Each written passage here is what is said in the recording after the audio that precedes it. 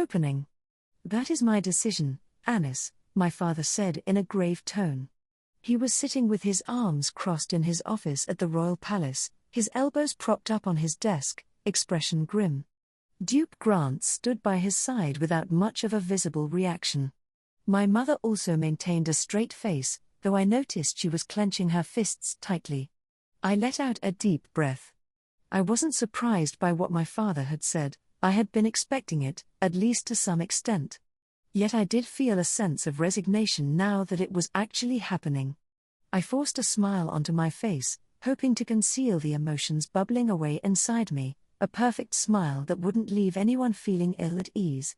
If I couldn't manage that, I wouldn't be able to do what was required of me from here on out. I understand, Father. I was expecting this outcome, and I do believe it's unavoidable, all things considered, I answered brightly. Do you really accept this?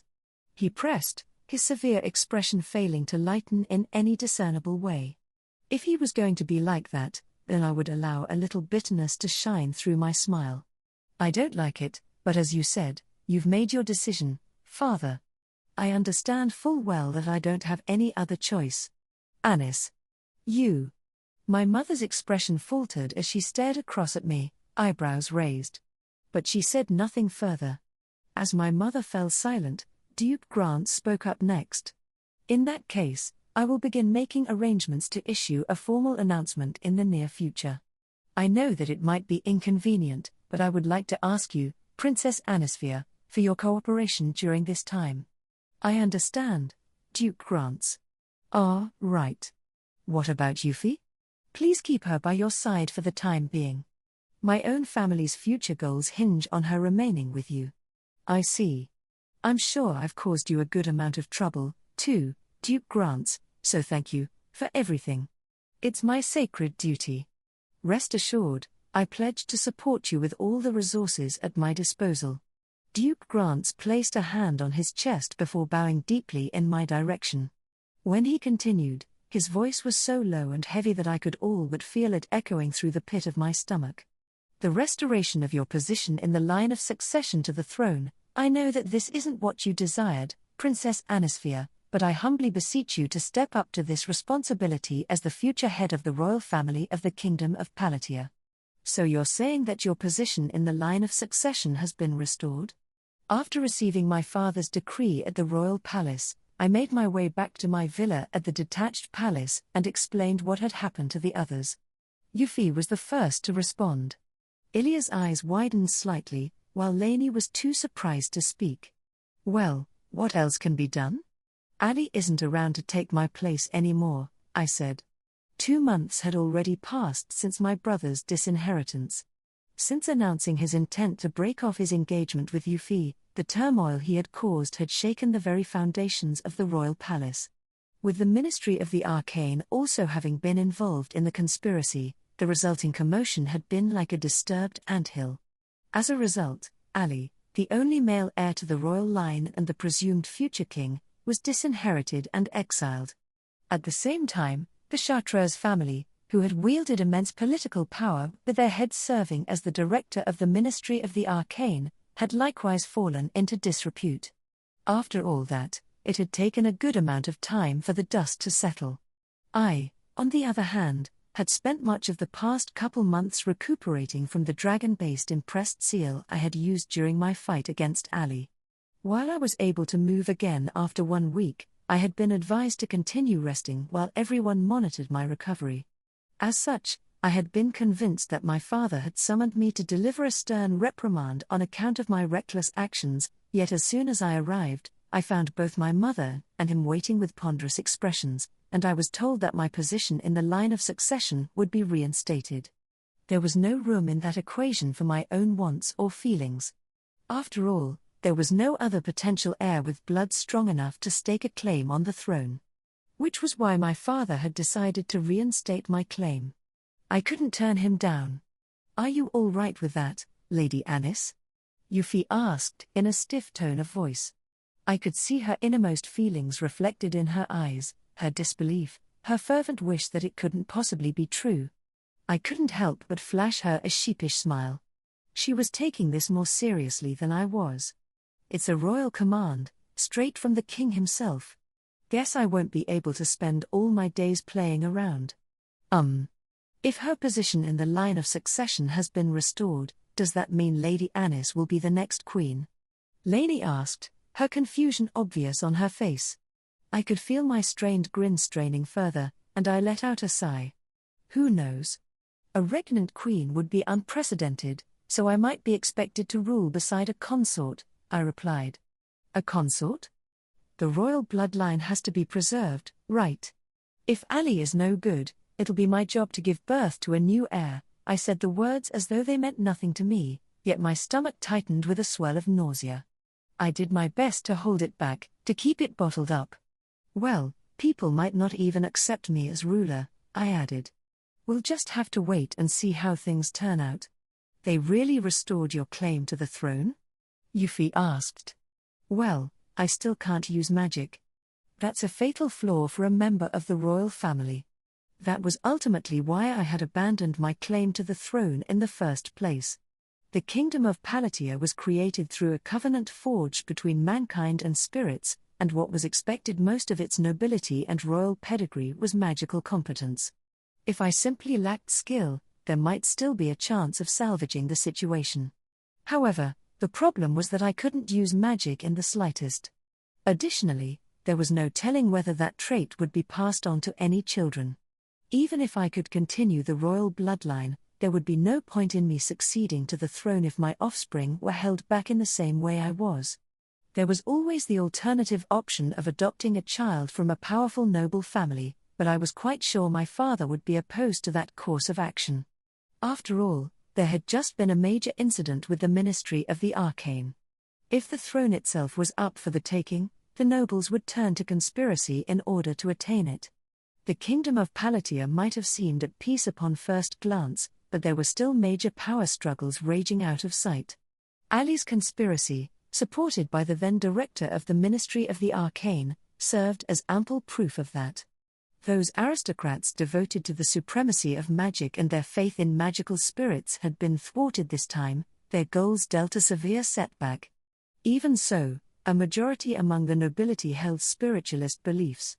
They valued magical skills, the inheritance of tradition, and ties with the spirits themselves above all else, especially when it came to the aristocracy and the royal family. They would never accept me as their leader. Basically, there are still a whole lot of issues that could end up tearing this country apart, I thought. But that was why it had to be me. Originally, my father had intended to change the realm gradually. Even if it took years, if it meant spilling less blood in the process, that was the price he was willing to pay. And so he had endeavored to encourage gradual change, to bring people around to new ideas, new ways of thinking. Though he wouldn't admit it in public, the high hopes he had placed on the insights brought about by my study of magicology, and the magical tools I had produced, were proof enough of this. That was no doubt why he had never put a stop to my research. If those magical tools were to become widespread among the common folk, then the divide between the nobility and the average commoner could be bridged, even if only a little. However, that would also bring the common people one step closer to the realm of magic, heretofore the exclusive domain of the nobility. That would risk a repeat of a conflict that had already taken place in the kingdom in the past. That was why my father was acting with caution. There could be no denying that he had been at times a little too cautious, which had allowed conspiracies like the latest affair to take root under his watch. Count Chartreuse was among the most militant of the spiritualists. As a result of his intrigue, my father had lost his successor, Ali. Now I was his only remaining direct descendant. Those events had driven him to this decision. He had resolved to recognize me as the heir to the kingdom. Even if that meant having to force abrupt change, he couldn't just let the throne sit vacant and allow the spiritualists to take the reins. Even though their blood was supposed to be mixed, the nobles stood high above commoners, and that gulf had grown increasingly vast over the years. If left unchecked, that chasm could one day plunge the entire kingdom into despair. That was why we had to change the course of history here and now. To paraphrase Ali, we had to do something to save this country, seeing as it was already rotting from the inside. Well, that's how it is. Things might get a little hectic for a while, but it doesn't have anything to do with you, Euphyllia, so don't worry yourselves over it. Nothing to do with us? You're staying at the detached palace as my magicology assistant, Euphyllia. And Lainey is here as a maid in training. It wouldn't be right of me as heir to the throne to force you to tag along on official duties. From now on, I would be expected to pick up all those royal responsibilities that I had cast aside. To begin with, I would have to inform the nobles that my position in the line of succession had been reinstated. After that, I would have to start laying the groundwork to one day rule as queen. Duke grants would support me, but I would have to secure the backing of other nobles, too. I had no idea where to even start. I would definitely need to come up with all sorts of schemes to forge the necessary connections. This was the price I had to pay for all the freedom I had been afforded up till now. It couldn't be helped. I wouldn't be able to continue to enjoy the liberties I had taken advantage of for so long. That thought filled me with a deep melancholy, which no doubt showed on my face. I had to shake my head in an attempt to rid myself of this depressing feeling. I'll be honest, I'm a little tired. It really did come so suddenly. I think I'll take a break. I'm sorry for always being in such a hurry, I said. Lady Anis, Euphyllia called out in concern, but I responded simply with a smile and a quick wave as I set off back to my quarters and opened the door to my room. Only after locking it securely behind me was I able to catch my breath. I could feel my mask slipping now, after forcing my face for so long. Now that I was alone, I didn't have to worry about keeping up appearances. Leaning against the locked door, I held my face in my hands. I couldn't keep myself standing upright without some kind of support. I was ready for this. I knew it had to happen sooner or later now that Ali is gone. I have to do it, I muttered under my breath. If I hadn't given voice to my thoughts, I wouldn't have been able to accept the reality that had been thrust upon me. Ali was gone. I would be the next queen. No matter how unsuited I was for the role, I had been born into the royal family. The responsibility had fallen on me to keep it going. To do what was expected of me, I would have to be acknowledged by the kingdom's nobility as an acceptable member of the royal family. I flinched as I fought back the nausea welling up inside me. Don't throw up. Don't. You can't let anyone see you like this. Endure.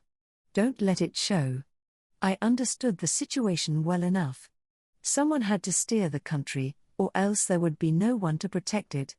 And I was now the only person who could succeed to the throne. It'll be all right, I told myself, voicing it aloud to make it true. I wasn't a child anymore. Things were different from my youthful days of chasing after the arcane. I had developed a magical tool for soaring through the sky. I could use other forms of magic through my tools as well. I had used them, to defeat a dragon at that. I had power now. The nobles who had rejected me before would have to accept that. I just had to be ready. I could afford to laugh now. Everything would be fine. It would be. I could do this. I had to. So I repeated the affirmation to myself over and over between deep breaths as I fought to regain a sense of calm. Finally, I stepped away from the door and wandered deeper into my room. In any event, right now, all I wanted was sleep. When next I opened my eyes, it would be time to get to work. There was so much to be done. On the way to my bed, I caught sight of my reflection in the mirror on the dressing table, platinum blonde hair, the symbol of the royal family, light green eyes the color of fresh verdure, and a small face, a little childish but nicely balanced. That was all. There was no expression on that face, no emotion whatsoever. What I saw reflected back at me could have been lifeless dull. I forced my lips into a smile. All right. I was used to faking being happy. I had already lived this way for so long before, hiding my vulnerabilities so people wouldn't turn against me. Nothing had changed. I simply had to keep doing the same thing I had always done. So I looked my reflection in the eye. I'll be all right. After all, I was Anisphia Palettia, first princess of the kingdom of Palettia. Chapter 1. Unclearing sorrow. Is she out of her mind? You're asking yourself the same question, aren't you, Euphyllia? Tilty grumbled at me, her mood sullen. She was flustered, clearly taken aback by the news. She had spent a good amount of time recuperating after the incident with Prince Algard, but now at least, she was back to her daily life, and with that, she was taking charge of Lainey's medical checkups. Tilty had been confined to her room during her recovery, so she hadn't been kept abreast of all the news and developments. Indeed, she had only heard about the situation in full recently. By then, word of Lady Anis's reinstatement as heir to the throne had been spreading quietly among the members of the aristocracy. After catching wind of those rumors, Tilty began to let her displeasure be known. Lady Anis and Euphyllia had moved back into the royal palace, leaving only Lainey and me to occupy the villa. Indeed, since being reconfirmed as heir, Lady Anis had spent precious little time at the detached palace. I'm sure she was kept constantly busy. Tilty must have found that idea unpleasant, too, as she raised her eyebrows and clicked her tongue more times than I could count. So it's business in the royal palace that's keeping her from joining us here in her own villa? I take it she's meeting with nobles? Humph. It's a little late for that. They won't ever accept her as queen. The king ought to just adopt the child of a powerful nobleman or something. What are you saying, Tilty? You can't say such things. It's rude. Humph, if you say so. We all know how incompetent those at the top are. Not that it matters to me. She was certainly letting the situation dampen her spirits. Still, if I pointed out the contradiction, it would only sour her mood even more, so I let the matter drop. In fact, I would have liked for Tilty to give Lady Anis a physical checkup as well, but it sounded as though Lady Anis was purposefully avoiding her. The two still hadn't met face to face since the incident. Lady Anis's expression distorted whenever the subject of the conversation turned to Tilty, while Tilty would all but throw a tantrum in the reverse. I wanted to hold my head in my hands. How could things have come to this? You're having a hard time of it, too, I suppose, Euphyllia? Lainey asked. Not really. Oh? But you're at the mercy of this situation as much as anyone, no? Tilty said. First you were engaged to the prince, only to have your arrangement called off, then you were picked up by the princess as her research assistant, only for her to all but throw you to the wayside. And yet still you smile. Tilty's frank words hit home, resounding in my chest. But I shook my head, hoping to let the comments pass me by. I was growing used to holding back the sighs that threatened to escape me. Don't worry about me. Are you all right, Lainey? Why yes, she answered in a small voice. She had been repressing things up till now, afraid to enter the conversation. Lainey was dressed as a maid rather than in her personal clothes. Ever since Euphyllia had taken her on as her understudy, she had been gradually growing into her new role. It seemed the injuries inflicted by Prince Algard hadn't left any lasting scars, probably due to her regenerative powers as a vampire. Still, he had gouged out her heart and left a grievous wound. That was why Tilty was giving her a full examination. So far, no lasting problems seemed to have surfaced, so at least I could rest assured on that front. You're so tame and gentle, Lainey. Not at all like our Princess Peculiar, Tilty remarked, back to her previous foul mood. Ah, ha ha. Lainey smiled, letting the comments pass her by. I couldn't hold my silence any longer. Tilty, are you really that upset by Lady Anis becoming the heir? Humph. Shouldn't you be upset, Euphyllia? I'm not in a position to complain. Position, yes. It's all about position, isn't it? She's a member of the royal family, and you're just a noble, even if the daughter of a duke. That is the perfect answer, given your position, isn't it, now? You really are the perfect young lady. Tilty's voice oozed mockery, but her eyes conveyed her terrible sincerity. I didn't know how to respond. You understand, don't you? She continued. She has to be queen, because of her position. That's what you're thinking, right? So go ahead, let her. You can be sure it won't end well. How can you say that? Lainey asked uncertainly. Mark my words, if she sets out to become this country's ruler, there will be nothing but trouble, Tilty declared once more. I understood well enough just how many difficulties stood in the way of Lady Anis becoming queen. To begin with, she lacked the magical talent that was considered a necessity for any member of the royal family of the Kingdom of Palettia. It was true that her magicology research had produced tangible results, but most members of the nobility hadn't responded well to it, many even regarded it as heretical. On top of that, she had withdrawn from aristocratic society for quite some time. Even with her father's backing, securing the support of a sufficient number of nobles would be a complicated undertaking. After all, there would be no point in her becoming queen if her vassals refused to follow her. I know. Lady Anis won't be welcomed with open arms. But if we start by offering her our support?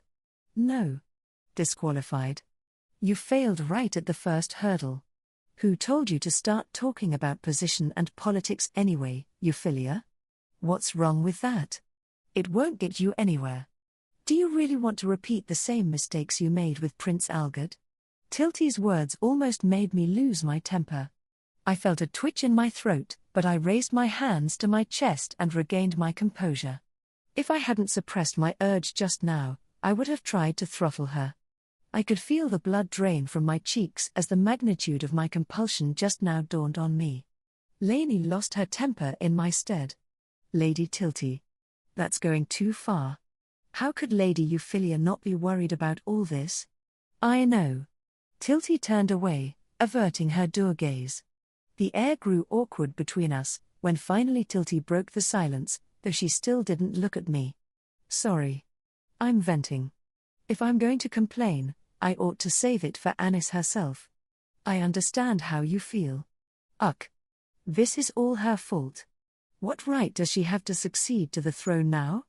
What was the point of abandoning her claim in the first place if she was going to let people whisk her right back to it? What would happen if she didn't accept? I asked. Well, apart from her, there isn't really anyone else to take her place, Tilty admitted.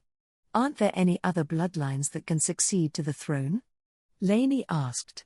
Tilty frowned and shook her head. Apart from Prince Algard, Anis is the only other direct heir. Strictly speaking, members of a ducal family with royal blood could potentially be considered, but there are other problems to take into account when it comes to the current batch of dukes. I nodded along to this explanation, before adding a few comments of my own. If Lady Anis was to refuse the throne, it would have to go to a powerful noble instead, or else the king would have to adopt a son from another family. Either option would cause further power struggles. It could even lead to all-out war. Lainey rubbed her arms as though a chill had fallen over her. She was clearly enjoying this topic as little as I was. She was unusually quiet when she asked, "Does that mean Lady Anis has to accept it? Even if the other nobles don't accept her? She doesn't have the necessary gift to rule as queen.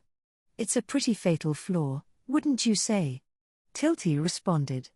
Then what else is she supposed to do? Why is everyone so selfish? Lainey cried out. I could respond only with a pained expression. Tilty was equally perturbed. The spiritualist factions among the nobles, those obsessed with their faith, will no doubt want to plot her downfall. After all, if she falls from grace, one of them, or maybe one of their children, could potentially take her place. Everyone is too selfish. Isn't that what turned Lady Anis and Prince Algard against each other? Why does power have to be so important? Lainey shook her head, unable to accept the reality of the situation. Staring back at her, I was taken in by her dazzling purity. There aren't many nobles who think that way. This kind of problem has been plaguing the Kingdom of Palettia for a long, long time, Tilty remarked. How long? Lainey asked. Haven't you studied history? You know what happened just before King Orphans took the throne, right? You mean the coup d'état led by his elder brother, the Crown Prince? This story has close ties to your own father. The previous king, Anis's grandfather, devised a policy not only to grant aristocratic titles to certain commoners descended from noble blood, but also to elevate exceptional commoners regardless of their heritage. This, however, was met with fierce opposition by the more militant nobles at the time. The aristocracy of the kingdom of Palettia placed great importance on their bloodlines. Not only did those ties serve to bind the various houses together, but more important than anything else, they were the means by which one's magical abilities were passed on to the next generation. As such, there was a deep-rooted desire among much of the nobility to be clearly separate from the common folk. Apparently, this tendency had been even stronger before King Orphans took the throne. At the time, everyone assumed that mixing noble blood with that of commoners would dilute one's gifts. It was illegal to have any relations with commoners, even to elope with them. No matter who you ask, they'll all say things were much worse back then. So King Orphan's brother staged a coup? Yes, I answered. Many nobles were even more eager to ensure a clear class divide between themselves and the common folk than they are now. And the commoners were more discontent, too, Tilty continued. Haven't you heard? Apparently, the situation was so dire that the whole kingdom was on the verge of falling apart. The aristocracy had wanted to establish themselves as the exclusive members of a privileged class. Even today, there were still some who held such views. There was no end to rumors of arrogant, domineering noblemen, and of commoners fearful and weary of such aristocrats. Of course, that wasn't what a noble should aspire to be. Let's get back to the topic at hand. Yes. Background aside, the coup d'état happened. The problem is that it was initiated by the militant nobles. Most of those with warrior expertise capable of marshalling their forces rose up in rebellion. Prince Orphans, as he was at the time, did well to keep the country intact. That's also when my father, and Queen Sylphine, too, rose to prominence, I noted. Exactly. It's no exaggeration to say that the two of them are only in their current positions because of their efforts to bring the coup under control. It's said they emerged as the strongest figures in the whole kingdom. Wow. Your father really is a great man. I could only offer an awkward smile to Lainey's words of praise. My father excelled at wielding a wide variety of different kinds of magic, and he had great talent both in military strategy and in politics, too. People often told me I was just like him, but to be honest, I felt like I was nowhere near his level. Huh? Won't Duke Magenta's family be all right? They're also related to the royal family, aren't they? Lainey asked. It's true that we have royal blood in our veins, I answered. But that was a long time ago. Given how far removed we are from the current royal family, that possibility would only be raised much later, if at all. Besides, it would be next to impossible for King Orphans to adopt one of Duke Magenta's children. That would cause a whole swathe of other problems, Tilty remarked. Other problems? Lainey echoed. After the coup d'état, Duke Magenta reorganized the militant nobles who had been on the losing side and placed them under his direct control. Which is how his own faction came to be. If he or his family took over the throne, it would mean that those involved in staging the coup be put in charge of the kingdom's affairs. The Ministry of the Arcane would no doubt resist that with all their might. Why would the Ministry of the Arcane be against it? Lainey asked, pursing her lips. Her reluctance was understandable. No doubt she had a bad impression of the ministry after its involvement with Prince Algard's plot. To be honest, I couldn't deny that I felt a degree of antipathy toward it, too. Because most of the nobles affiliated with the ministry belonged to houses that supported King Orphans' accession to the throne. When the coup d'état took place, His Majesty brought the ministry, which until that point had maintained a neutral stance, into his camp. It's only thanks to their achievements then that the ministry has so much power and influence today. I see. The Ministry of the Arcane was established as an organization dedicated to studying magic and deepening the people's faith in spirits. Basically, it had an advisory or counseling role. However, once it amassed more power, things changed. They like to call themselves the forefront of the kingdom's culture, but in the end, its ranks are just filled with a bunch of old men obsessed with past glories. That's going too far, Tilty, I cut in. Her outspokenness would get her into trouble. In addition to serving as a research institute, the Ministry of the Arcane was also responsible for compiling historical records and for managing a wide range of special events. It was supposed to be neutral during times of discord for precisely those reasons, but that changed when King Orphans appealed to it for help during his brother's coup. For better or for worse, the ministry places tremendous importance on the authority of magic, Tilty continued. They sing the praises of the founders of the kingdom of Palettia, of befriending spirits and abiding by their will. Their chief concern is to carry on and defend the kingdom's traditions. That's why they're so opposed to Anis. Because her ideas are too innovative, too revolutionary, and the ministry is too conservative. I see. Still, the ministry went and caused a huge mess this time around. The director's office is still vacant after Count Chartreuse was removed for his role as the mastermind of the latest incident, so they can't make much of a move. I'm guessing His Majesty is trying to solidify Anis's position while he can. But I think we can see the distribution of power now that Duke Magenta is backing her, too. In that case, isn't there anyone else? Apart from the Magentas? The ducal houses that weren't destroyed during the coup attempt lost their leaders in a string of executions. There's no one left among them who can inherit the throne. So it's impossible? Exactly. That's why Algard, who was supposed to be the next king, should have been brought up with great care. I do sympathize with His Majesty, though. Tilty shrugged. There was no mistaking that His Majesty had treasured Prince Algard. Not only had I been betrothed to him, the children of various other noble families had been carefully selected as candidates to serve in his court, and they had all received very favorable treatment as far as I could tell. Is magic really all that important? I don't understand. What does it have to do with the royal duties of a king or queen? Isn't running a country more about politics? Just as Lainey said, one's arcane aptitude didn't really have much of a bearing on the practical management of a kingdom. I had no response to offer. Tilty answered in my place. That's why magic is a curse. In the old days, nobles had to take the lead when it came to protecting the common people. We've developed the realm now, and life has become more stable for most, but the power is still a necessity in times of emergency. It's important to be prepared. It isn't an inherently bad idea, taking care not to dilute those bloodlines so as to ensure that there are capable magic wielders in future generations. It's the duty of those with power, and royalty needs to lead by example. Is that why the royal family is expected to be able to use magic? Lainey whispered.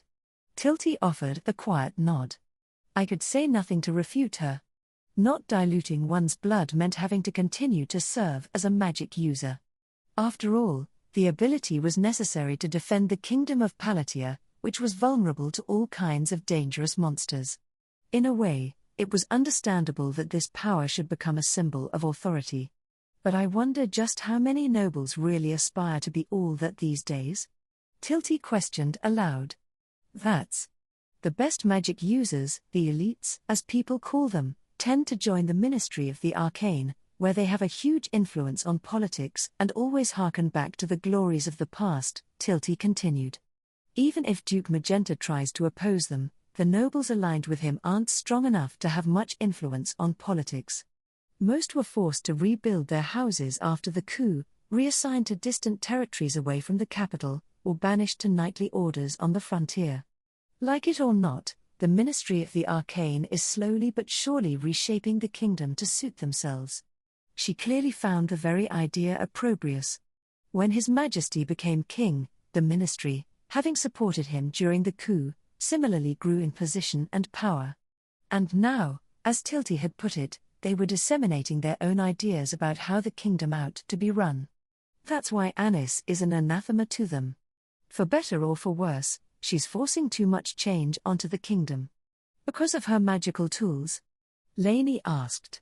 That's part of it. But the bigger problem is that she doesn't see magic as sacred. I found myself nodding along to Tilty's explanation. Lady Anis did seem to have little in the way of faith when it came to spirits. For example, at one point while describing her theories, she had described spirit stones as the corpses of spirits. She was certainly aware that using such terms would be considered disrespectful to entities that most people considered objects of worship. That was probably why she had devised a new school of thought, magicology, and why she had created her magical tools. However, the Ministry of the Arcane considered them both unacceptable. But it isn't just those magical tools that have caused friction with the Ministry. The bigger problem is that she doesn't believe in spirits. She doesn't? She understands that spirits exist, of course, and she's thankful enough to them. But as far as she's concerned, spirits aren't absolute. She doesn't hesitate to use spirit stones in her experiments even though people consider them to be gifts. I'm sure you can imagine how well a ministry that wants to cherish tradition and faith would take that, yes? Tilty asked, her eyes narrowing in a squint. Lainey nodded ponderously. The gulf that lay between Lady Anis and the Ministry of the Arcane ran long and deep. She certainly didn't make light of spirits, but then again, she didn't see them as entities to worship, either. Hypothetically speaking, if everyone were to accept Anis as queen, the kingdom of Palettia would no doubt rise up to heights unseen in all of history, Tilty explained. But something tells me that's precisely the future the Ministry of the Arcane most wants to avoid. Why is that? Lainey asked. Because her rise would also mean her magical tools are becoming more widespread. And her ideas, too. But those ideas would eat away at the privileges of the aristocracy. Their privileges? The nobility is only as powerful as they are because of their duty to defend the kingdom. They deal with any stray monsters, they protect the realm, they serve as political leaders, and they lead the people. And that authority is supported by their use of magic. So they take special pride in that ability. I picked up from where Tilty left off. But Lady Anis has her magical tools, which can be used by both nobles and commoners alike. Can you imagine what might happen should that become the norm, Lainey? She drew her eyebrows together in a troubled frown. She seemed disturbed by where her thoughts had led her. Her voice took on a nervous lilt as she answered, commoners wouldn't need the protection of the nobility anymore? I nodded in agreement. That was no doubt the root cause behind the conflict between Lady Anis and the Ministry of the Arcane. Magic was an exclusive right of the nobility and the reason behind their elevated status in society. But what would happen if the common people were capable of protecting themselves? The divide between noble and commoner would continue to widen. And if those commoners, dissatisfied with the aristocrats ruling over them, could make use of magical tools as a matter of course? That would undoubtedly pose a threat to the nobility. And now Lady Anis had opened the world's eyes to the possibility of magical tools. Of course, we're not talking about today or tomorrow or the immediate future here. But who can say that the common folk won't rise up in rebellion, once they possess power capable of competing with the nobility? All things considered, it would be a miracle if they didn't. I see. Lainey nodded quietly, overcome with bitter emotion. Had she experienced something herself, I wondered, that prompted her to accept Tilty's explanation? Speaking personally, I couldn't fully comprehend the suffering of the common people. Because of that, I couldn't fully empathize with them. Still, I had learned enough to know that a situation, if left unchecked, could quickly take a terrible turn. Do the people want change? I asked aloud. Neither Tilty nor Lainey responded right away. Tilty maintained a straight face, while Lainey looked to be choosing her next words with care. I don't know a whole lot about them, Tilty said at last. I'm a noblewoman and a shut-in, after all. I'm just talking about what I understand. What about you, Lainey? I'm not sure. I grew up in an orphanage. My experiences are too narrow to know what other people are thinking. But still. But I think the number of orphaned children keeps increasing. There are lots of reasons why a child might end up at the orphanage. Some parents are too poor and have no choice but to abandon them, and noble families often end up with illegitimate children, too. There are more orphans now?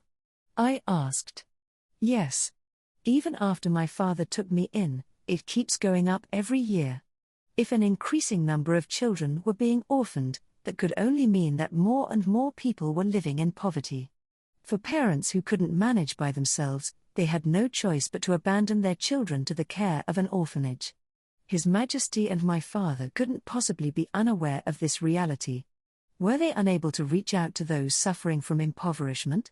Anis probably knows more than anyone how they're living, Tilty noted. She's an adventurer, after all, and frequently spends time in the castle town. She doesn't mind venturing outside the royal capital, either. I'd be surprised if she didn't know what kinds of lives the people live, what they think of the nobility, you name it. That's certainly true, I acknowledged. If the common folk are really suffering and need someone to stand up for them, she wouldn't hesitate to leap to their defense.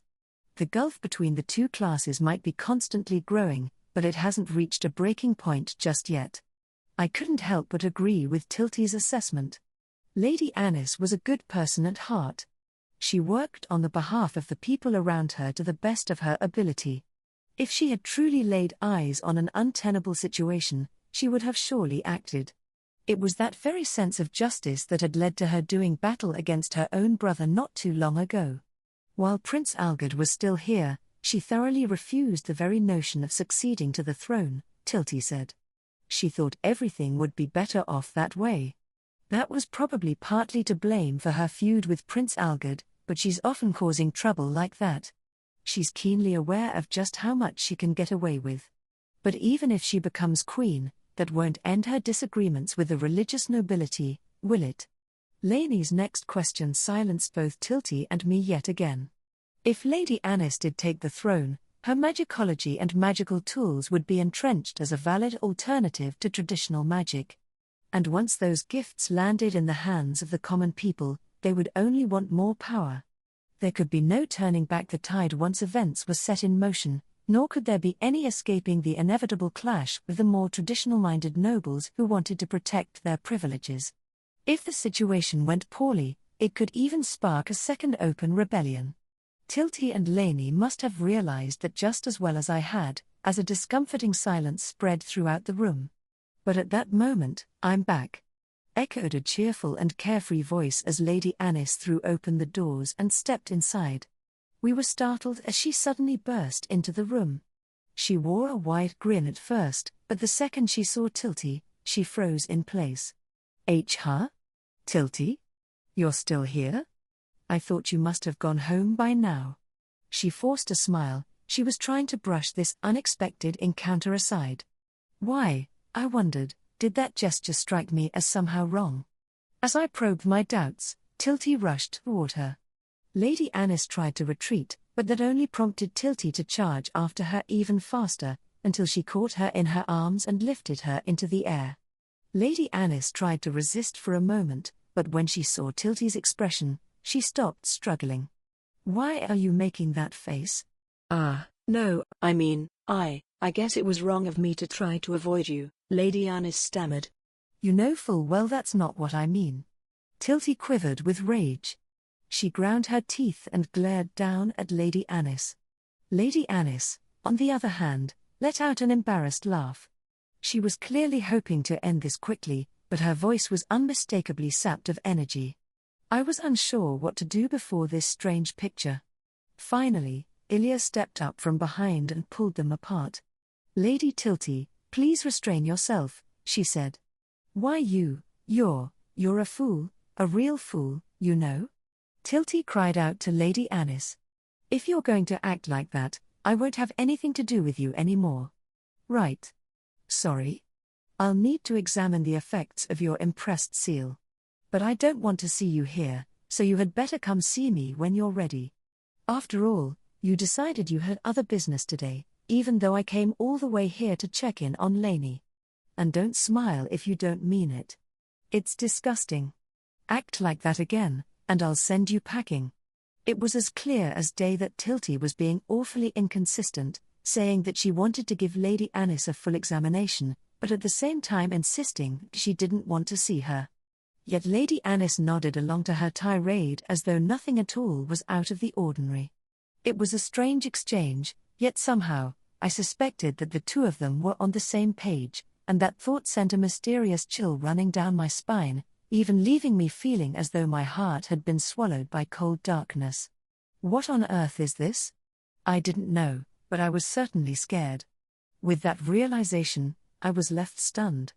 I couldn't discern the meaning of the interaction between these two individuals, but my intuition whispered to me that I couldn't afford to overlook this strange sense of discomfort. "I'm going home," Tilty shouted while I was busy turning over my own thoughts. She left faster than anyone could keep up, with only Ilya chasing after her to see her off, leaving me, Lainey, and Lady Anis alone in the room. I messed up. "Well, I'll have to apologize next time I see her," Lady Anis said with a sigh as she rubbed her temples. Her shoulders were drooping, leaving her looking downhearted. But still she forced herself to smile. "Lady Anis. Sorry, I didn't mean to startle you. I knew something like that would happen, which was why I was trying to avoid seeing Tilty. I thought she must have left. I let my guard down."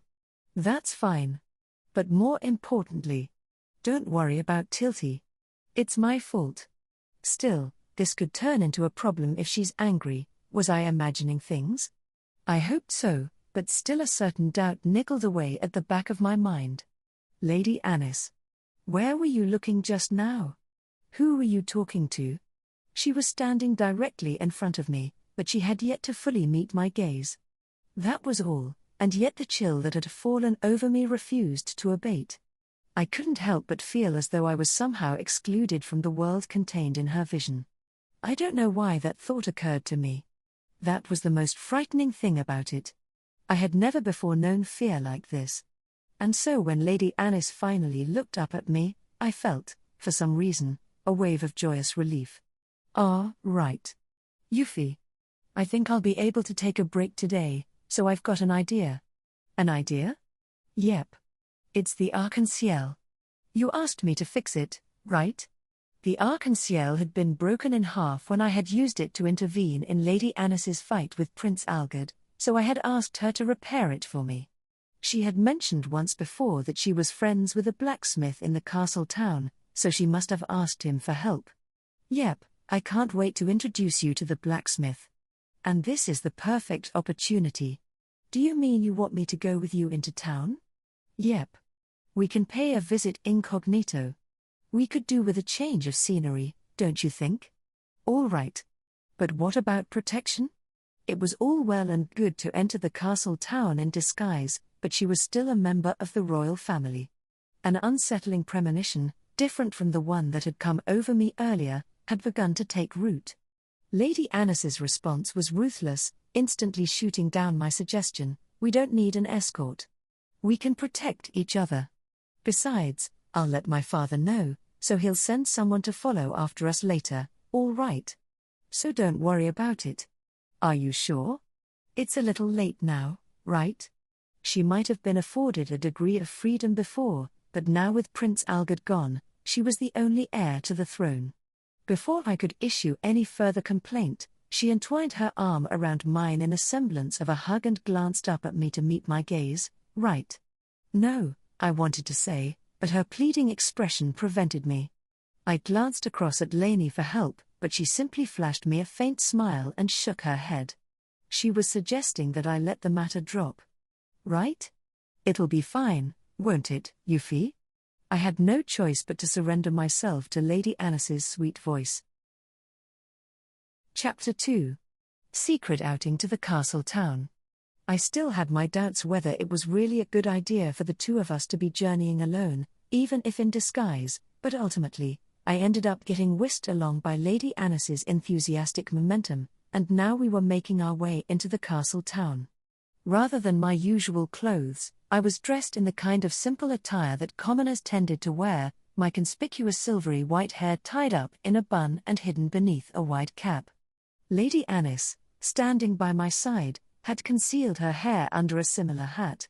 Nonetheless, even having changed into a set of simple clothes, with her adorable face, she didn't really look like a commoner's daughter. Would these disguises really be convincing? "This way, Euphy." "Why yes, Lady Anis." Anis, I mean." I was supposed to refrain from addressing her formally as part of this ruse, but calling her simply by her name didn't come easily. I let out a sigh and made a mental note not to slip up again. At that moment, Lady Anis chuckled softly. "Heh. I'm sure you'll get used to it, Euphy. I'll do my best. You should try to speak a bit more casually, too. But then, you're always polite, so that might not be an easy thing to ask, huh? She said with bright laugh. I felt my cheeks heating up and stared at the ground. Was this embarrassment or worry?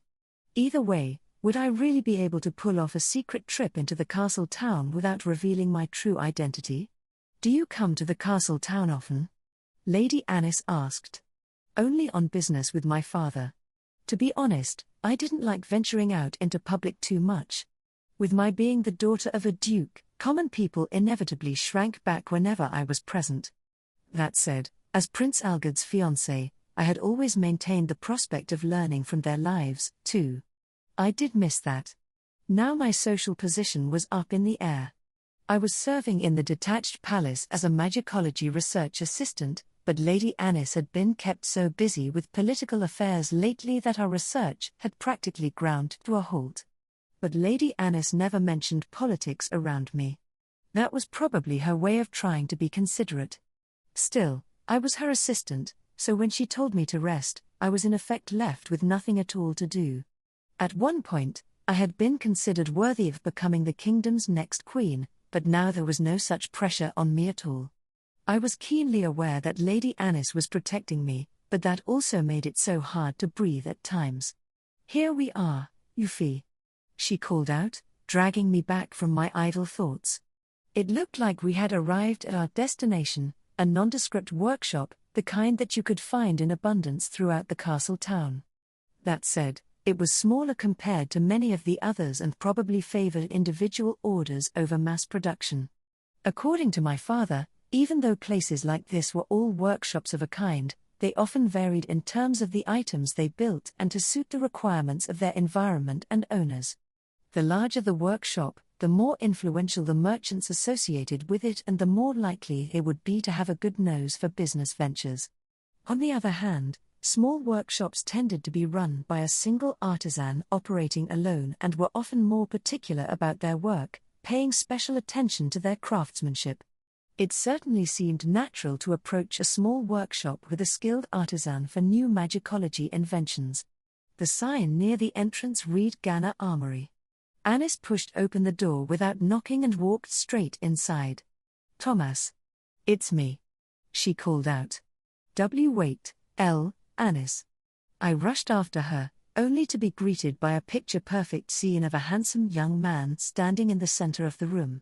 He had a head of closely cropped light brown hair and sharply raised reddish-brown eyes, while his muscular physique was no less toned than that of a knight.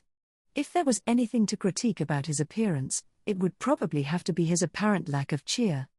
Was he the craftsman here, the one whom Lady Anis had called Thomas? Even though the two of us had just barged inside, he said nothing. He simply let out a deep sigh, wrinkling his brow as he looked on, dumbfounded. Lady Anis. You took your time. Hiya, Thomas.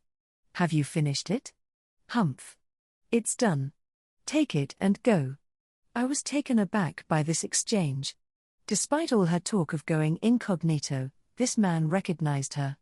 I was at a loss to decide whether I should take his attitude as one of rudeness or familiarity. As I pondered this dilemma, Thomas's gaze turned to me. After giving me a somewhat quizzical once-over, he turned back to Lady Anis. Who's this girl? He asked. My assistant. I did say I'd bring her along with me this time, right? Ah. That assistant. This isn't really a good place for a pretty young lady to visit, Thomas murmured irreverently. I felt like snapping at him for his attitude, until I remembered that Lady Anis had said something about him not being particularly fond of nobles. In that case, rather than standing on ceremony, maybe I should try to greet him in a more natural way? I thought. I took a deep breath and turned toward him. Nice to meet you. I'm Euphyllia. I would greatly appreciate it if you could let me know your name. I know who you are. You're Duke Magenta's daughter. People have been talking about you. Apparently, Lady Anis here stole Prince Algard's fiancée. So that's you, huh? What? Stole? Lady Anis protested. I told you, didn't I? It's complicated. Humph. I don't want to get involved in any feuds between nobles. Count me out of it, Thomas said sternly. He might have had a relatively muscular and handsome appearance, but above all, his expression was a severe one. Come on, Thomas. Euphyllia introduced herself, so now it's your turn. Thomas Ganner, milady. Please, there's no need to stand on ceremony. I'm just Euphyllia today. It's a pleasure to meet you. Right. That helps. With that, his demeanor seemed to soften a little. While he wasn't very good at speaking respectfully, he didn't seem to be a bad person at heart. Maybe he was just a somewhat difficult craftsman? So, Thomas? The Arc-en-Ciel? Lady Anis asked. Thomas wiped his hands, before stepping into the back room to retrieve the sword. See for yourself, he said upon his return. All right. So saying, I took the sword, still encased in its sheath, from Thomas. No sooner did I rest my hand on the hilt than I knew, it felt exactly the same as it had before being broken. It fit into my hands so naturally that I could hardly believe I had been without it for so long. As I pulled it from the sheath and raised it into the air, there was no sense of discomfort or unease.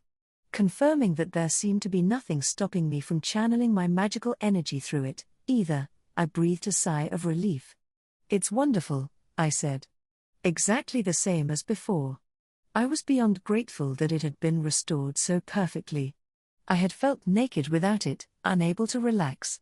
Ilya's warning had proven true: once you got used to life with magical tools, you couldn't go back to doing without. As I let that warm feeling wash over me, I noticed Thomas staring at me with slightly widened eyes. Is something wrong? I asked. No. I can see now that you're using it properly. I knew I could trust you, seeing as Lady Anis spoke so highly in your favor, but seeing you for myself has cleared any lingering doubts. Ah, right. I nodded in understanding. As a craftsman, he was particular about his work, and so given his antipathy toward nobles, he must have been concerned about how the fruits of his labor would be treated. Seeing him with my own eyes, I could understand why Lady Anis trusted him to forge her weapon and armor-type magical tools. I'm not myself without the Arc-en-Ciel. It's wonderful, Thomas. Thank you. Yeah. He nodded slightly. Was it me, or did he appear satisfied by my response? After a short pause, he narrowed his eyes, sinking deep into thought. Then he turned to Lady Anis, who had been letting her gaze wander idly around the workshop. Lady Anis, I'll give you some pocket money, so why don't you go and buy something from one of the stalls around here? Huh? Really? Hold on. I leapt forward in shock. Had I misheard? She might have been visiting the castle town in disguise, but she was still a royal princess. And he was giving her pocket money? How could he treat her like a small child? Plus, he shouldn't do anything to make her feel so uncontrollably ecstatic. And her, too, she was a royal princess. How could she end up jumping for joy over a few coins? I want to discuss something with Euphyllia, Thomas said. She isn't an easy girl to woo, you know, Lady Anis teased. I had no idea what to make of this exchange. Uncomprehending, I could do nothing more than look on as the two of them continued to talk over one another. I'm not trying to win her heart or anything. So how about it? Can you leave now? Yes or no? You're not usually one for talking, Thomas. But fine, I'll go. Good. This isn't really something for Princess Anisphia to hear. Just what was Thomas talking about? I could only frown in confusion as he emphasized Lady Anis's royal title. Did he want to talk to me, alone? Without Lady Anis present? What on earth about? We had only just met. Lady Anis paused for a moment in thought, before giving us both a short nod. All right. I'll step out then. Having received her agreement, Thomas handed her a number of coins.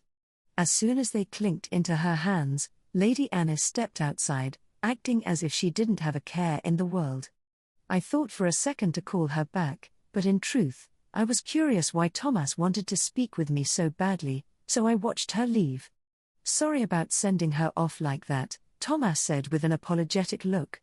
It looked like he had a habit of scratching his head when he was nervous. His countenance remained on the stern side, but I could tell from his emotive gestures that he was a surprisingly expressive person. I don't mind.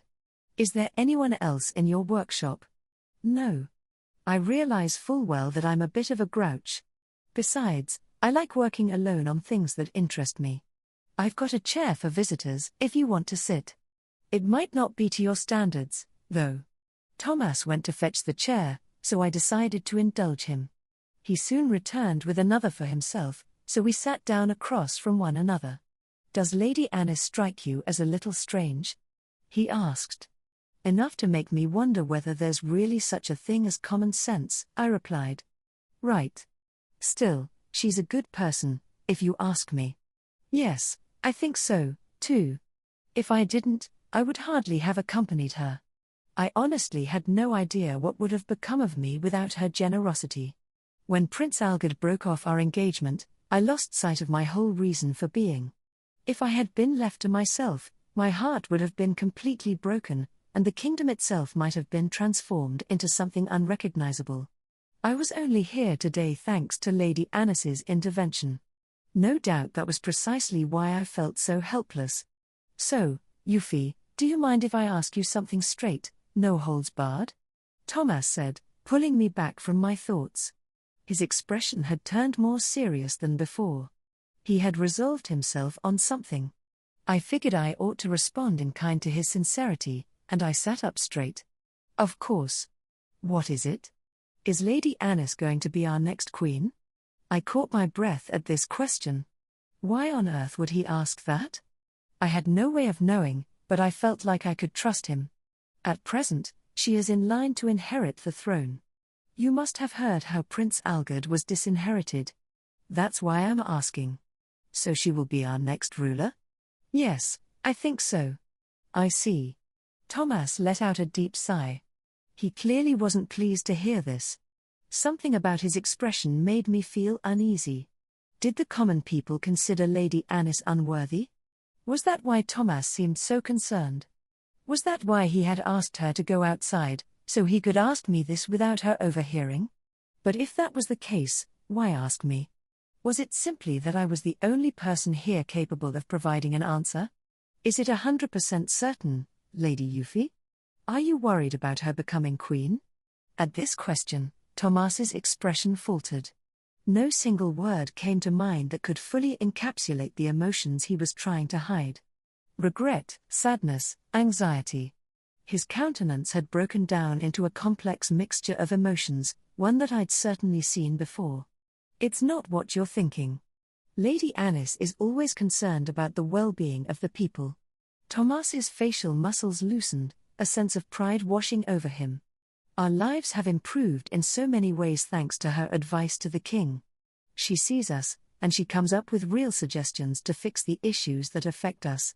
She might pretend that's normal for someone in her position, a noble, royalty, but I think we both know it isn't, right? With those words, his expression turned grim once again, his eyes narrowing accusatorily. Most nobles aren't interested in how we live our lives. They can't understand the problems we face. They don't even understand that there are problems. It's true. Nobles are nobles, and commoners. But I think we need to find some way to bridge that divide. I'm glad to hear you say that. Thomas's expression softened at my response. I must have placated his ire.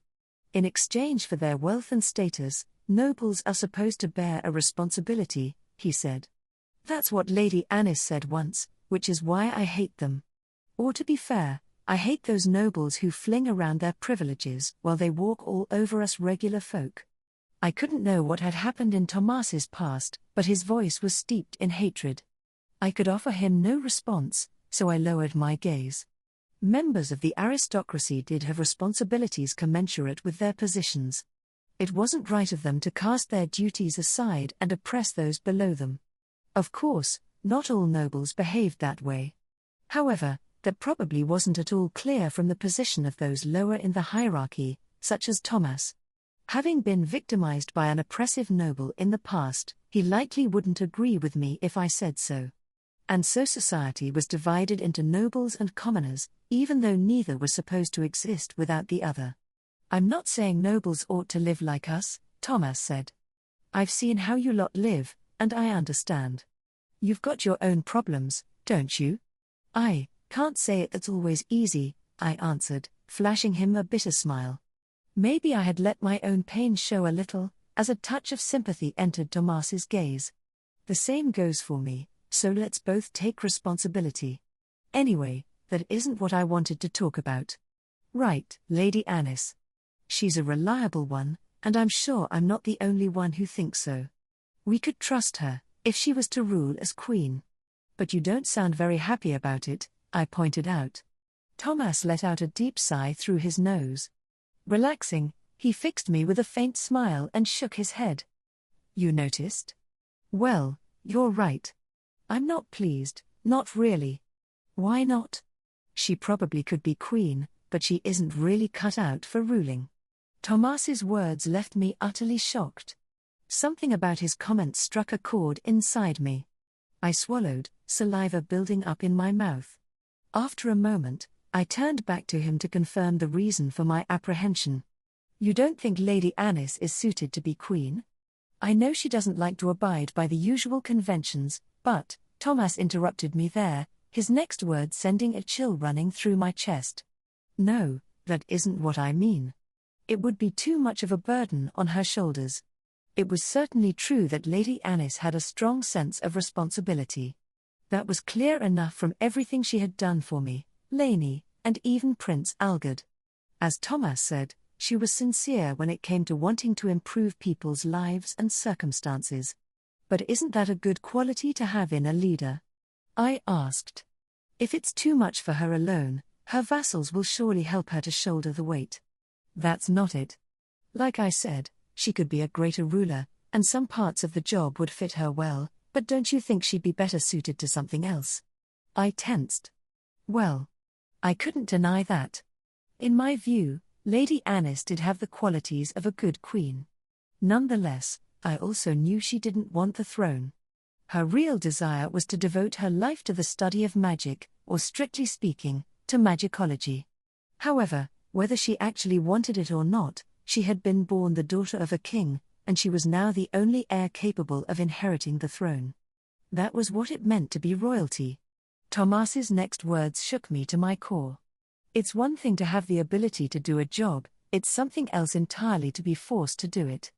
I felt as though I had been hit over the head with a blunt object. I almost fell out of my chair from vertigo, but I clenched my fists and mustered my voice. But she has a responsibility. To the nobility. To the royal family. Even so, there's no precedent in this kingdom for a woman to rule as queen in her own name, is there? Does she really need to carry that torch? It would be nice if she could keep on doing her magicology research even after becoming queen, but that's pure fantasy, right? She ought to have been able to come here much sooner to pick up your sword, shouldn't she have? Thomas was right, of course. Lady Anis had been so busy lately that she hadn't had any time to focus on magicology. Considering how busy she would no doubt be from here on out, all the preparations, all the studying that she would have to do to understand political affairs and be a good ruler, would she really have enough time to spend on her own research? And if she was forced to give up her magicology research, was there anyone else capable of picking up where she left off? Maybe I could help share her magical tools with the world, but could I come up with any new ideas by myself? When I stopped to think about it, she really was one of a kind when it came to magicology. At the same time, she was one of a kind as a member of the royal family. I could see no way of reconciling those two positions. Any attempt would certainly take a tremendous amount of effort. Even I could see that. If she was to become queen, she would lose her freedom, Thomas observed. It would smother her unique charms. She wouldn't be able to come here anymore, either. Well, she might act wild and unpredictable at times, but she knows what she's doing. She wouldn't come this way again if she became queen, at least not as just Lady Anis. You know her well, don't you? I murmured. Thomas wore a complicated expression, simultaneously both of embarrassment and discomfiture. Once more, he raised a hand to scratch at his face. She hasn't changed since she was a little child. Ah, maybe that's why, Maybe I'm just worried she'll end up turning into something else. She's always so brilliant when she comes here. We all sympathized with her inability to use magic. We had high expectations for her. After all, she listened to us, and she told us about her own hopes and dreams. I'm sure that won't change even if she does become queen. She won't, but she'll have people around her to contend with and appease. Will they let her keep acting the same? They wouldn't. I certainly couldn't deny that. If she became queen, there were so many simple joys that would be denied to her. Yes, it would drive a wedge between her and the commoners. A queen was obliged to act as such, to lead her people. That was her duty. But that would also mean giving up her freedom. There could be no denying that outcome. And it wasn't difficult to imagine her smothering her own heart to become queen for all the right reasons. That was precisely the sort of thing she might do. From an objective point of view, her ascension to the throne might indeed prove inevitable. Even so. Thomas's next question threatened to knock the air from my chest. If she does become queen, would that really make her happy? For all that I had pretended not to see, I knew it was true. Hadn't I witnessed it with my own 2 eyes? But what good did it do to know how powerless you were to prevent someone whom you cared about from being overwhelmed by the reality of their unfulfilled dreams? That word, queen, meant a future in which Lady Anis would be robbed of happiness. It was nothing less than a curse. What would it mean, to offer her my support? Because my support was my only way of protecting her. I had forced myself to believe her becoming queen was the right thing to do. Once again, that sentiment cut deep into my being. Hey. Thomas's flustered voice brought my attention to the tears on my face. As soon as I realized it for myself, tears spilled from my eyes, like a dam bursting. When exactly had I started feeling this urge to weep? I didn't know, but I didn't want him to hear any more of this, so I hugged my body with my arms. Look after my sister for me. I'm sorry, Prince Algard. I'm completely useless. In the end, I was nothing more than a nobleman's daughter. For all that people called me a genius, I didn't have the power to change anything. I could understand his feelings so painfully now. Even if it meant destroying the whole world to make my wish come true, I might actually do it, and yet I was still Euphyllia Magenta, daughter of Duke Magenta, and I had no choice but to conduct myself accordingly. That was why I had to help Lady Anis become queen. For the sake of the realm. What a terrible contradiction. This dreadful reality, that I was only capable of living within the bounds of what was expected of me, had been thrust before me. I didn't know whether to feel sad, frustrated, or angry. All I could do was let out a deep moan as I fought to hold back my raging emotions. After that, the atmosphere became too delicate for Thomas and me to resume our conversation. I didn't want Lady Anis to see me like this, so after calming down, I went to wash my face. I even cast a self-healing spell just in case. By the time I had made sure the swelling in my eyes had subsided and made myself presentable, Lady Anis had already returned. She and Thomas exchanged a few final words, and we left the Ganna Armory without further ado. As I walked the streets of the castle town, I nibbled at the unfamiliar food that Lady Anis had bought from one of the street stalls. I wasn't used to eating with my hands, so it was taking me a little time to work my way through it. In essence, it was a thin bread dough with various ingredients sandwiched in between, and I had to take small bites to prevent the filling from spilling out. As she watched me eat, Lady Anis let out a small chuckle, as though she found the sight vaguely amusing. Embarrassed, I continued to focus on the food. So this was what commoners ate.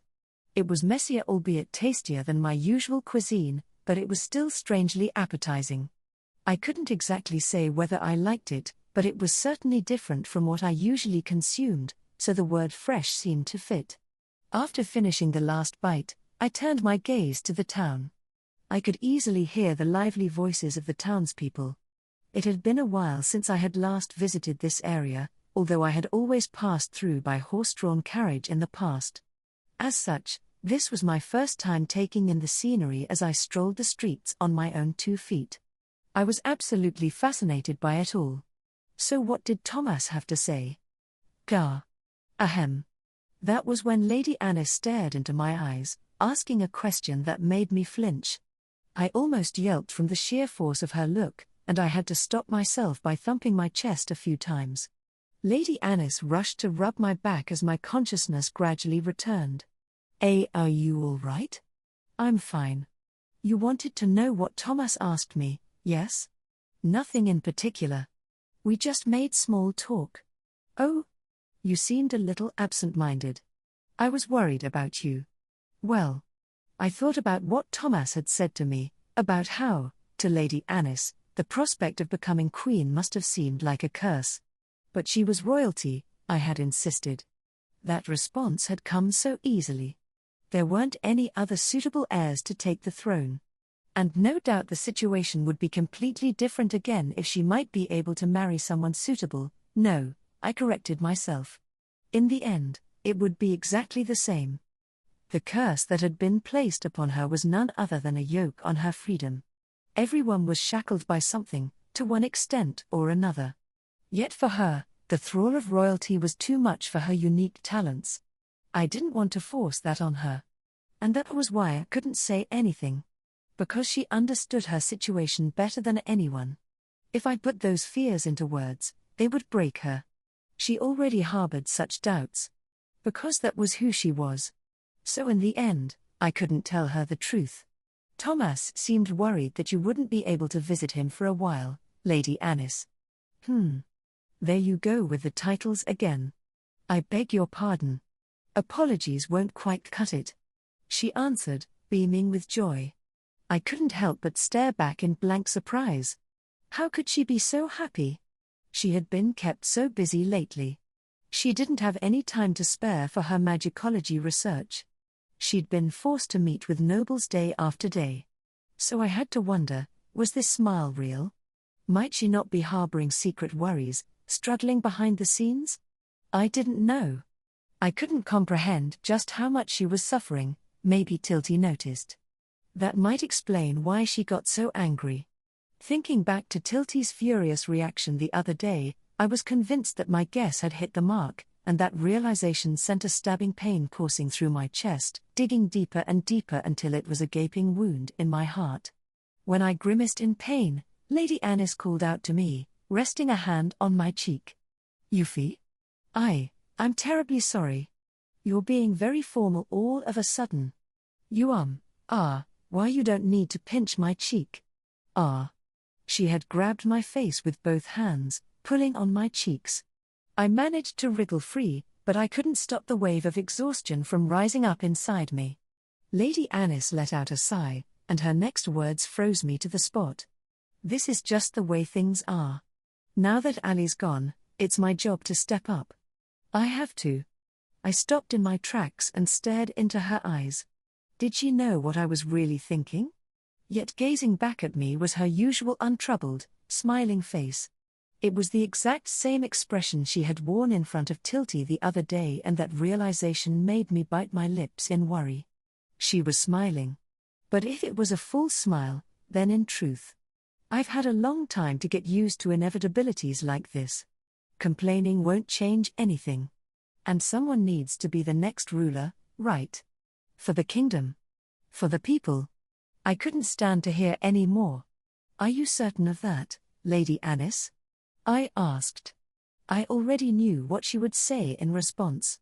I knew it would only hurl her deeper into the throes of her curse. The faint smile she flashed me in return was flawless, beautiful, in fact. Not really. But like I said, someone has to do it. She spoke in her usual tone of voice, leaving me unable to formulate a response. Never before had I felt so unworthy, so unable to speak up. In the first place, I had no answer to give her. All I had done was offer words that only served to further bind her. I was useless, pathetic, and filled to bursting with frustration and pain. I was biting my lips so hard that I almost tore them clean off. Yet Lady Anis took my hand, her voice clear and bright. I don't care about any of that, so let's just explore the town. This is the best part of going incognito. With those words, she tugged at my hand, and we took off running. I tightened my grip around hers, holding on firmly so as not to crumple to the ground. She was always like this, wild, free, doing whatever and going wherever she wanted, even when it was painful or unhappy. And then she would find a solution as time passed. If I hadn't held on, I would have been left behind. I tightened my grip, praying that she wouldn't leave me. "Lady Anis," I called out, hoping to say something, yet my words failed to take form and drifted away as a mere sigh. There was something I had to know for sure, but I couldn't form the question clearly in my mind. "Don't worry, Euphyllia. See? I'm fine with it." Lady Anis, seeing through my unfinished murmur, let out a laugh, all but declaring that everything would be well. Yes, she was the same as ever. She always spoke so selflessly. Yet her gesture left me feeling uncomfortable. I couldn't afford to overlook it, but I couldn't even say what exactly I was overlooking. "Please, let me understand." Never before had I been in such desperate need of an answer. "Please, please, tell me. I don't know what to do." Chapter 3. Mothers and Daughters. A few days after our surreptitious excursion to the castle town, Queen Sylphine invited me to attend a private tea party at the royal castle. I had assumed she would summon Lady Anis as well, but she was nowhere to be seen. As such, this little tea party in the garden outside the royal palace was comprised of me, the Queen, and Lainey, who had come as my attendant. Lainey, standing behind me, was clearly nervous to find herself in the presence of the Queen. Her Majesty didn't seem to mind, however, and greeted me amicably. "How are you, Euphyllia?" "I'm quite well, thank you." The Queen nodded in satisfaction at my response, but I could see that she looked somewhat tired. There was little wonder. Apparently, ever since the incident with Prince Algard, she had retired from her diplomatic responsibilities and was busying herself trying to mend the kingdom's domestic affairs. At present, the nobles of the kingdom were in a state of heightened activity. After all, Prince Algard, who was supposed to one day accede to the throne as king, had been disinherited, with Lady Anis becoming first in the line of succession. According to Euphyllia, those who had treated her coldly up till now had yet to decide how best to approach this change of fortunes, with some beginning to start currying favor, while others were waiting to see how things developed. There also seemed to be some talk about finding a suitable consort for Lady Anis, but she herself had once declared that she had no intention to ever marry. Given the present situation, such a declaration was bound to make waves among the nobility. It might have ultimately stemmed from uncertainty about the future, but when I turned my mind over her constant heartache, I couldn't help but reel with indignation at it all. "And how is Anis, Euphyllia?" the Queen asked after a short pause. "How is she?" Unsure how to reply, I tried sounding out the meaning behind her open-ended question. She wasn't usually one to show anything other than a dignified demeanor, yet she looked worn out, even fatigued. Her voice as she asked about her daughter was weak, a hint of hesitation washing across her face. "I know the situation has changed a little for her, but has she changed?" "Well, I think she's much the same as usual. But I do think she's more aware that she'll need to focus on politics in the future." "I see. Do you think she's unhappy?" I couldn't say. Was the Queen worried about Lady Anis, or was she trying to find fault? Either way, there wasn't a whole lot I could tell her. Even if I did think she was dissatisfied with her current situation, I couldn't comment on the level of her unhappiness.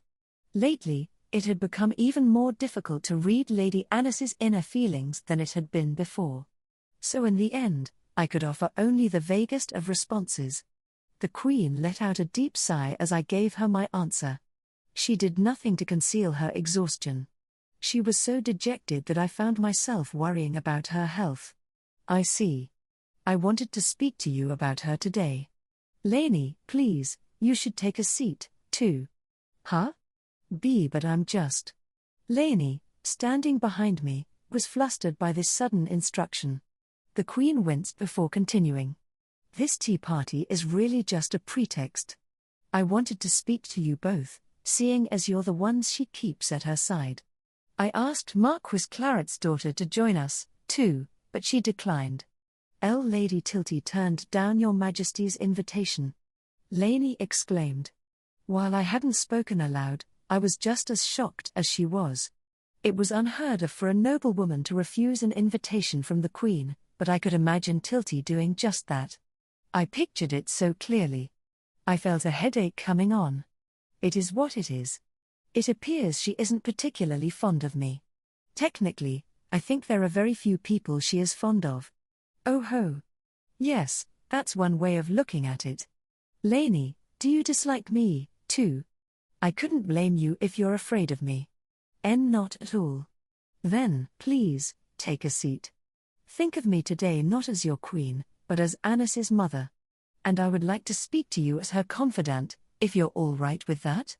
Faced with the Queen's calm tone of voice, Lainey finally relented, sitting on the indicated chair as though she didn't possess the will to resist. Once Lainey was fully seated, the Queen continued. Anis is exerting herself considerably as of late. It's enough to make one doubt her past inaction. Although I have to admit, I'm a little puzzled by the change. It is perplexing, given how she has been up till now, I admitted. Indeed. From the very day she first declared her wish to give up the throne, I've been unable to think of her as just a daughter. I thought perhaps a respite might give her an opportunity to grow. The Queen shook her head, her expression clouding with anguish. Maybe that was the wrong decision. I find it difficult to understand what goes on in her mind now. There's one part of her that I think everyone can understand, I remarked. If you've noticed it, too, maybe it's intentional. The Queen murmured, sending a cold shiver through me. It was the same feeling I'd gotten from speaking to Thomas about Lady Anis. Intentional. She placed a hand on her forehead and sighed before continuing. It's true that she has some outlandish thoughts and a wild personality, but she understands her own nature and knows how to project a certain impression. So I can never tell if I'm looking at her true self. Your Highness. The Queen spoke sadly, looking frailer than ever before. This wasn't the face of a royal but of a private woman, clearly communicating her pain as the mother of her child.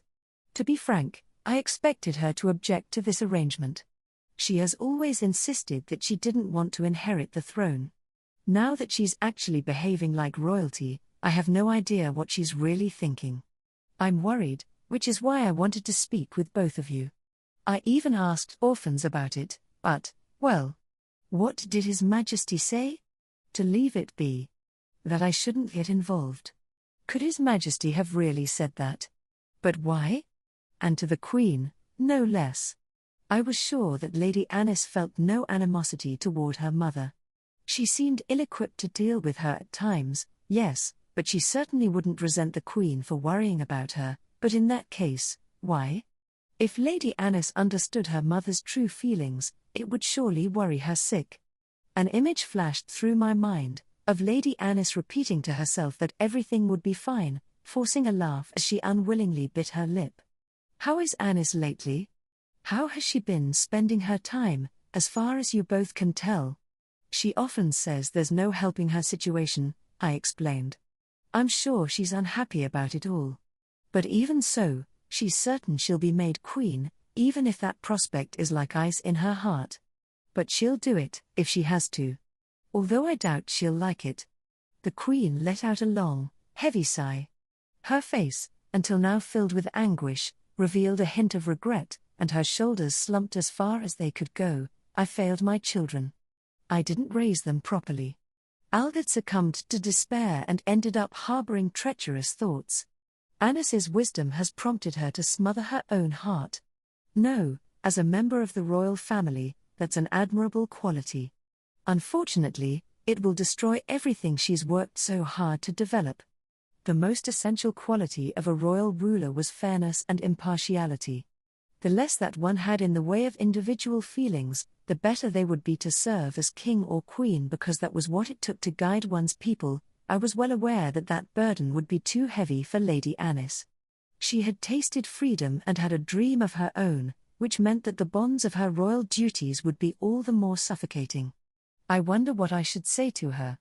I can only relate to her in my capacity as queen. I'm laughable. Not at all. Lady Anis doesn't see you like that. I couldn't help but raise my voice to protest the Queen's self-deprecation. Her eyes widened in surprise, so I must have startled her by speaking so forcefully. Her expression just now was so similar to Lady Anis's, and that contrast made me feel like breaking down in tears all over again. They really were mother and child. "I'm sorry. I suppose I'm trying to hold myself together, too," she said. She was being self-deprecating again, implying she had become weak and fragile. I held my silence as the Queen fixed me with a tired smile. I couldn't do anything for Lady Anis, and that bitter feeling of helplessness continued to spread through my heart. At that moment, Lainey stood up from the seat beside me. "Your Highness," she began, "with all due respect, what are your plans after this?" "I'll need to return to work. In that case, please use this tea party as an opportunity to relax. If you like, could I take a look at you with my powers?" "You can do that. I'm still learning how to master them through trial and error, but I may be able to offer you some comfort," Lainey declared, her eyes aglow with determination. A mysterious shimmer had taken root in those crimson eyes, proof of her vampire heritage. The Queen stared back, eyebrows raised in surprise. Lainey's vampire powers were so powerful that, used without caution, they could end up changing the future of entire nations. It was natural to be wary. "What on earth are you proposing?" "Lady Anis taught me how to do this. She said I should be able to use my abilities to relieve people's emotional distress." "So you're suggesting you use your vampiric charm abilities, your powers of hypnosis, on me? If you'll offer me your trust, I'll do everything I can as a friend of Lady Anis." The Queen's eyes opened wider still at Lainey's confident words, before she cast her head downward in hesitation. Finally, after what seemed like an eternity of silence, she glanced back up, nodded, and made firm eye contact with Lainey. "Very well. I do need to ascertain the potency of your abilities. Allow me to experience them for myself." Lainey tensed for a moment in nervousness, but she quickly flashed the older woman a smile and moved to kneel by her side. Taking the Queen's hand in her own, she asked, "Your Highness, is Lady Anis the cause of your distress?" "Yes, I suppose she is. I'm constantly worrying about her. Because she never shows her true feelings?" The Queen tensed a little at Lainey's question. She shook her head, as though to dispel her hesitation before finally nodding. "It scares me that I can never tell what she's thinking." "Yes. In that case, look into my eyes. Your fears are unfounded. Lady Anis has immense respect for you, Your Highness. She's learned from you what it means to be royalty. She's simply walking a different path to the road that she's grown accustomed to, so she's trying to be more mindful." "Is that so?" The Queen's eyelids gradually lowered as Lainey spoke, and her eyes began to soften. I was about to interject, to ask if she was all right, when Lainey raised a finger to her lips, motioning me to remain silent. Once she was sure I wouldn't interrupt, Lainey continued, her voice gentle as though singing a lullaby. "When everything settles down, Lady Anis will propose a policy to encourage her study of magicology. That way, she'll still be the same old Lady Anis. Close your eyes, try to picture it." The Queen shut her eyes as suggested, her muscles softening in a relaxed smile. "Yes, you're right. That would be very much like her. And wouldn't Lady Anis turn to you for advice on how far she will be able to go? Picture it, she'll say something completely out of the blue, with a brilliant smile. Oh ho! I can see it well. Yes. You may feel like you're in a daze right now, Your Highness, but release your doubts, relax. When Lady Anis comes to you with one of her ridiculous ideas, how will you respond? First, I'll hear her out. I'll try to understand her thoughts." In a dreamlike state, the Queen spun out a sequence of words one after the other, when all of a sudden, her whole body shook. "Anis. I can't reach out." A solitary tear spilled from the Queen's closed eyes, and she slumped back in her chair, sound asleep. Lainey, until now watching on intently, breathed a deep sigh, her strength leaving her. Beads of sweat had formed on her forehead. "Lainey," I asked, "what did you do just now?" I dulled the pain in her heart.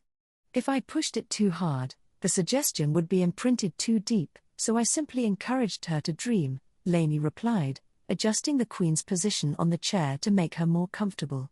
The suggestion will disappear when she wakes up, but I wanted to give her happy dreams, so her mind and body can rest. Hypnotic suggestion was a characteristic ability of vampires, and she had used it, she said, to relieve the queen's heartache and to grant her peaceful dreams.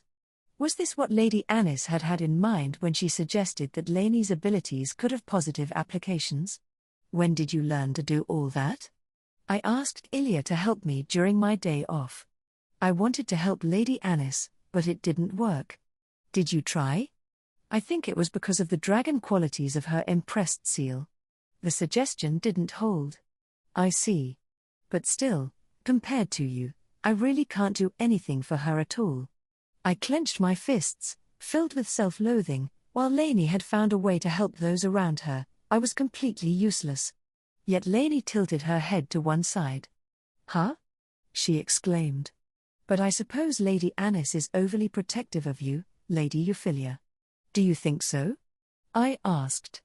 Lady Anis dotes on those close to her, no? And I think she's particularly sensitive when it comes to you. That's... Yes, I suppose so. There was the incident with Prince Algard, I mean. I think Lady Anis tries to avoid talking about politics with you. I don't know enough to really comment myself, but if anyone can offer her advice, it's you, don't you think? Me? I think you're the one she trusts most, Lady Euphyllia. She loves her parents, of course, but there's a sharp difference when it comes to you, I think. But Euphyllia has been with her a lot longer than I have, no? I asked, not entirely convinced. Yet Lainey shook her head. Actually, Euphyllia said it's precisely because she's been with Lady Anis so long that she can't stop her. And given her personality, Lady Anis wouldn't stop even if Euphyllia suggested it. Lainey and Euphyllia seemed to be closer than I had expected. Certainly, even if she wanted to share her opinion, I doubted that the older lady-in-waiting would be able to directly oppose anything that Lady Anis had set her mind on. But why me? I asked. This is just my opinion, but I think Lady Anis sees you as her equal. Her equal? My position is too low, and Euphyllia has been Lady Anis's servant for so long that they can't see each other in any other way. And of course, she holds His Majesty and Her Highness at a certain distance, too. I don't think she has many prospective partners with whom she can really discuss things.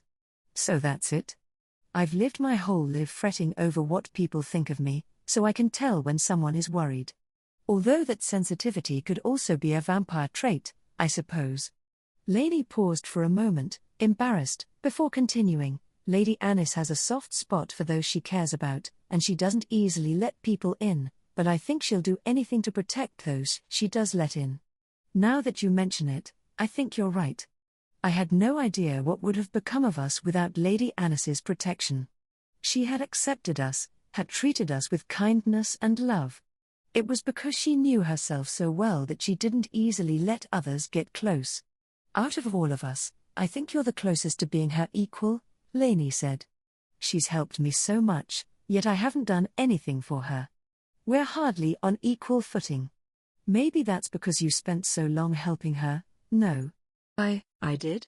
Her current circumstances aside, I think it's thanks to you that she was able to be the person who she really wanted to be, without having to worry about any royal duties. She could rest easy, because she knew you were there to support Prince Algard. I'm sure that's why she wants so badly to spare you from any more hardship, Lady Euphyllia.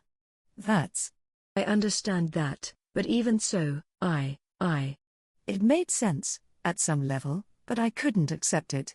Far from supporting Prince Algard, I had succeeded only in inflicting greater anguish, which had in turn caused him irreparable harm. That had been my responsibility, not Lady Anis's. Yet as I rued my inattention, Lainey took my hand in her own and gave it a gentle squeeze. There was a hint of anger in her expression as she stared across at me. Don't put all the blame on your own shoulders. You'll make me feel too ashamed. I'm sorry, Lainey. Lady Anis told me to accept it, that she has no choice in the matter, that regardless of the outcome, nothing would erase what she and everyone else has done, Lainey said, caressing my hand. I think she's only willing to take the throne now because she knows how much effort you put into becoming queen. So maybe she thinks it's her turn to help you, don't you think? Was she suffering because she had spent so long living the way she wanted? Was she now doubly intent on fulfilling her responsibilities because I had dedicated myself for so long? In that case, could I afford to live freely now? But I had no idea what I wanted out of freedom. I didn't have the faintest clue what I should do with it. No, I couldn't be like Lady Anis. What could I possibly to do be considered her equal? Should I tell her all this, even though I was merely on the receiving end of her protection without giving anything back? But what exactly did I even want to tell her? I couldn't begin to imagine. Later, the Queen gradually awoke from her slumber, and the tea party came to a close. Once she was up and about, the Queen stopped to ask Lainey whether she could call on her again in the future, a request that put Lainey in a remarkable fluster. That sight left such a vivid impression. Yes, I would have to start searching in earnest for what I could do. I needed to find something.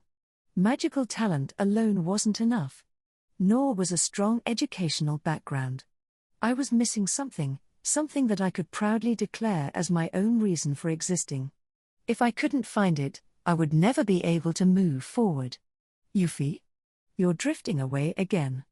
Huh? I'm sorry, Mother. I had let myself get distracted with memories of the past, and my mother, sitting directly across from me, couldn't fail to notice that my mind was wandering. Today was a holiday, so I had returned to my family home to visit my parents. My mother invited me to join her for tea, but I was unable to give her my full attention. I've never seen you so absent-minded over tea. Maybe I'm not a good enough conversation partner? She teased. I'm sorry. I'm not scolding you, Euphy. Although, if you were still Prince Algard's fiancée and our future queen, I suppose I might.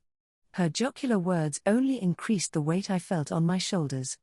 Without warning, she sat up straight, her expression tightening.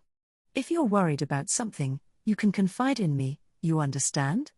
You've never turned to me for support before, but it's never too late to start. Mother, I answered, correcting my own posture. You're just like your father, Euphy.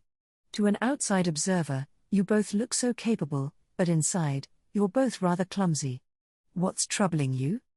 Faced with my mother's kind words, I placed my hands in my lap and began to share my thoughts. I've realized just how inadequate and helpless I am, and it makes me feel so incompetent. I know I can't go on like this, but I just don't know what else to do. I see. You're my pride and joy, Euphy, my perfect daughter. And you've hit a wall now for the first time in your life. But is that really all there is to it? Huh? I am your mother, you know. Why are you so worried about finding something to do? Is it because there's someone else involved, maybe? My heart all but leapt from my chest. She had hit the nail on the head. Paying my chagrin no heed, she continued. When you were engaged to Prince Algard, you did anything and everything that was asked of you. You have talent, and you were uniquely suited to everyone's expectations, which is why you never stumbled. It was certainly true that I had never suffered when I had lived my life hoping to fulfill what everyone requested of me. I couldn't say that it hadn't been difficult at times, painful even, but I had never been at my wit's end, had never felt such a desperate need to escape. I was actually suffering more these days. You've changed, Euphy. I have? Before Prince Algard broke off your engagement, and you went to live with Princess Anisphia, I had never seen you look so alive. I think your transformation is thanks to her influence. She's unconventional and doesn't let common sense hold her back. Rather, she's more than happy to rewrite orthodox rules. Maybe she's the one you're worried about. Yes. You're allowed to rely on your parents, every now and then, you know. So tell me, what's bothering you? You'll feel better if you talk about it. I could feel my heart constricting as my mother's gentle words sank in. My breath caught in my throat, and I could tell that my expression had become tense. A seed of doubt took root inside me. Could I really afford to share these feelings? Yet my mother's eyes as she waited for me to speak were so kind, so tender. Faced with that generous gaze, My conflicted feelings finally congealed into the softest of voices. I want to help Lady Anis, I really do. I don't want her to suffer, I don't want to see her so sad, but I can't do anything. That's why it hurts so much. Oh, but there's so much you can do. You aren't one not to notice those things, Euphy. So something tells me that isn't the root of your troubles. What do you really want? Because it's an unfulfilled desire that's really bothering you, isn't it? Was I suffering because of such a thing? But if so, what exactly did I want so much? I realized at once that the hope emerging from that question was something I could never afford to speak out loud. I covered my mouth with my hands, and before I knew it, my mother reached out to me. Euphy, she said. Mother. She slowly caressed my head, as though trying to prompt me to spit out the words I was stubbornly holding back. The warmth of her gentle hand sent tears streaking down my cheeks, and with that, as though spitting out blood, my true thoughts began to emerge. Mother. I don't want Lady Anis to be queen. As the daughter of a nobleman in the service of the royal family, as the former fiancé of Prince Algard, I had no right to give voice to this wish, but it was the pure, unadulterated truth. No matter how much I tried to support her, I knew more than anyone else just how much Lady Anis didn't want to inherit the throne. And I could also see the magnitude of her suffering from the burden that had been placed on her. But at the same time, I had caused that burden to befall her, all because I had been unable to support Prince Algard when he had most needed it. That was the cause of everything. Just thinking about it left me feeling so unworthy and frustrated that I almost broke down in tears again. Lainey had said that Lady Anis and I were on equal footing. There was no way I could accept that. My mistakes were hurting Lady Anis now. This was all because I couldn't play the role that was granted to me. After everything that had brought us to this point, what right did I have to insist that I didn't want Lady Anis to become queen? But all the same, I couldn't stomach the idea of the person who had saved me from suffering accepting a position she didn't even want. Before I knew it, tears were flowing down my cheeks. I burst into long, racking sobs. My mother held me in a warm hug, patting my head with her hand, as though I was but a small child. That might not be an appropriate wish for a young noblewoman, she said. But it is your wish. You don't want Princess Anisphia to take the throne. However, it's a wish that can't be fulfilled. It's the thought that you don't feel worthy enough to harbor that wish that hurts so much, isn't it? Mother. Your pain is our responsibility as well, you know. My mother said as she held my head. Her voice flowed effortlessly, reaching deep into my heart.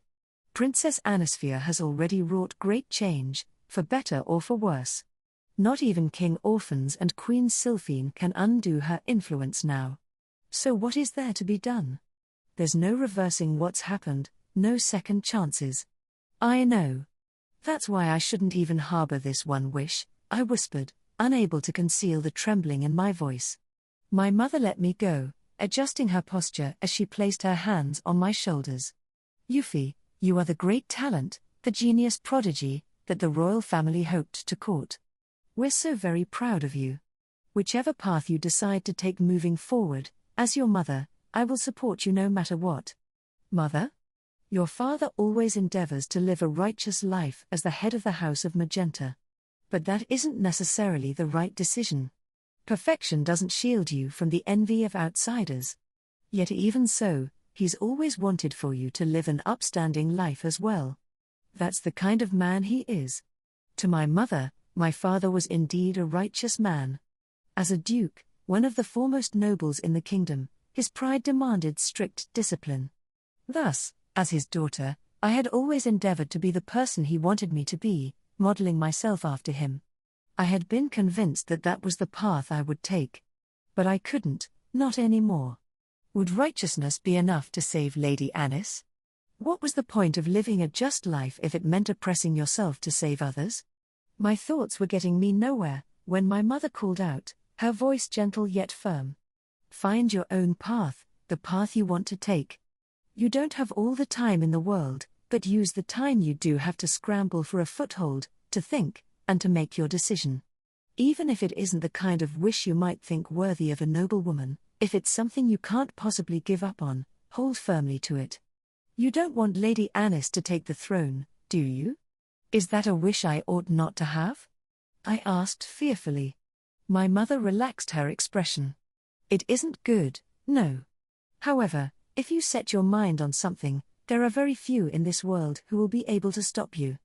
You have the power to bring about change, because you are our daughter. With a smile, she pressed her forehead up against mine. As I felt her warmth comfort me, I began to ponder. I didn't want Lady Anis to take the throne. That was my fervent wish. Having been raised as the daughter of a nobleman, part of me wanted to reject this desire that I knew shouldn't be entertained. And yet I could do nothing to clear Lady Anis's radiant smile from my mind. When Prince Algard had turned on me without reason, had broken off our betrothal, she hadn't hesitated to extend her hand. After my arrival at the detached palace, she had reached out to me so intimately that I hadn't known how to respond. Before I even recognized what had happened, her unreserved cheer had saved my soul. She seemed so happy when we talked about magic and our dreams, her joy welling up from the very bottom of her heart. I had only known her for a short time, but she had become an indispensable part of my life, and of my heart, too. I wanted nothing more than to protect that peerless, unblemished smile of hers. If there was a path that might lead to my wish coming true, it was up to me to find it. Chapter 4. The Available Options.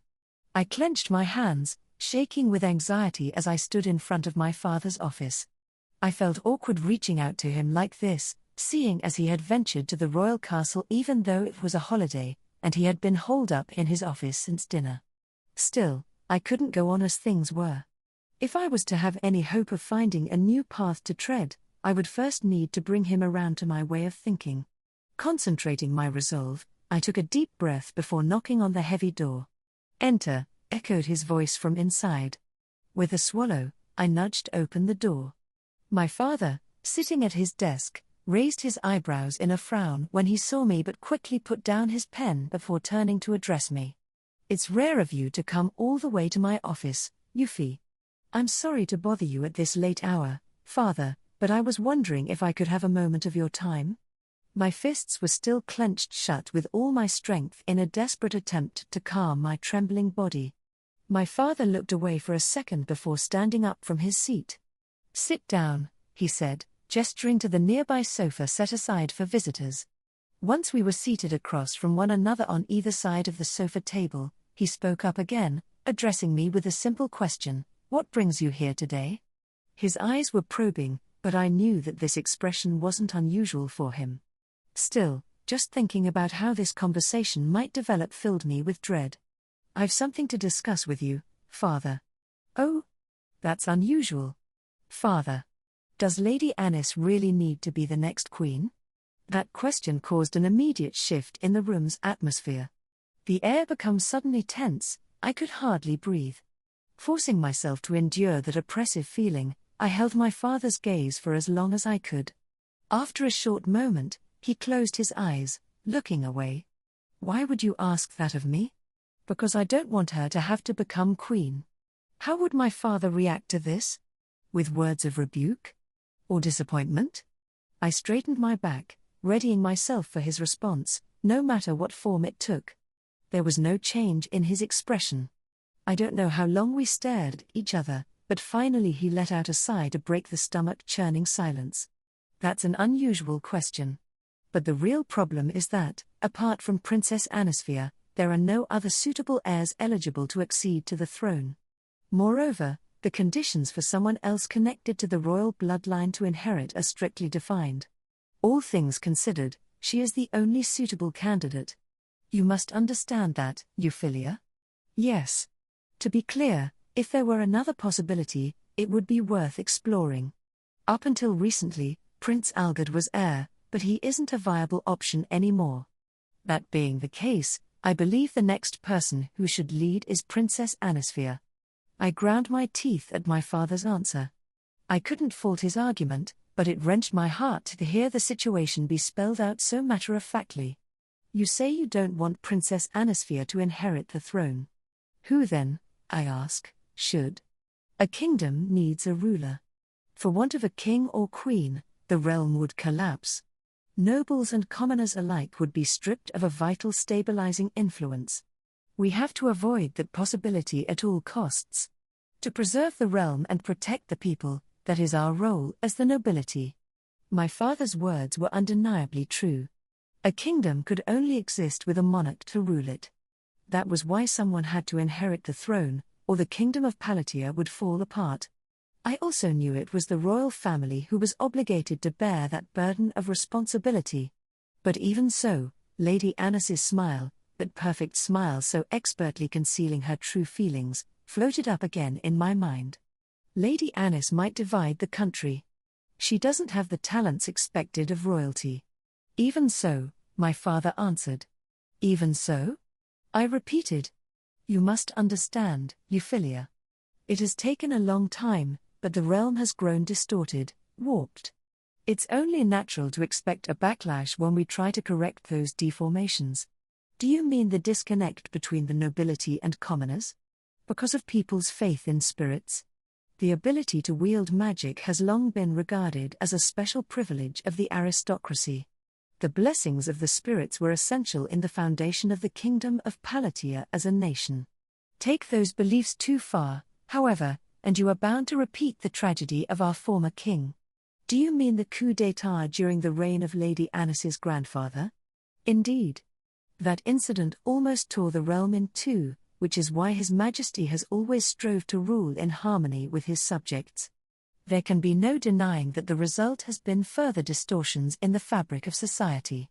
However, it is also true that the people are living now in good health.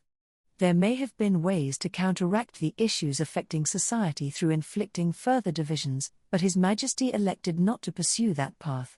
King Orphans had succeeded in delaying a destructive future, but his efforts hadn't solved the problems at their root. And those problems still affected us all today. Lady Anis suffered now due to the special privileges of the aristocracy and the excesses of their spiritualist belief system. Prince Algard had likewise been led astray. One could argue that there could have been no avoiding the present outcome. Even if His Majesty, even if Orphans has the power to make peace, he isn't strong enough to overcome this turmoil. That is why the realm needs Princess Anisphia. Because Lady Anis is a heretic? A heretic? I suppose so. But what is the fruit of that heresy? It's only the nobility that views her with hostility. The people at large accept her as she is. She has an innovative spirit that Orphans lacks, the power to lead us all toward a bright future that my generation failed to achieve. You think very highly of her, don't you, Father? There are very few individuals who truly scare me, and Princess Anisphia is one of them. He's afraid of Lady Anis? I could only stare back at him, wide-eyed. I was doubly surprised. Not only were there people who caused my seemingly fearless father trepidation, but one of them was Lady Anis. As I'm sure you know, Princess Anisphia is like a powerful drug. It's best to keep her out of the public eye unless absolutely necessary. She has a tendency to push the pace of progress beyond what the kingdom can bear. In what way? Her magicology is like oil to the water of our homeland's traditional spiritualistic beliefs, they simply won't mix. All the same, the change she brings is precisely what the realm most sorely needs. That is why I recommended her for the throne. My father leaned back in his sofa, clasped his hands together, and fixed me in his sights, his gaze unwavering. But Princess Anisphia had no intention of becoming queen, likely because she understood that Prince Algard could fill that role instead. She always was unusually insightful, even as a child. I thought it most unfortunate. So when the royal family asked that you become Prince Algard's future wife, I considered it a vital opportunity. An opportunity. Once Algard became king, and you queen, I intended to make you aware of the wider situation and urge you to introduce Princess Anisphia's magicology research throughout the realm. I had hoped to use my influence to back such plans. Moreover, I had expected the prince to favor a harmonious rule much like his father. However, those seeing to his education, in particular those in the Ministry of the Arcane, made sure to suppress any such inclinations. And now we've all seen the end result. My father spoke plainly, his eyes gently lowered. I was surprised to read exhaustion in his bearing. He never showed even the slightest sign of fatigue. It was a shock to see him so tired. None of this developed the way I would have liked. At times, I found myself holding on to a thin thread of hope, if only Princess Anisphia would show an interest in ruling in her own name. But then, I would think to myself, she was too kind to be made queen. Such generosity of spirit can of course work to one's advantage, but it can also be a major weakness. Especially for one who would rule a realm like ours. Father. But if there are no alternatives, our only choice is to proceed with the one option available to us. Even if it does ultimately tear the realm in two. At this rate, it's only a matter of time before the kingdom tears itself apart. It needs something to trigger the next stage in its evolution. For that reason, Princess Anisphia simply must fulfill her royal duties. He paused there, his eyes staring straight at me, radiating an unwavering will. I want Princess Anisphia to reign as queen. That, I believe, is my duty as this kingdom's foremost noble. So even after hearing me out, will you still seek another path for her besides the throne, Euphyllia?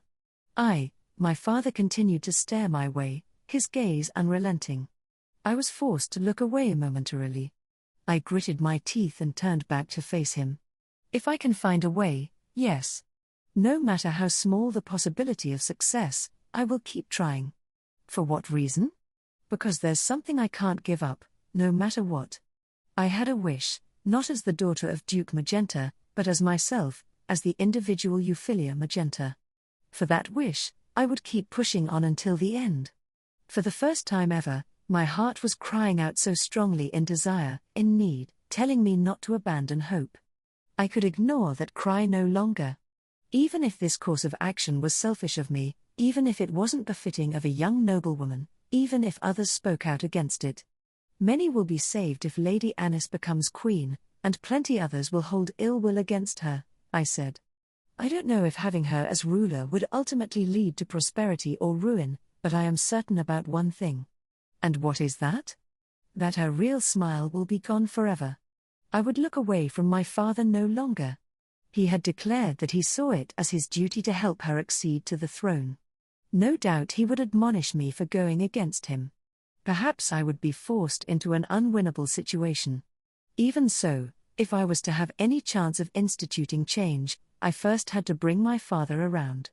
Princess Anisphia's smile, you say? Is that more important than the future of the realm? He pressed. To me, it is. I don't want her to be forced to do something for the good of the country. I brought my hand to my chest as I stared beseechingly into my father's eyes. The future of the realm weighs more heavily on the scale than a single smile. Still, I can't accept that there are no other options. I can't accept it, which is why I won't give up. Not until I'm convinced for myself that there really is no other way than for her to be queen. Even if that means I'm not good enough to be a nobleman's daughter, to be your daughter. I was willing to throw away everything I had called mine up till now. My wish was alive, and I would risk losing everything, my position, my family, before I gave up on it. This seed within me had grown so strong that it couldn't be stopped. I wanted it not for anyone else, but for myself, and so there could be no holding it back. Even if it means losing everything? My father asked softly. I told myself I wouldn't look away, but I finally faltered. He wasn't reproving me, nor was he expressing disappointment. He seemed simply to be accepting what I had said at face value. You could well lose it all. Do you care for Princess Anisphia so strongly that you would be willing to go that far? Yes. Because of loyalty? Gratitude? Or maybe sympathy? What has inspired this depth of feeling in you? He murmured in disbelief. I took the time to collect my breath before looking him straight in the eyes. Because I cherish her. That's all. Loyalty, gratitude, sympathy, in their own way, each of those words applied. That was how intricately intertwined my emotions were. That was how much I cherished her. I wanted this with all that I was. I was willing to risk it all. The first time she extended her hand to me, she offered me a light called hope in the midst of a helpless situation. Now I wanted to protect her, she who had spoken so proudly of unknown possibilities. That was reason enough for me. I had something I needed to protect, something that went beyond logic and reason. I wanted to live freely, the way she had shown me. My father continued to stare my way, before his expression abruptly softened, and he let out a deep sigh. "You're a magenta through and through, I see," he said, before averting his gaze. "Huh? A magenta through and through? What was that supposed to mean?" I tilted my head to one side in bewilderment, when my father continued. "You won't accept Princess Anisphia acceding to the throne, yes?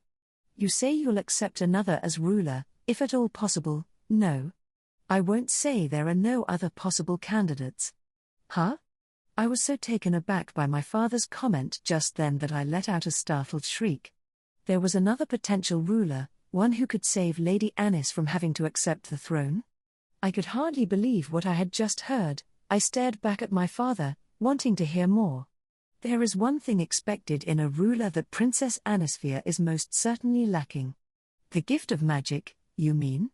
Yes. Maintaining the royal bloodline by right also means maintaining those powers. As such, regardless of her many achievements when it comes to magicology, those who adhere to tradition will never accept her as ruler. One could use that to their advantage, if they were so willing. Use it, to one's advantage? The royal family exists to inherit the magical gifts of the spirits. In extreme cases, so long as that requirement is fulfilled, it doesn't matter who sits on the throne. It's always best to maintain a strong bloodline. But there are ways to overcome questions of legitimacy. There are? I cried out, leaning forward in my chair. If there was an alternative, maybe it wouldn't be necessary for Lady Anis to become queen. My heart was pounding with anticipation. It's hardly realistic, though. What do you mean, exactly? If what has been inherited through the ages risks being lost, one can revive it again. Just as the first king of the kingdom of Palettia did. The moment I realized what exactly my father was suggesting, I was at a loss for words. As he had said, it was a fantastical suggestion, completely unrealistic. My throat tightened. I had to pause for a moment to swallow a mouthful of saliva before I dared respond. A spirit covenant. My father nodded. A spirit covenant, entering into a direct pact with an elemental, the greatest and most powerful of all spirits. According to legend, the first king founded the kingdom of Palettia through such an event long ago. It stood to reason that if one were to enter into a new spirit covenant with an elemental, they could start a new royal lineage. And if Lady Anis acceding to the throne meant the end of this tradition, that was one way of continuing it. But at the same time, it couldn't be further from the realm of possibility. The truth behind spirit covenants was the most closely guarded of secrets. Those who had successfully entered into them only showed their faces in society when it suited their own whims, and most kept a wide berth from the mundanities of the world at large.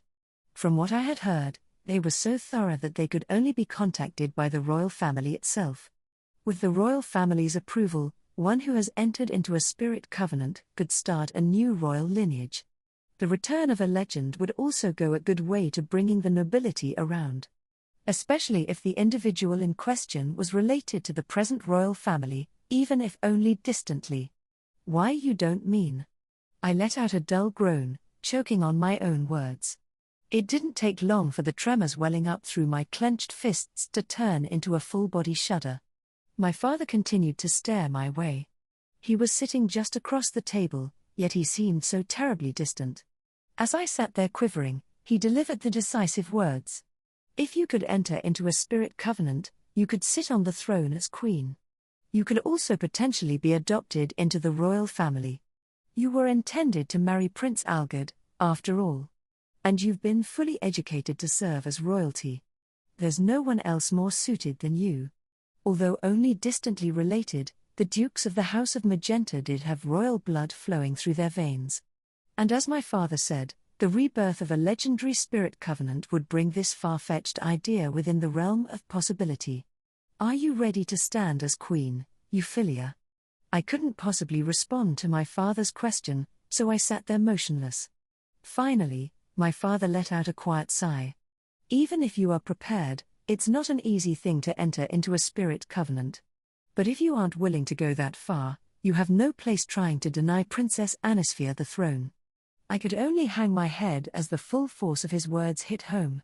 Rendered speechless by my father's gut-wrenching remarks, I left his office and retired to my own room. Without even changing out of my clothes, I collapsed onto my bed and held my eyes firmly shut. I wasn't at all sleepy and simply lay there, my thoughts running around in circles. A spirit covenant. A legend tied to the kingdom's very founding. If I could pull off such a feat, I might indeed be able to stand as queen. I had never even considered such a thing before. My emotions were all over the place, and I had no idea what name to give to the feelings surging up from the depths of my heart. They swept over me relentlessly, denying me sleep, robbing me of my appetite, and draining my energy. Would I really be able to take Lady Anis's place as queen? That worry, that tendril of anxiety wrapped itself around my chest. Curling into a ball, I did my best to face those emotions directly. If I were to become queen regnant, would I even be able to fulfill all the necessary responsibilities? Ruling as queen in one's own name was quite different from supporting the king as his wife. The fate of the entire realm would hang on my every decision. The weight of that burden awakened a feeling of nausea inside me. But when I realized that Lady Anis must be suffering under the same load, my hands began to steady. She had to be frightened and confused as well. She wouldn't know what to believe. Just how long had she been curled up in her shell in this way? Even as I slowly unraveled my emotions, they refused to go away. I almost wished I hadn't asked about this fleeting possibility. However, it probably was the best alternative I could think of. If I became the next queen, I would guarantee Lady Anis's freedom. She wouldn't have to take on the burden of ruling for herself. Additionally, I could nudge the kingdom in the right direction. I might even be able to propose merging Lady Anis's magicology into conventional magical knowledge. After all, she wanted that more than anything. If I was to do all that, I would first need to overcome an impossible hurdle, enter into a spirit covenant. In the end, this was probably little more than wishful thinking. But, what if I could envision such a future? As I tried to imagine the possibilities, my ears pricked up at a distant sound. A song? I sat up, listening carefully. It was a mysterious singing voice and a song I had never heard before, but something about it struck me as unlike a person singing. I opened my eyes to that strange feeling. The song was perfectly audible despite being so quiet. What is this song? I stood up in the center of the darkened room, guided by the pale moonlight. Then the light oscillated softly before my very eyes. When I focused my attention on it, I was faced with an unbelievable sight. It was a person-shaped being shrouded in a veil of light, around the size of my palm, floating in the air with the help of a pair of wings fluttering on its back. I recognized this familiar sensation now for what it was and murmured its name in surprise, a spirit. The tiny person, the spirit, flashed me a bright smile. But how was it capable of taking on a form like this? Was that expression a sign it had a will of its own? Confused, I stared across at it, when the spirit, seemingly pleased that I had noticed it, slipped through the window and flew outside. I opened the window to follow, but it was nowhere to be seen. What was that? No, more importantly, that song. The mysterious spirit's sudden appearance was a wondrous thing, but I could still hear the song somewhere in the distance. Where was it coming from? Who or what was singing it? As though in response to my unasked questions, I noticed a light dancing off in the garden outside the magenta residence, in the square beyond my window. It was the spirit, the same one I had lost sight of moments ago. Even more surprising was that it wasn't alone, there were dozens of lights. In the center of those gathering spirits, illuminated in the moonlight, was a girl. Her platinum-colored hair, reaching all the way to her knees, gave her the appearance of a fairy-tale sorceress. She appeared to be around my age, and she was the one singing that mysterious song. As she did, the spirits gathered around her, dancing and glowing in the dim light. I was at a loss for words at this fantastic sight, when the girl turned her gaze toward me. There was still a good distance between us, but the girl had no difficulty spotting me from afar, and she smiled my way. She had an enigmatic aura about her, but a spark of intuition told me she wasn't a stranger. You could cause a scene, appearing like that without warning. I startled at the sound of this new voice. At the entrance to the garden square was my father, calling out to the strange girl. The girl spun around to take in my father with a long sway of her hair. "It's been so long, Grants," she said in a friendly greeting. Faced with one astonishing surprise after another, I could only look on in silence and watch as the scene developed. My father, previously focused on the girl, glanced in my direction, before letting out a deep sigh. "I wouldn't have expected you to emerge from the forest," he said. "What business do you have calling on me at home? Surely you must have realized. Won't you introduce me? That's why I've come all the way here. Then please come inside, Mistress Lumi." She gave my father a brief nod, nonplussed by the reverence in his voice and bearing. Then she glanced in my direction once more, her hand fluttering in a friendly wave. "Euphy, I should introduce you as well," my father, still outside my window, called out without even having to glance in my direction. "Our guest, Mistress Lumi, is a spirit covenanter." I could only stare back at the girl in amazement as my father's words resounded in my mind. Chapter 5. The Girl with the Spirit Covenant. You're getting old, Grants. Although, I'm pleased to see you're still as handsome as I remember. That's very kind of you to say. When I came to the salon as instructed by my father, I found him busy preparing tea and chatting with Mistress Lumi.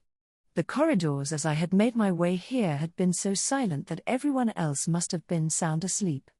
"There you are, Euphy. Greetings. You must be Grants's daughter." I still hadn't sat down, yet Mistress Lumi waved her hand in casual greeting. Unsure how to react, I responded simply with a small bow. Father? Don't worry. Mistress Lumi has just cast a spell to keep everyone from waking. There's nothing dangerous about it.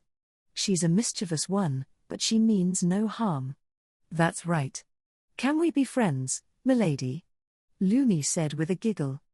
As I stared into her faintly greenish-gold eyes, I felt a sudden tightness and raised my hand to my chest. Are you scared of me?" "I am a little scary, no." "Please don't tease my daughter, Mistress Lumi," my father urged. "I'm sorry, all right. I'm just a poor clueless girl, you know." My father let out a quiet exhale and urged me to take a seat. I did so, and he lowered himself into the seat beside me. My father and I sat shoulder to shoulder, while Mistress Lumi sat across from us. I shrugged, hoping to dispel my sense of discomfort as she continued to stare at me in curiosity. "Maybe we should introduce ourselves properly. I'm Lumi, a spirit covenanter. And you are?" "Euphyllia Magenta." "Euphyllia," Mistress Lumi repeated, before flashing me a warm smile. "That's a nice name." I was stunned. Was I so awed by her presence that I couldn't even accept a compliment about my name? "Now then, what brings you here today?" my father asked. "It's rare for you to leave the forest." "The forest?" I echoed. "I dwell in the Black Forest," Mistress Lumi responded. "You and that baffling young lady went there to fight a dragon just recently, no? The Black Forest is your home? But why would you choose to live in such a place?" The Black Forest was overrun with monsters, and being so expansive, it was unexplored in many areas. It may have been a well-known place to find spirit stones and the like, but to think that someone would actually choose to live there. "Why?" "Because I don't want to bump into people if I can help it. It hasn't really caused me any difficulties. Spirit covenantors don't need to worry about the kinds of things you're thinking of. So you wanted to know what I'm doing here?" Mistress Lumi paused there to take a sip from her tea and catch her breath. "To judge you for myself. For Grants's daughter of all people to feel the signs. It seems like fate." "Why judge me of all people?" I asked in dismay. A spirit covenanter had come to judge me? What could this individual, equal to royalty in status, know, maybe even greater than royalty in the sense that one couldn't normally interact with such a being as her, hope to see in me? It's ironic, isn't it? Mistress Lumi remarked. My father's steadfast expression faltered slightly. As he pressed his fingers up against the corners of his eyes, he let out a deep sigh. Do you mean because it's Euphyllia here, Mistress Lumi? He asked. But it is ironic, no? I was so surprised to hear she's your daughter, Grants. I hadn't expected a dragon of all things to pop up, or that someone would soar through the air to challenge it, and certainly not that the person holding on behind her would show the signs. Did you see the battle? I asked. Only from afar. I mean, I've promised to lend you all a hand in the case of an emergency, you know? But thanks to you, I didn't have to. Mistress Lumi, with her laughter and guffaws, continued to throw me off. To be honest, I wasn't very good at dealing with people like her. So why did you come to judge me? And what exactly are these signs you mentioned? Well, they point to whether you're going to be someone like me. I sat up straight at Mistress Lumi's words. I understood at once what she meant by the word someone like me. You're talking about entering into a spirit covenant? That's right. You're perfectly qualified. I am. Only one who has satisfied certain conditions is able to enter a spirit covenant. It's not at all easy, and there are only a handful of people capable of it. I could follow Mistress Lumi's words, but I couldn't help wondering whether I had heard her correctly. I leaned forward. What exactly is a spirit covenant? And what makes me suitable? I'm not telling. Huh? I froze, unsure what to make of this response. After a short pause, Mistress Lumi breathed a soft sigh and fixed me in her sights. I'm here to make sure you don't enter into one. I'm giving you a warning. I've seen for myself that you have all the essential qualities, so I came to stop you. I was dumbfounded. Had she come here to prevent me from becoming a spirit covenanter like her? But why? My mind swirled with confusion and unanswered questions. A word of advice from a predecessor: don't enter into a spirit covenant. Why not? Because they're not all you think they are. You may see them as revered spirits, our dear friends, no. A covenant isn't to be entered into by someone with such faith. But why would you want to stand in the way of a spirit covenant? You're a covenanter yourself, aren't you? That's precisely why. Haven't you noticed anything unsettling about the way I look? I'm pretty sure once you realize what it is, you'll understand at least one of my reasons. Unsettling? I echoed, staring back at her. Perhaps there was something strange about her, but I couldn't put my finger on it. She looked like any other girl my age. You're getting old, Grants. Although, I'm pleased to see you're still as handsome as I remember, she'd said. Was girl the right word?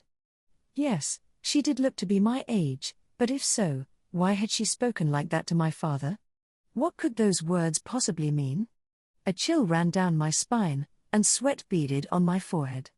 I did my best to keep my voice from trembling. Don't spirit covenantors age?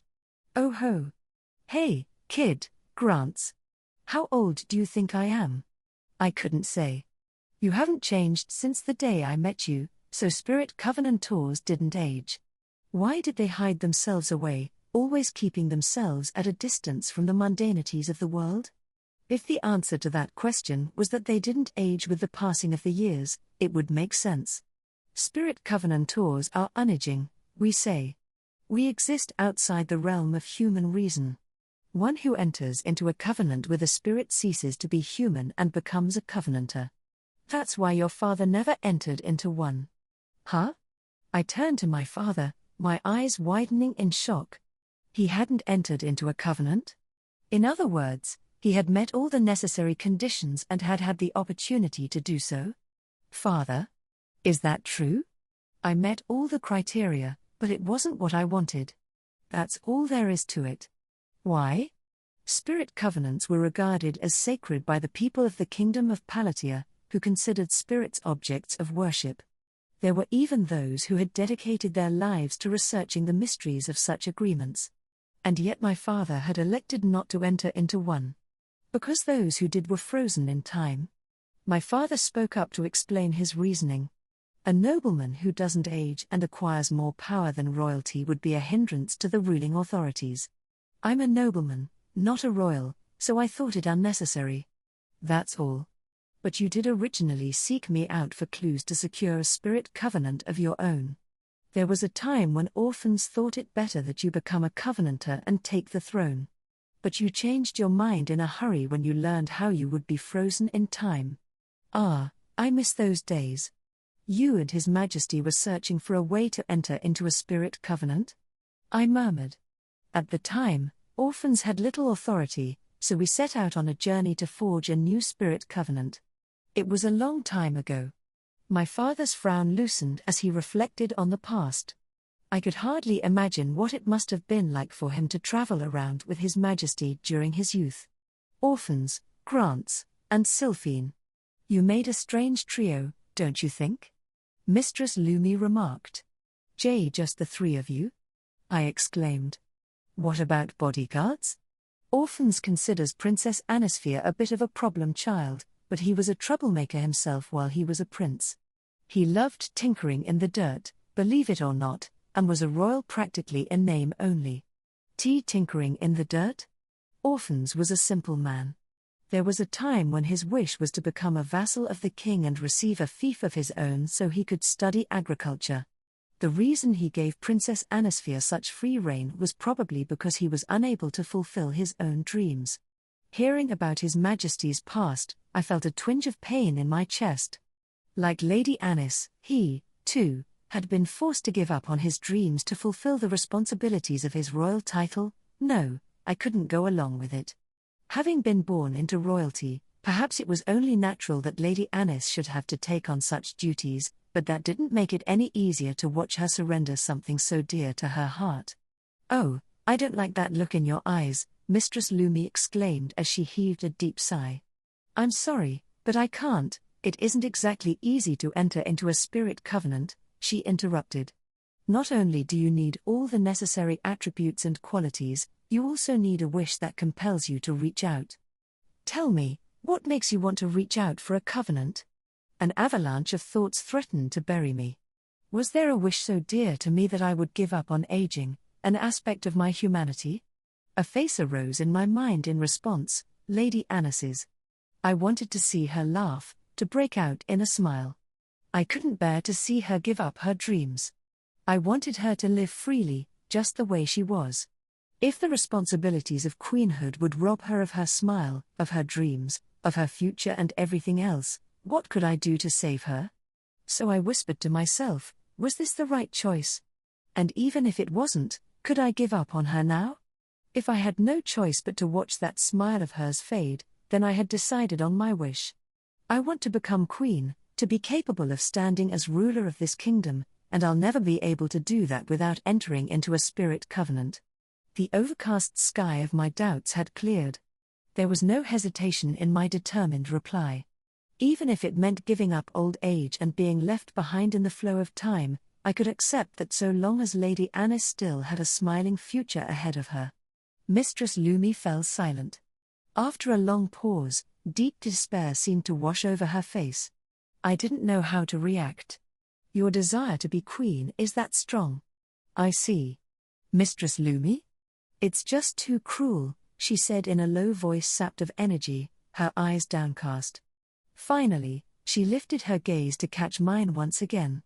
All the more reason why I have to stop you. But try as I might, nothing will hold you back. That's why you must heed what I'm about to say. Another warning? What are you trying to tell me? The truth, that not even Grants knows. I must pass it on to you, so you won't repeat the mistakes of the past. Not even my father knew the truth. Before I realized it, I was bracing myself as I stared across at her. Mistress Lumi, looking more ephemeral now, continued gently. Let me tell you about a truth buried in the darkness of history. This is one story of many. So she began, recounting her tale, and so I came to know a story so cruel that I started to question whether salvation even existed. I stopped in the corridor running through the mansion and stared up at the moon outside the window. After our discussion had concluded, My father escorted Mistress Lumi to one of the guest rooms, while I made my way back to my own quarters. The reason I was now standing by the window was no doubt because of my shock after hearing Mistress Lumi's story. The truth she had revealed was as cruel as she'd said. Indeed, it had rendered me completely speechless. It even explained the sense of ephemeral fragility that she had about her. I understood now why she had never before divulged the reality of her situation and why she was so intent on stopping me from entering into a spirit covenant. Euphy. As I stared at the night sky, my father, whom I had thought would be showing our guest to her room, approached me. He stood by my side as he looked at the moon. We gazed at the sky by each other's side without saying anything, until finally, my father broke the silence. "What did you think of Mistress Lumi's story?" "What did you think, father?" I asked in turn. He glanced down at me for a second, before turning his gaze back to the moon. "It's a cruel tale, but that's all it is." "That's all it is?" I repeated. "It doesn't change what I have to do. For me, a spirit covenant isn't an option. So from my perspective, Mistress Lumi's story is just an ancient tale." "How can you be so strong, father?" "Let me ask you again, what did you think of it?" I didn't want to have to answer that question. My father filled the silence with more words of his own. "Mistress Lumi also said she can't stop you from entering into a spirit covenant of your own, so are you willing to stop?" "It was such an awful story," I answered, trying to evade that last question. It made me wonder if people really can be saved. But I would still make the same choice, no matter how many times the options are presented to me. I can't not do it. Ironically, it had been Mistress Lumi's cruel tale that had affirmed my resolve. This would be a momentous decision, one that would affect my past and future, but I had to make it. "People have noted a common characteristic in us Magentas for generations now," my father began, changing the subject without warning. "Father?" I glanced up at him. Why on earth would he talk about something else at this point? "People say that those born to the House of Magenta are steadfastly loyal but sometimes go too far as a result." "Do we?" "Once we've made up our minds, we Magentas can be terribly stubborn. It's so bad that we've even been called doggedly obstinate at times. That's why we tend to give our loyalty only to one person. For me, that person was Orphans, not his brother, the crown prince of the day." "Why?" "Because Orphans was my friend." My father's voice was clear and more imbued with emotion than usual. "I had a lot of talent when I was young and attracted more attention than I should have because of it. People praised me as a prodigy, claiming I had overflowing talent. People gravitated toward me like honey. I couldn't stand them watching my every move. In the end, I could only relax by remaking myself as the future Duke Magenta." My father shrugged as he recounted the past, his face so refreshing that I couldn't help but stare at him. Right now, his lips were curled in a genuine smile. Orphans wasn't fooled by all the vicious rumors. Well, he did turn a blind eye to the succession, though. "His Majesty and Lady Anis really do sound like father and daughter," I remarked. "Indeed. That's precisely why he let Sylphian walk all over him," my father responded with a chuckle. His reaction just now left me startled. After all, he had just revealed his inner, most personal face, and surprisingly, what I saw had a bit of a mean streak running through it. But I think Sylphian was saved, too, precisely because Orphans is who he is. Orphans was the king we needed to survive that era. That was why we wanted so badly to protect what we were left with. "Father. I thought I had to protect it. Even if it meant robbing our own children of their freedom. In retrospect, I may have been too obdurate. Once Orphans became king, we resolved not to have our children repeat the same mistakes and suffer the same hardships we did, but the times have changed. We can't keep on relying on the same old solutions," my father murmured as he stared into the distance. I had no words to console him. He probably wasn't wrong, but he wasn't right, either. Something told me that everyone, including us, the younger generation, had to make their own mistakes and grow little by little. For me, Orphans was a friend, a pillar of support. "What do you mean?" "He kept me from losing sight of myself. As a person, and as a friend, I wanted to follow him on that path into a bright future, so I dedicated myself to him. He gave up on his own dreams to defend the realm, so I made him the focal point of my endeavors. No doubt Sylphine felt the same way. Loyalty and friendship. But you seemed to be a little different from me back then. Huh? Are you teasing me? A little suspicion had wriggled its way into my mind. At heart, was my father not quite the magnanimous figure that he made himself out to be? If you think I'm teasing you, you must have some inkling of what I mean. No. I said nothing. I hope you're not trying to suggest that silence is golden, Euphy. I just never thought I'd find myself irritated with you, father. And yet here I am. I just wanted to say that you and I are different. Choose the answer that you think is right. Was he trying to say that he had followed King Orphans out of friendship and loyalty, and that my feelings for Lady Anis were of a different nature?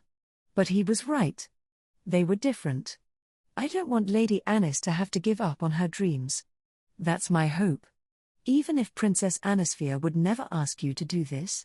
She's my pillar of support, and I cherish her. Her dreams, too.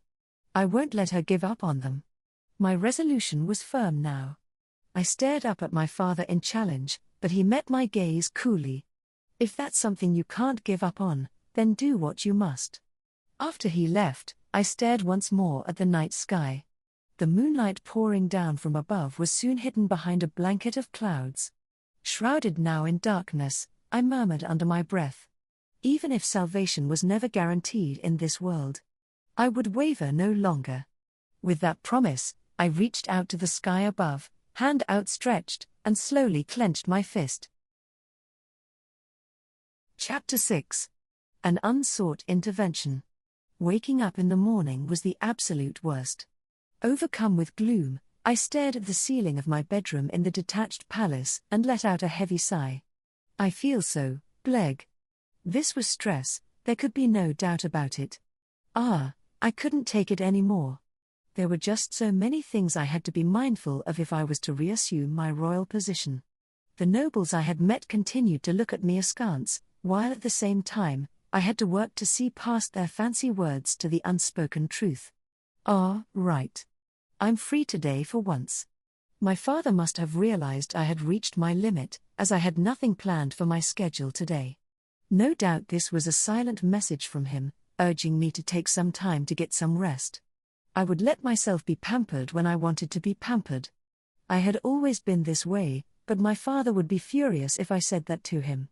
All the same, I would probably collapse if I kept on going like I was. Everything was just so suffocating, and all that did was remind me that I wasn't cut out to be royalty. As I stared at the ceiling, my lips pursing in a frown, a knock came at the door. Euphyllia stepped inside, raising an eyebrow when she saw me slumped over on the bed, before breathing a resigned sigh. "Good morning, Your Highness. Would you like breakfast?" "I'll eat, but make it something light, please. I don't think I'll be able to hold anything heavy down for long." "I thought you might say that. We've already prepared a light repast. It isn't quite enough to warrant using the dining room, so please, let's go to the parlor. I'll have Lainey prepare some tea." "Thank you, Euphyllia. You're a lifesaver. That's what I'm here for." Ilia's unchanging attitude went a little way to soothe my mood. I let her help me get dressed, and we made our way to the parlor. There, Lainey was standing with a finger pressed to her lips, seemingly moaning in consternation. She looked to be focused on reviewing the procedure for brewing tea that Euphyllia had taught her. "Good morning, Lainey," I called out. Good morning, Lady Anis. You're hard at work, I see. Ilia's a strict teacher, isn't she?" "Not at all. She's been very good to me. Lainey is a quick learner, and I'm pleased to guide her," Euphyllia said, a touch of pride in her voice. I smiled at the thought of her doting on her quick-witted pupil, when she glared across at me. "Is there something you would like to say?" Not really," I demurred, turning away. At that moment, there came a knock at the door. Lainey was quick to respond, rushing to see who it was. Lady Euphyllia. Welcome home. I'm back. Were you all kicking up a row again?" "Euphy, back from her stay at the Magenta estate, stood in the doorway. Given her question, she must have been able to hear us talking from outside. Lainey grimaced and forced a smile as she nodded. Yep, I thought. It sure was a relief to have her back. Welcome back, Euphy. Yes, Lady Anis. I know this is sudden, but can we have a word? Are you busy? Huh? You want to talk? What about? The future. I've asked my father to grant me an audience with His Majesty, too. I felt the muscles in my face tensing. Something told me that if Euphy was this serious, even going so far as to ask Duke Grants to let her speak directly with my father, then whatever this was, it wouldn't have a simple solution. Something seemed different about her, or was I just imagining it? Either way, I felt a dull stirring in my chest. I've realized what I need to do. And I want both you and His Majesty to hear me out, Lady Anis. Overwhelmed by the force of her determination, all I could do was nod. Euphy said she wanted Euphyllia and Lainey to accompany us, so we made our way to the royal castle as a group.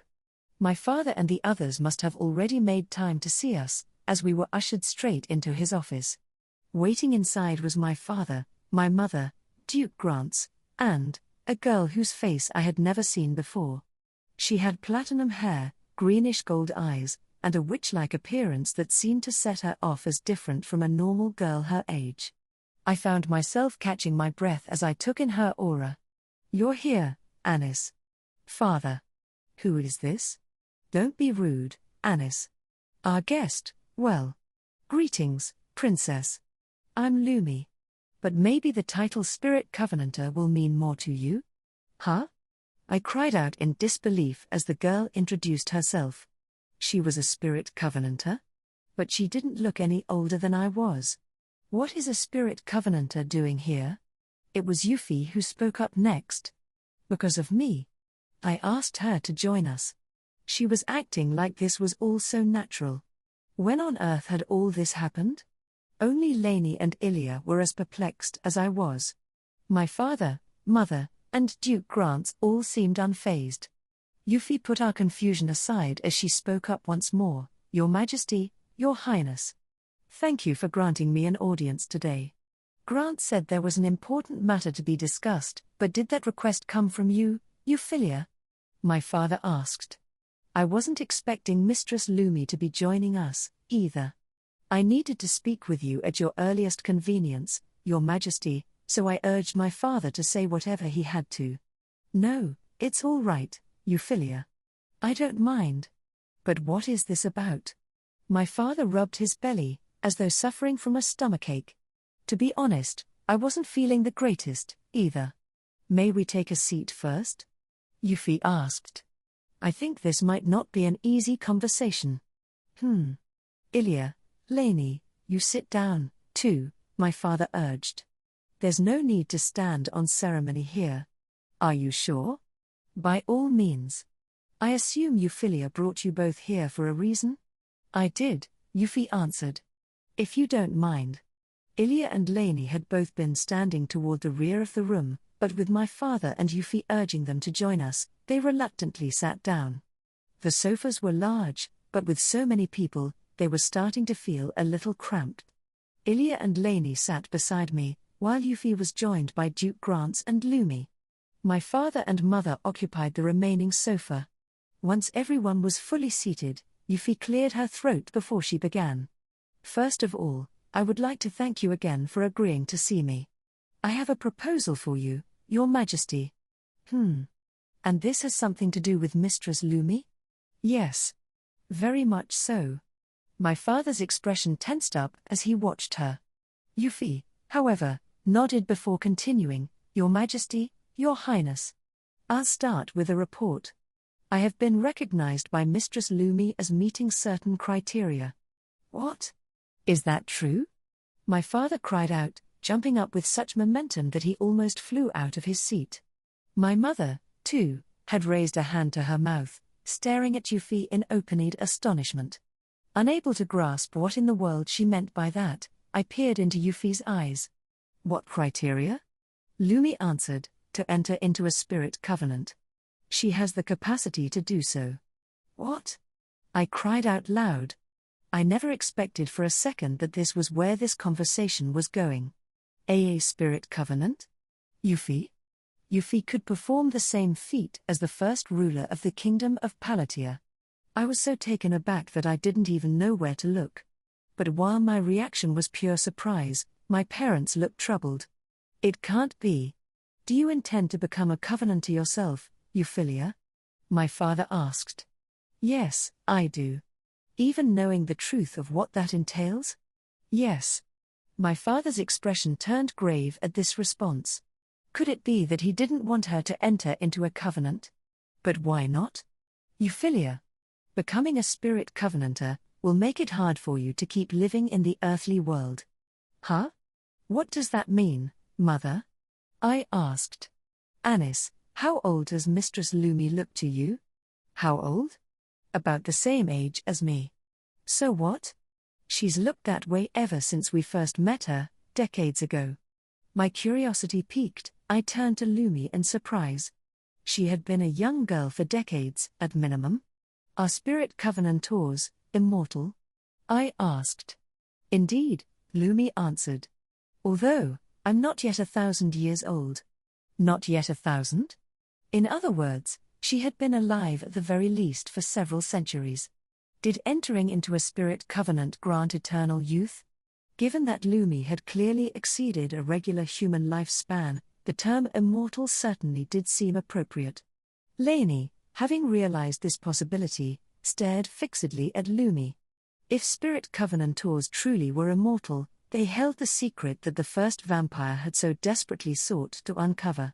Are you all right with that, Euphy? I asked. Why would Euphy be willing to go so far to enter into a covenant if that would be the consequence? I couldn't fathom the workings of her mind. Yes. I'll need to enter into a spirit covenant to fulfill my wish. Your wish? Yes. Your Majesty, Your Highness.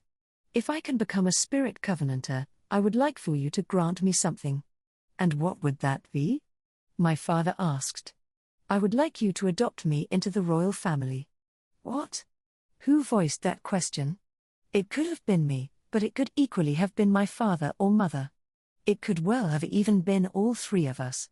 Because with the exception of Duke Grants and Lumi, everyone present was taken aback. Wait. Hold on. What are you talking about, Euphy? Adopt you? You've got to be kidding. Why would you even suggest something like that? So that His Majesty can grant me permission to succeed him on the throne. This time, my father bent backward. My mother, sitting beside him, was equally thunderstruck. I, too, froze in place, unable to comprehend Euphy's declaration. Why you want to inherit the throne? My father mouthed. Why you? Wait. Grants. What is the meaning of this? Why in blazes is Euphyllia suggesting such a thing? Not because I approve of it, I assure you. But Euphyllia has made up her mind by herself, defying my own wishes to do so. However, it's also not an entirely outlandish proposition. At the very least, I thought she should be permitted to present it as an option. You've defied your own father, Euphy? I cried. That was so out of character for her that I could hardly imagine it. For her to come out and say she wanted to inherit the throne for herself. It was so baffling. No wonder Duke Grants had objected. How on earth could we allow you to do such a thing? What a ridiculous suggestion. My mother fought to bring her voice under control but ended up falling silent in the face of Euphy's resolute determination. I was stunned to see that Euphy had managed to silence even my mother. I have only one wish, that Lady Anis not become queen, Euphy said. What? I whispered. You must be surprised. And I know I'm speaking out of turn. But I'm also saying this for the sake of the realm.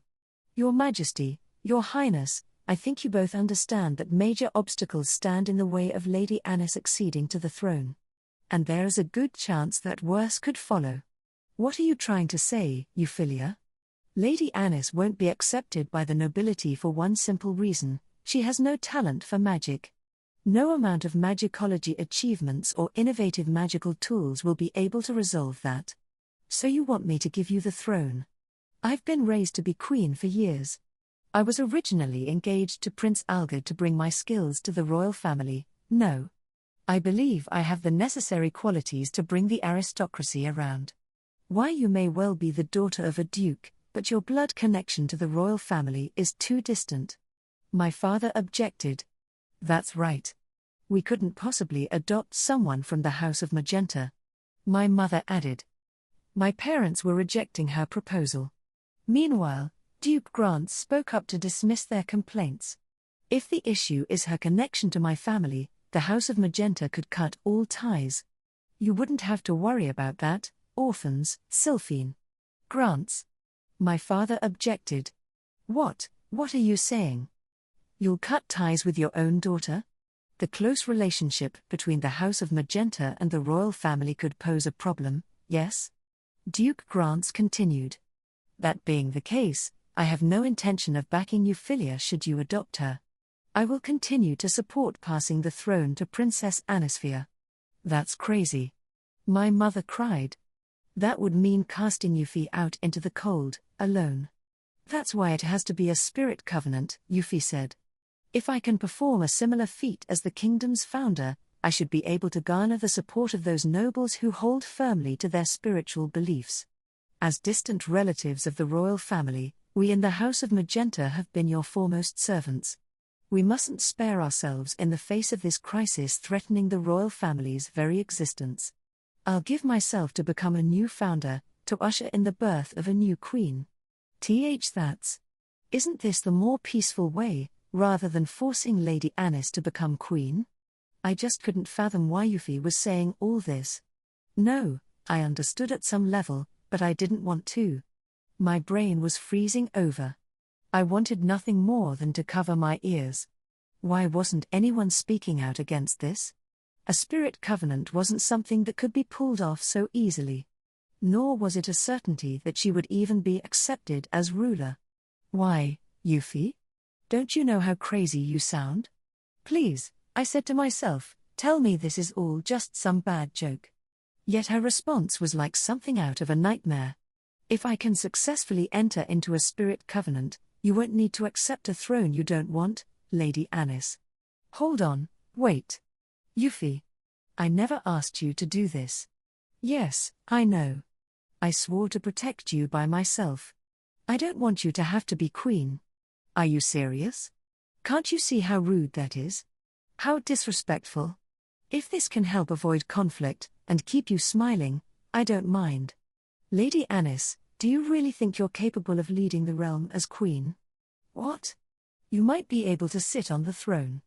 You could probably even bring change to the realm. But your talents won't be accepted as it is now. Blood will be spilled to institute that change. And then you'll hate yourself for having made the people suffer.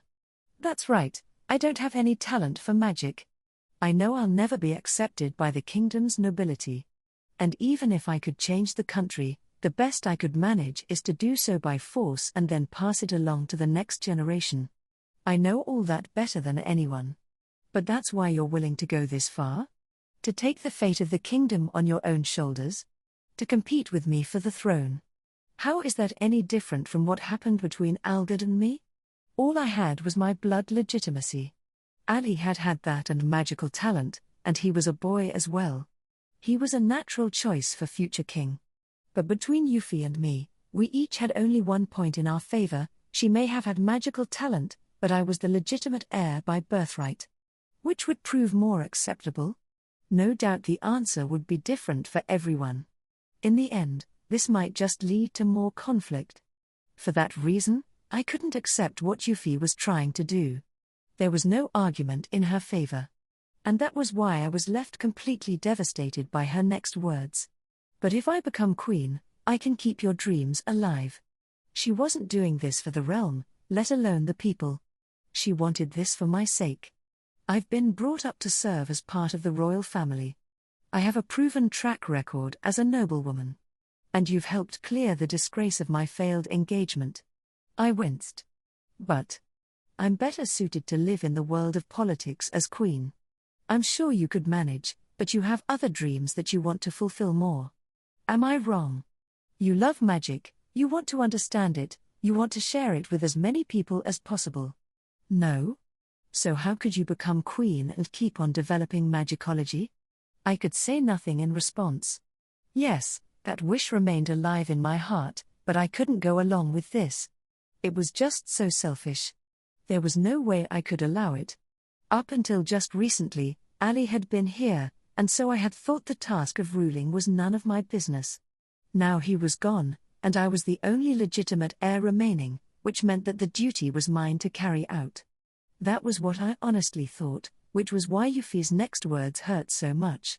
I would be better at carrying out this role than you, Lady Anis. Whether it's as queen consort or queen regnant, the responsibilities are just as heavy. No, I'll become queen because it's what I want. I won't deny everything that I am. I want you to fulfill your dreams. My dreams. I want you to continue your pursuit of the mysteries of magic. To seek them out. I'll give you everything you need to do so. Because if I become queen, you'll be my people, my family.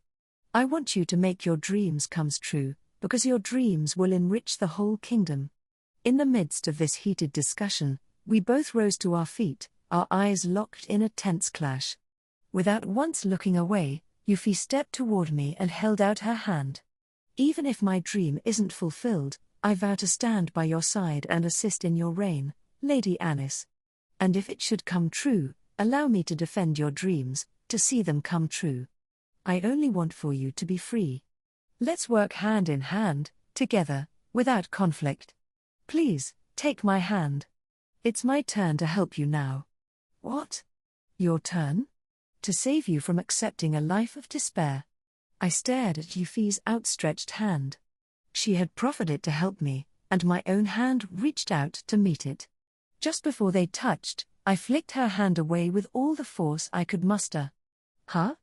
I was probably more surprised by what I had done than anyone else. Part of me was willing to take her hand. If we could shoulder this burden together, no doubt it would become so much easier to carry. If she said it was all right, wasn't that enough? That view certainly wasn't wrong.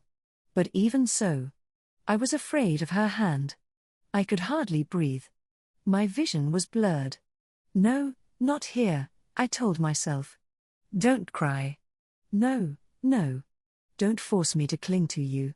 Lady Anis? Even if everything you've said works out smoothly, even if you do become eligible to inherit the throne, your claim will never be stronger than mine. I'm a royal princess, no matter how little people want to accept me. If you take that role from me, Euphy, what will I have left? Euphy watched on, stunned. Duke Grants, too, was wide-eyed in astonishment. Lainey was covering her mouth, while Ilya seemed to find the whole thing incredible. Anis? My mother's voice quivered as she called out my name. Euphy, my father, and my mother were staring right at me, their eyes open to their limits.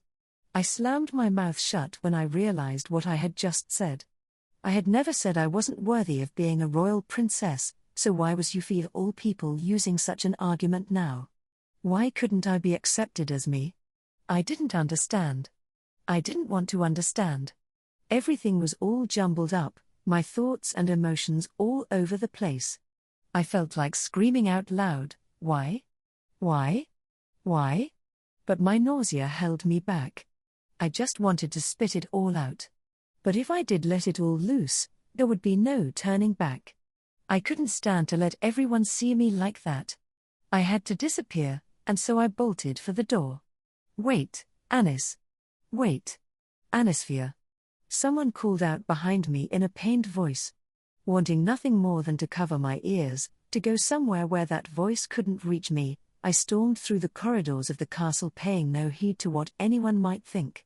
And so I ran, without even understanding precisely what was so painful or terrifying. Chapter 7. Blind Eye Unturned. I had fled the halls of the royal castle and now found myself wandering with no destination in sight. I just wanted to be alone, for no one to find me, to not have to listen to anyone. Before I knew it, I seemed to have somehow ended up in the castle town.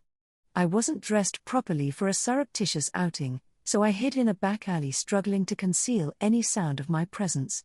Why did things have to turn out this way? I cradled my knees in my arms, sitting with my back pressed up against the wall. As my strength left me, tears began to spill down my cheeks. After all that, I couldn't keep my emotions in check anymore.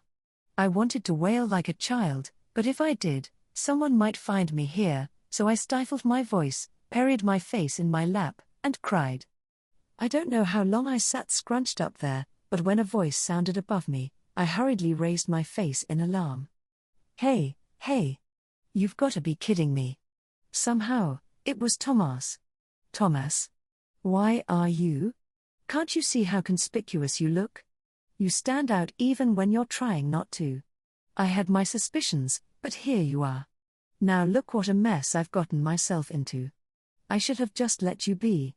Thomas let out an exasperated sigh, raising a hand to his forehead.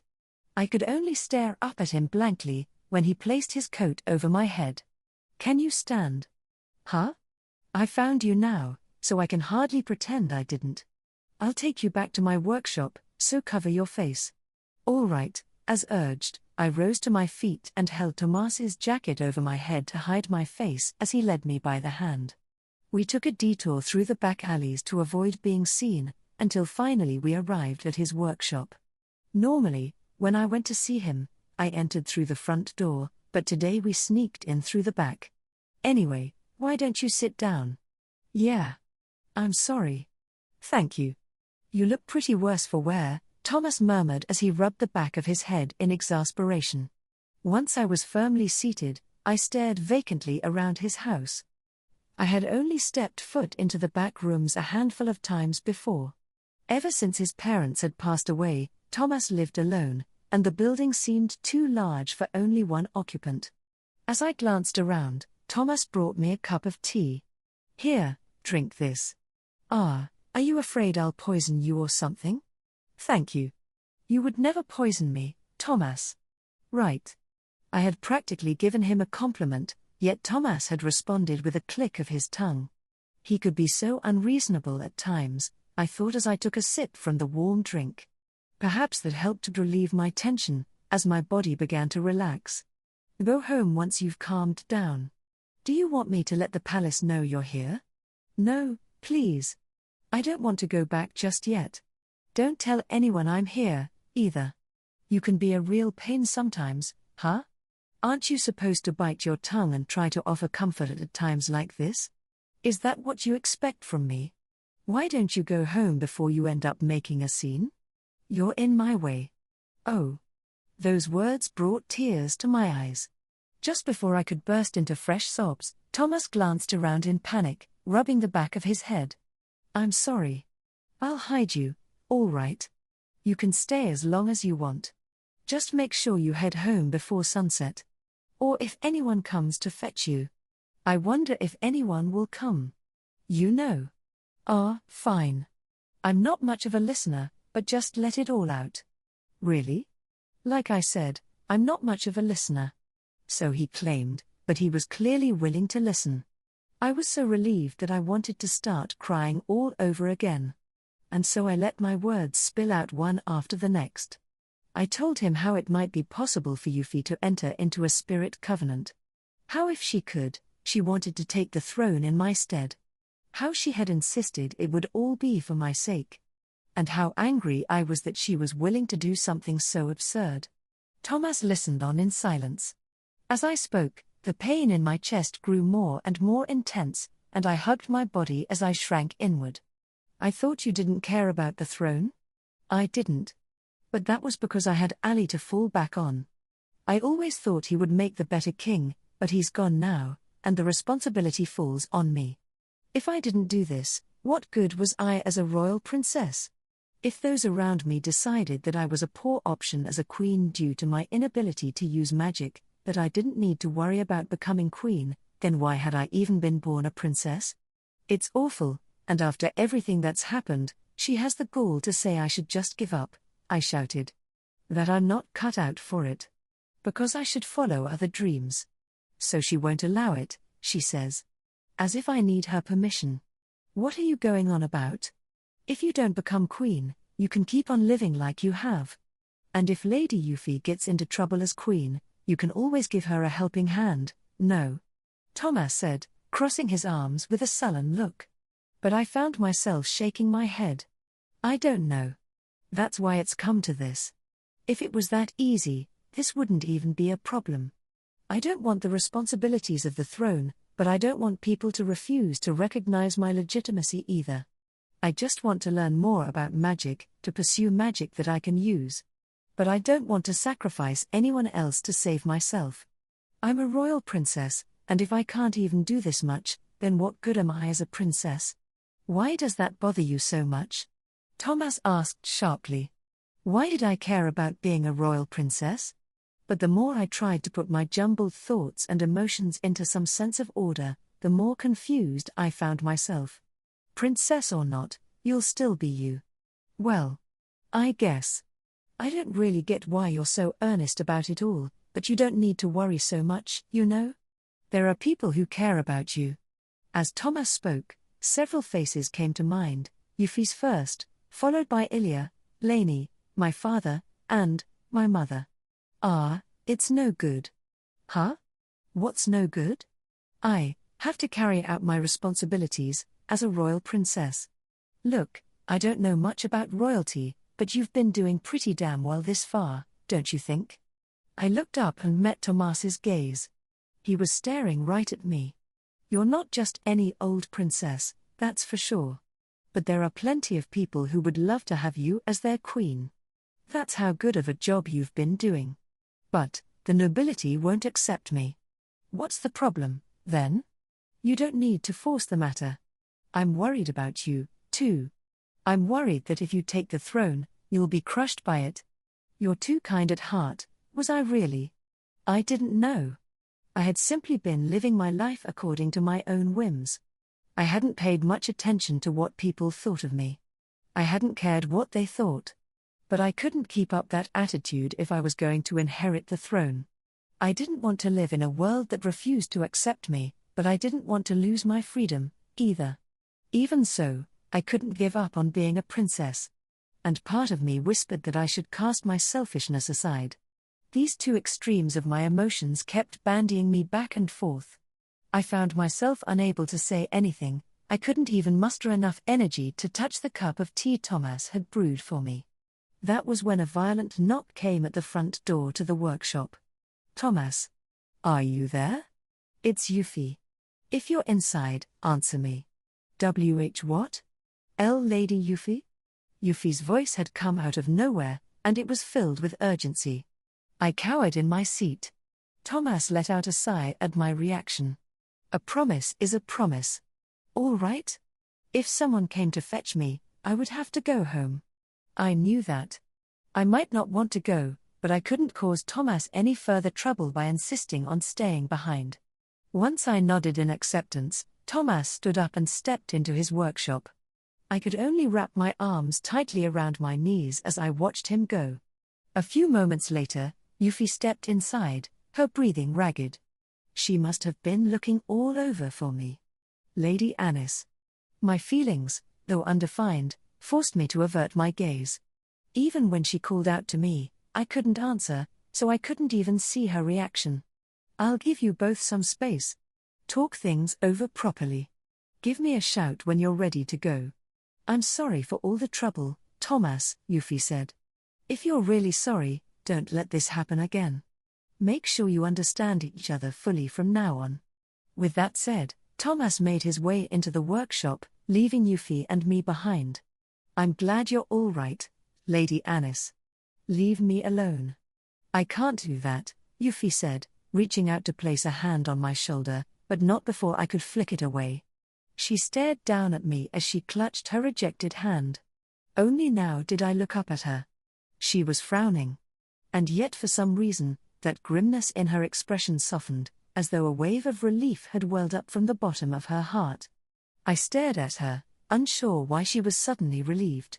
What's with that look? I feel like I've finally gotten to your true feelings. Heh. You've never gotten angry at me before, Lady Anis. Huh? I can be your enemy, you know? I'm not here just for you to protect me. We can have different opinions and different wishes. But we should still be able to tell each other what we're really thinking. She was saying she didn't want me just to look out for her, that we could have contrary views and outlooks and ideas. And even so, we could still strive to understand one another. To be honest, I wasn't expecting you to be pleased, but your reaction was still worse than I had imagined. I'm sorry I overreacted. No, I was in the wrong. Being a princess is more important to you than I realized, Euphyllia said, taking my hand. I didn't flick it away this time. As her fingers overlapped my own, they conveyed her gentle warmth. As I brushed up against her body, my eyes suddenly overflowed with tears. Unable to hold them back any longer, I pressed my forehead to her hand. Euphyllia, you're so cruel. I mean, I've always wanted to use magic. To use the kind of magic everyone would accept. If I could do that, I wouldn't have to lose anyone or anything. Euphyllia was precious and warm, and I hated her for it. She had everything I lacked. She was closer than anyone else to the ideal I most wanted to be. At the same time, my love for her risked turning into hate. She was a good person, a wonderful person, and that was why I found it so hard to forgive her. You should have been born into my position. There's no limit to your magical talents. You would have been perfect, right from the very beginning. At everything. But why do you have to rob me of what I am now? Now that Ali's gone, I'm the only heir left. It's my duty. It's my responsibility, and I don't want it taken away. My fist met Euphyllia's chest. I clung to her, while my swirling emotions crashed against her again and again in a storm of frustration, regret, and hatred. But Euphyllia didn't waver, and she did nothing to hold me back. I had to stop, I thought, but my hands kept moving of their own accord, childishly hitting her. I'm a princess, I cried, my lips trembling miserably. No one expected anything from me, but I did my best. I really did. I tried to keep out of the way, so Ali could be king. But now he's gone. All because of me. What was I supposed to do? Though he was far away now, I could still remember my younger brother very vividly. I had ruined his life. Because of me, our whole family had gone to ruin. So I had to take responsibility, me, not anyone else. If I'm the only one who can do it, I will. But now you're saying I'm still not needed? Even now that Ali's gone? Even if I don't like it, even if I don't want to, I have to do it. I held Euphyllia by the shoulders, letting my raging emotions loose. Alongside my tears, the broken dam of my innermost feelings continued fuming. I loved magic. So much. All I wanted was to be able to use it. But I'm still a princess. I'm still my parents' daughter. My mom cried, you know. To have a useless daughter like me. It's all my fault. That's why I've done everything I can. Why I'll keep on trying. So don't make me irrelevant. I can do it. I'll be fine. Memories flooded through my mind. I might not have been able to use magic as a young girl, but still, tears in her eyes, my mother had read to me, had helped set me on the first steps of my investigations. I'm sorry, I remembered her whispering. My beautiful, kind, loving mother. Because of me, she had been reduced to tears, had apologized for failing to pass on to me the gift of magic. It wasn't her fault. And it wasn't just for Ali's sake that I had given up my claim to the throne. I had done it to save her, too. I was such a wild, out-of-control daughter, but I didn't need her to worry about me. I would be fine. If only everyone else could have thought that way. Maybe it was inevitable that people would hate me. I just had to get used to people despising me, to no one having any expectations for me. That way, I could live freely without forcing unhappiness on anyone. It's fine, I whispered to myself over and over. I'll be fine. I am fine. There's nothing fine about this, Euphyllia cried out in denial, grabbing me by the shoulders and pushing me away. Her face was consumed with anger, her emotions so tumultuous that tears glistened in her eyes. You can't just leave things as they are and sacrifice yourself. How can you allow yourself to do that? All the while people refuse to accept you, hate you even? That isn't fine. The throne will just make you suffer. You'll never be accepted by this country. Stop it. But that doesn't mean there's anything wrong with you. It's the institution of the crown that's at fault if it won't accept a ruler who can't use magic. It's the nobility who's the problem for only caring about magical achievements. And there's something wrong with the whole realm if it doesn't care about making people happy. Stop it. I don't want to hear that anymore. My father and my mother have done everything they can to preserve this country. And I'll just end up destroying it. No matter how much I want to, I can't use magic. I'm devoid of talent. You can use magic whenever you want. How could you ever understand? You've been protecting me, haven't you? With the power of magic, which you believe in more strongly than anyone else. Faced with Euphyllia's last comment, I forgot myself. My lips moved up and down, but I couldn't breathe. I simply stared back at her in disbelief. The strength of her will shattered the weak part of me that wanted to believe she was lying. I could see that she had spoken now from the heart. Magic isn't power that one receives from the spirits. It's something that has to be passed on through the nobility. It's the power, and an oath, to bring happiness to the realm, and smiles to the faces of its people. That's what it ought to be. Euphyllia reached out and caught me in a strong embrace. Her strength and inner warmth quickly enveloped me. No one has fought for this kingdom more than you, all by yourself. Even if no one wants to recognize it, you've created your own kind of magic. Who else could have defeated the dragon? Who else could have discovered the truth about Lainey and stopped Prince Algard before he could do more damage? Those feats are yours, all of them, she whispered in my ear, conveying her deepest feelings. Acknowledging my accomplishments. Thinking back, I had lived a trying life. There had been more setbacks and failures than I could count, but I had always been determined to keep pressing on. After all, this was the path I wanted to traverse. But I couldn't deny that something had been driving me, that I had been running away from something. After all, without magic, I was worthless as a princess. I hadn't cared to succeed to the throne, so I had abandoned my right. But it was precisely because it was so important to me that I had given it away. Even if my father watched on with dismay, even if my mother approved me again and again, even if Ali hated me for it, I thought it was what would make everyone happy.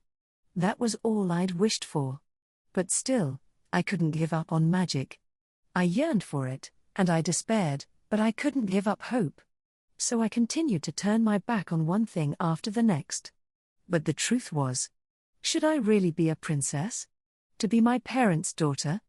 I had always wanted to give voice to that question, and to say to them, I am your daughter. Euphyllia hugged me close, strong enough to quiet my trembling body, and that strength assured me that I was here, now. Let's go home, Lady Anis. If you want an answer to that question, there's someone waiting for you to ask it. Faced with these words, I clung to Euphyllia, sobbing like a child. I finally let go of everything that had happened throughout the years as the tears poured out of me non-stop. Euphyllia held me in her arms until I lost track of time, until my tears dried up and my emotions settled. After bawling my eyes out, I finally calmed down enough for us to leave the Ghana armory. Thomas lent me his cloak, insisting he hadn't heard anything. I hadn't been able to say anything to him after crying so hard, but he gave me a light pat on the back as I left. That was enough for me to understand his feelings. Euphyllia held me by the hand as we walked back to the detached palace. I'll have to apologize to everyone, I murmured. Indeed. The Queen especially. After you stormed out, she looked like she might collapse. If not for Lainey's help, she probably would have, you know. His Majesty and Euphyllia should be looking after her by now, though. Huh? Is everyone at the detached palace? Euphyllia insisted on coming with me, but she wasn't in a sound frame of mind, so I demanded to go alone. And it would have been too much on Lainey to make her wait after the King and Queen alone. That was decisive of you. Yes. I would do anything for you. My face flushed immediately. I felt like swatting her hand away, but I couldn't bring myself to part with that warmth. I didn't want to let go of her now. When we reached the villa, Euphyllia darted toward me. I was taken aback to see her running so fast.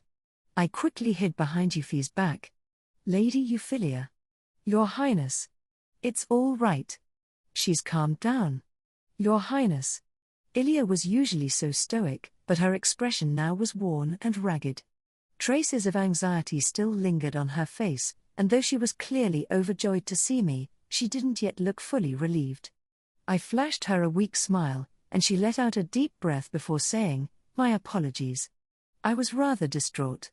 No, I lost control first. I'm sorry, Ilia. Not at all. This was my fault. I've been by your side for so many years, but still I failed to. I startled to see her trembling in obvious passion, her voice failing her. I had never asked her to feel responsible for me, so in the end, I didn't know what to do with this situation, either. Ilia, please show us to the king and queen. Yes, of course. Let's go, Lady Anis, Euphyllia said, tugging at my hand in invitation. For a moment, fear nearly stopped me dead in my tracks, but Euphyllia's warmth brought me back and propelled me forward. We made our way straight to the parlor. Inside, I found my mother and father sitting hand in hand, and Lainey standing beside them. Duke Grants and Lumi were similarly seated just a short distance away. My mother, who was beside Lainey and my father, looked emaciated, a shell of her usual dignity and poise. In my mind, that image overlapped with a distant memory of her, forcing my stomach to recoil in guilt and pain. I held firmly to Euphyllia's hand, and she tightened her grip in turn. Lainey was the first to notice us entering the room. Lady Anis. Lady Euphyllia. At the sound of her voice, my mother quickly raised her head, staring at me wide-eyed before relinquishing my father's hand and rushing to my side. Anisphia. Mother. Not once did her gaze leave my face, and she approached with such haste that her footsteps loudly echoed through the room. Finally, by my side, she stared at me as though unsure how to begin. My father approached behind her and opened his mouth as though to break the silence, but he, too, remained voiceless.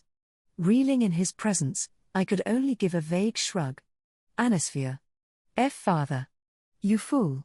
Why didn't you say something sooner? I was shaken by this reprimand.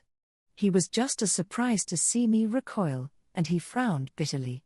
Your Majesty, it was my suggestion that was responsible for Lady Anis's condition, Euphyllia said. You should include me in your admonishments, sir. Euphyllia. Additionally, Lady Anis, do you have anything to say? Or shall I? I caught my breath when Euphyllia turned suddenly to me, but then I quickly shook my head. As she let go of my hand, I stepped forward to address my parents. Father, Mother, I'm sorry for running off without warning. My parents said nothing. I kept my head bowed and, without looking up, continued, I thought I would be fine. Fine? I'm a royal princess, so I thought I could carry this burden. I thought I would be fine. That I had to be. As I spoke, I fought desperately to keep my voice from trembling. I was so nervous I could have vomited up the contents of my stomach, but I had to say my piece. If I couldn't, I thought I didn't deserve to call myself a princess, that I didn't deserve to call myself your daughter. I was too scared to dare look at my mother's reaction to all this, though I couldn't stop myself from hearing my father's audible gulp. I would have fled the scene all over again if I could have. I'm fine. Really. So forget what Euphyllia said, I'll be queen. But before I could come out with those words, my mother caught me in a warm embrace. She was a little shorter in stature than me, and yet her hug was remarkably strong, even a little painful. I almost thought she was going to crush me. Anisphia. Why, you idiot? She wept. Her body continued to tremble as she held me in her arms. What makes you think it's all fine? Do you think I don't understand the enormity of what you're being asked to do? Do you even realize how much I hate to see you like this? I know. That's why I've been trying so hard. I've never forgotten how hard you cried when you realized I lack magical talent. Then why don't you blame me? You and Algard both. You ought to curse me, the both of you. I'm the one who made you both suffer. I'm the one who burdened you with all these royal responsibilities. As much as I claim to understand your protests, I always turned a blind eye to you both, busying myself with diplomacy of all things. My mother stared up at me, tears overflowing from her eyes. What exactly is fine about all this? You didn't want the throne, did you? You've always been fascinated by the outside world, by magic. And without magic, you honed your skills with the sword to enter the outside world yourself, developed your own theory of magicology, and made your magical tools, too. Do you expect me to believe you weren't heartbroken when you were told to dedicate yourself instead to the kingdom? Mother. I just. Does it mean so little to you? Why? She was clinging so tightly to me, her glare blinding, her breathing all but inaudible to the ear. I couldn't hold back the emotions bottled up in my heart. Because I'm your daughter, the kingdom's first princess. Because I know how hard you and father have been fighting to hold it all together. I didn't want to get in your way. I didn't want to fail your expectations. But as your daughter, I wanted to do something at least. Otherwise, what would have been the point of my being born a royal princess? I was nothing more than a nuisance. A princess from whom no one ever expected anything. When my mother learned of my lack of ability, she was hurt terribly, and my father suffered even more. If I had been born a regular, capable princess, neither of them would have had to struggle. I couldn't betray my own wish, but that didn't mean I was oblivious to their affections. I knew they loved me, and that was why I was still here today. For a member of the royal family, an inability to wield magic was a fatal handicap. I could have been cast out at any moment, but my parents continued to love me. Even when they disapproved of my actions, they still kept me firmly in their attentions. Their love for me never wavered, and I was glad to have been born in this country. There had been so many difficulties and hurdles, but I had been able to overcome them with the help of my dreams. And it was my father and mother who had enabled me to have those dreams. As such, now that they were in need, it was only natural for me, as a princess, to reach out to help. If Euphyllia would make a better queen, then why was I born a princess? If Euphyllia would have made a better choice, then I've always been completely unnecessary. A useless, unneeded princess. Even if that option could save me, I didn't want to accept it. Because of who I was, I had caused so much trouble and ruined so many lives. In the end, Ali had been banished to the frontier, and now the succession itself was in jeopardy. At this rate, I would end up destroying the very kingdom my parents had fought so hard to protect. I couldn't let that happen. I had to take on these responsibilities for myself. I had to fulfill the obligation that was mine from birth. My full daughter, Anisphia, my mother said, releasing me from her embrace and placing a hand on my cheek. Have I ever said you were unnecessary? You really haven't tried to understand your mother's feelings. You have no idea how overjoyed I was when you were born, do you? Mother. The gift of magic would never have mattered to me if you didn't want it. I've always known how much you cared about us, but I doubted how far you were willing to go. Her eyes were wet with tears, but still she continued to peer deep into my face. Before long, her face became blurry in my teary eyes. You don't really want to be queen. You want to study magic and be a mage, don't you? Ever since you were a child, that's all you've ever wanted, isn't it? I'm right, aren't I? If you take the throne, you'll lose your freedom. Are you happy with that? I wouldn't go that far. She had come out with a sly question, one that I couldn't possibly answer. Still, my chest was full to bursting. If she could look at me and tell me that I was enough, then I was happy. It's all right. Mother, do you believe in me? As your daughter, I want to do my best. You silly child. What a fool you are. My mother wrapped her arms around me once again. I couldn't hug her so strongly, but I rested a hand against her back so that I could feel more of her loving warmth. Anis. Father. My father rested a hand on my shoulder. Still hugging my mother, I glanced up at him.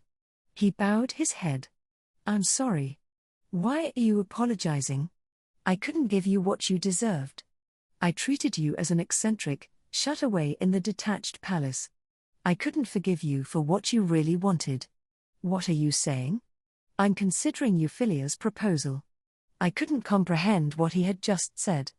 I almost lashed out at him, when he held me by the shoulders. Calm yourself. This is only assuming that she can secure a spirit covenant. Father. Mistress Lumi said it herself.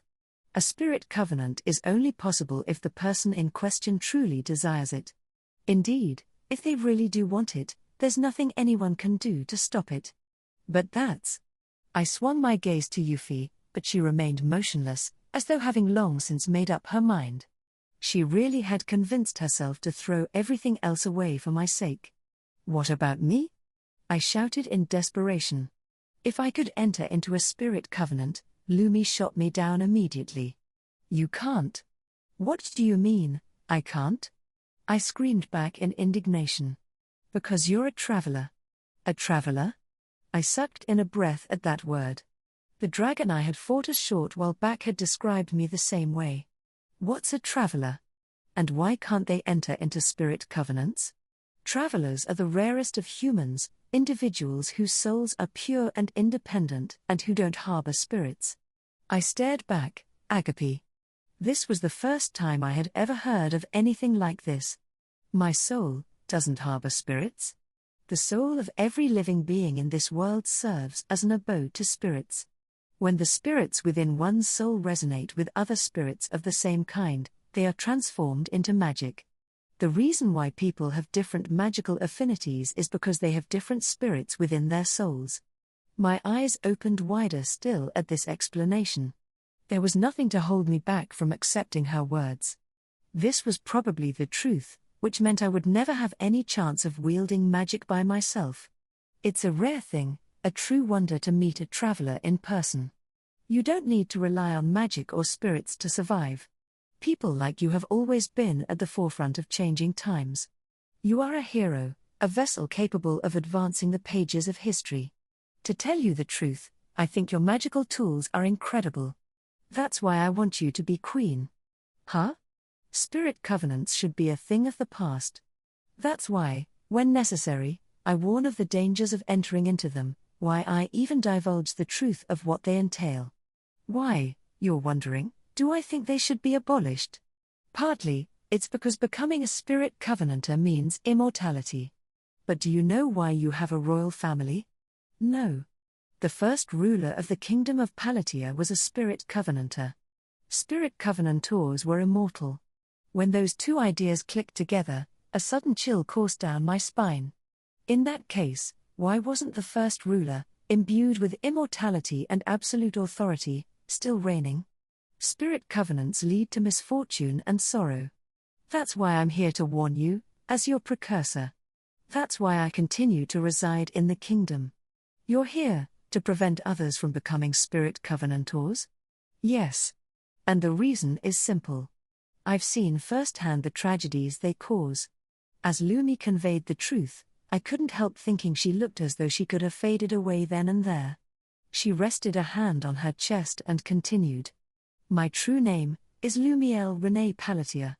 I'm the daughter of the first king of Palettia, who tended to the final days of his reign and laid the foundation for the royal family as it exists today. Chapter 8. For whom magic exists. This story took place long ago, in an age before men and women put claim to the land. This land, abundant in nature, was once harsh and ill-suited for human habitation. Monsters born from the fertile environment would attack constantly, and the victims of their attacks only ever seemed to increase. But the people had nowhere else to go. They were wanderers, left with no choice but to flee the fires of the world and take refuge in this land of monsters. One day, a young man cried out in exhaustion at these endless trials. Why did such calamities have to constantly befall them? If there was salvation to be had, he said he would pay any price. He begged for help. There was a voice that responded to his sincere wish, a spirit from this land of rich nature. That spirit heeded the young man's cry and entered into a covenant with him. And so the kingdom of Palettia, a radiant realm in an untouched land, was born. Mistress Lumi is part of the royal family? The daughter of the first king? My father and mother were more surprised than everyone else by Lumiel's, confession. The individual in question could respond only with a shrug. The way her platinum blonde hair fell over her shoulders was enough to convince me. Only the royal bloodline had hair that color, proof that she was one of our distant ancestors. It's true. You could call me a living witness to the history of the kingdom of Palettia. If you really are the daughter of the first king, why would you oppose the same kind of spirit covenants that your father used to found the kingdom? Lumiel's features glazed over at my question, leaving her looking like an expressionless doll. She wasn't concealing her emotions. I realized this was a wreckage of emotions that had been laid waste too long ago. Because they're what killed my father, or destroyed him, rather. Destroyed him? The kingdom of Palettia was established during an age when this monster-rich land hadn't yet been developed to the extent it is now. The leaderless people who drifted here were constantly threatened by monsters. From what I was told, the situation was so dire that they could have been wiped out at any moment. It was to escape this danger that my father entered into his spirit covenant. But that was only the beginning of the comic tragedy that would ensue. A comic tragedy? I echoed. Those words had hit a strange nerve. Lumiel gave me a single nod.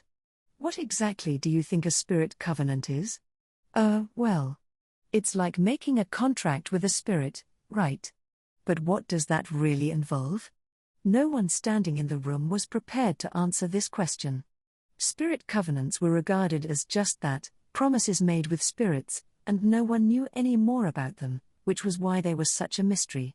The spirit with which you perform the covenant dwells within yourself. Inside oneself.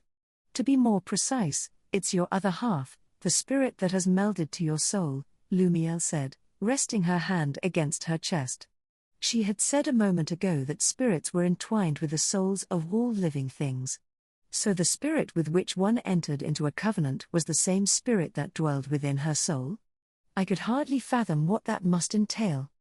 The soul seeks out spirits in order to fill in its missing parts.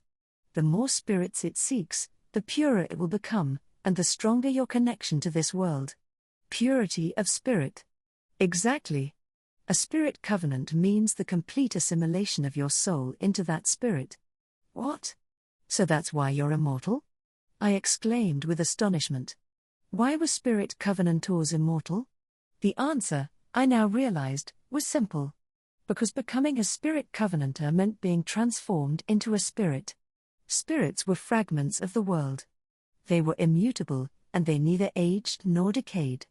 They might eventually transform into spirit stones, but they never lost their innate power or their essential existence. That's right. Spirit covenantors are those who have transfigured their souls into spirits by entering into a pact. At that point, the body becomes nothing more than the spirit's vessel. The spirit doesn't change, and it doesn't deteriorate, either. And the state of the vessel is fixed, too. That's the mechanism behind a covenanter's immortality, but it has its drawbacks. What kind? Spirits, by nature, don't originally have vessels. So by existing in the form of a person, they end up deviating. When that discrepancy grows to be too much to handle, they will even abandon their vessel. Those who have reached that stage we call elementals, or great spirits, I gasped. What? So the spirits we've all been worshipping, they're actually people? That's what I'm saying. Humans originally labeled them gods, saviors who gave up their human form. It simply evolved into a religion directed towards spirits. Impossible. In the end, the mysteries of the kingdom's spiritualistic religion were all man-made, a monument to human sacrifice. There was no way this information could be divulged to the faithful. This truth, that spirit covenants were neither mystical nor redemptive, weighed heavily on my mind. And there's an additional problem with spirit covenants themselves, Lumiel continued. Becoming one with a spirit by entering into a covenant means surrendering your humanity. That is the price exacted by the pact. If you are not willing to abandon your humanity, it simply won't work. And once entered into, the spirit covenanter will be bound by the wish that enabled the pact. Bound by their wish? That's the tragedy of spirit covenantors. My father wished for the happiness of the people. He wanted to free them from suffering. To that end, he dedicated his soul and became a king who was one with the spirits. Lumiel paused there, glancing down at her feet to conceal her grief. Through that covenant, my father drew on the power of the spirits to create magic.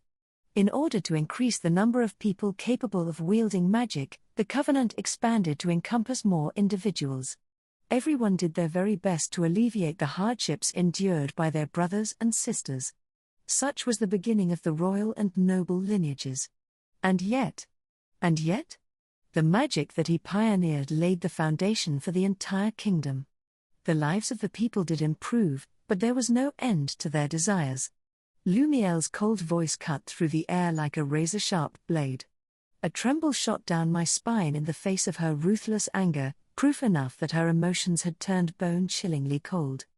Those prayers for a better life were soon replaced by cravings for greater luxury, and the king who stood up for his country existed no longer to answer prayers, but to fulfill desires.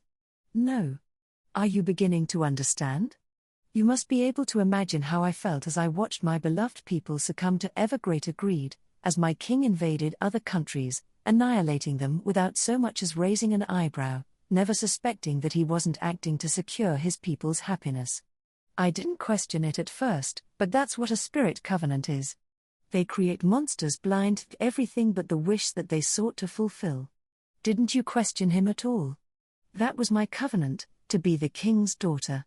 To follow in his footsteps as an eternal symbol for the people and to take up his mantle if something should ever happen to him.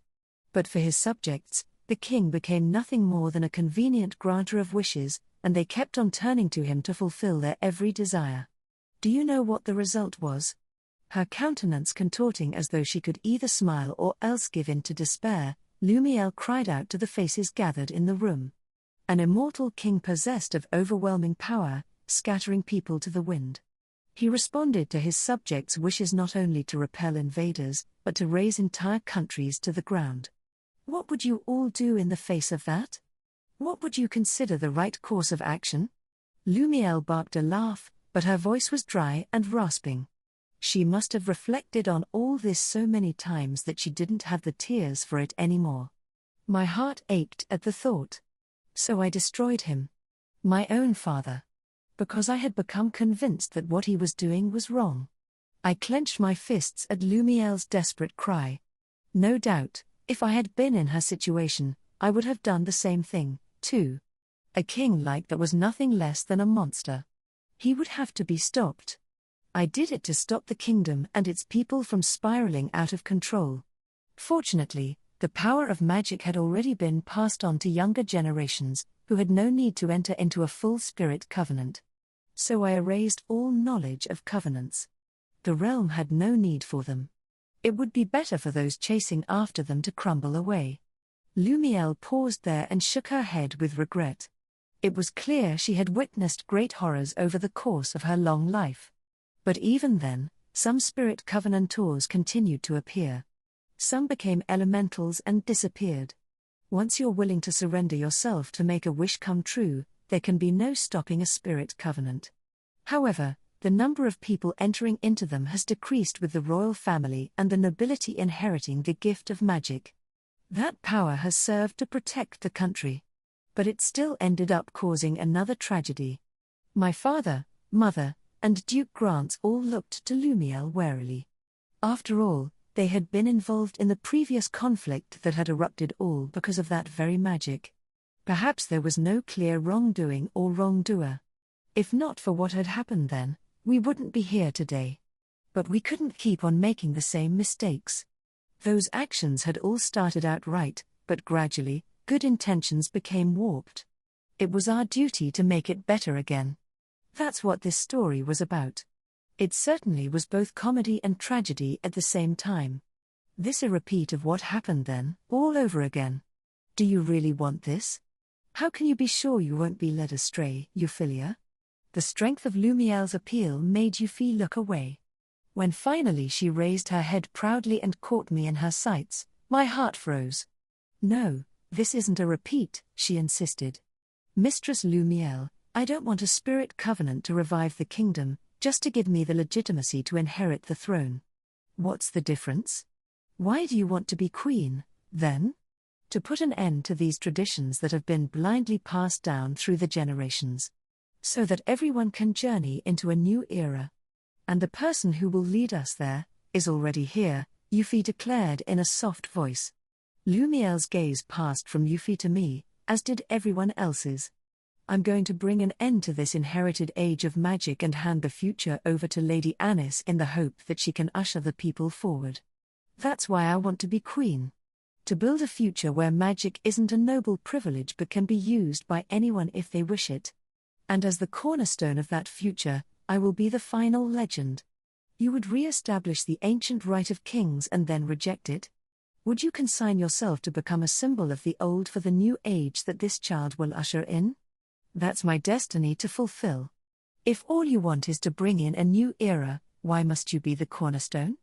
Maybe it doesn't need to be me, but someone needs to do it. Euphyllia paused there and walked within arm's reach of me. Her eyes as she faced me were filled with warmth and tenderness. Lady Anis alone can only change the kingdom's current trajectory by destroying it, by denying the values of the past and overwriting them with new ones. It would be a betrayal. A betrayal? Lumiel frowned in suspicion. Magic is a hope for the future, Euphyllia continued. That's why we yearn for it, but the magic that ought to be our salvation has always denied Lady Anis. The kingdom continues to deny it to her, praising only its past glories and traditions. What is that if not a betrayal? All of a sudden, my vision clouded. I blinked a few times, but everything was so blurry. Euphyllia's outstretched hand grazed my cheeks. Only then did I realize I was in tears. I don't want to let magic betray her any longer. If I'm a genius, a magical prodigy, then I have to do something to show for it, something only I can do. I have to believe. Magic is a hope for the future that we all cherish in our hearts. Euphyllia. I will be queen, one capable of spreading your dreams throughout the land. You don't have to take on that role. You can be whatever you want. I'll support you, Lady Anis. More than anyone, had magic betrayed me?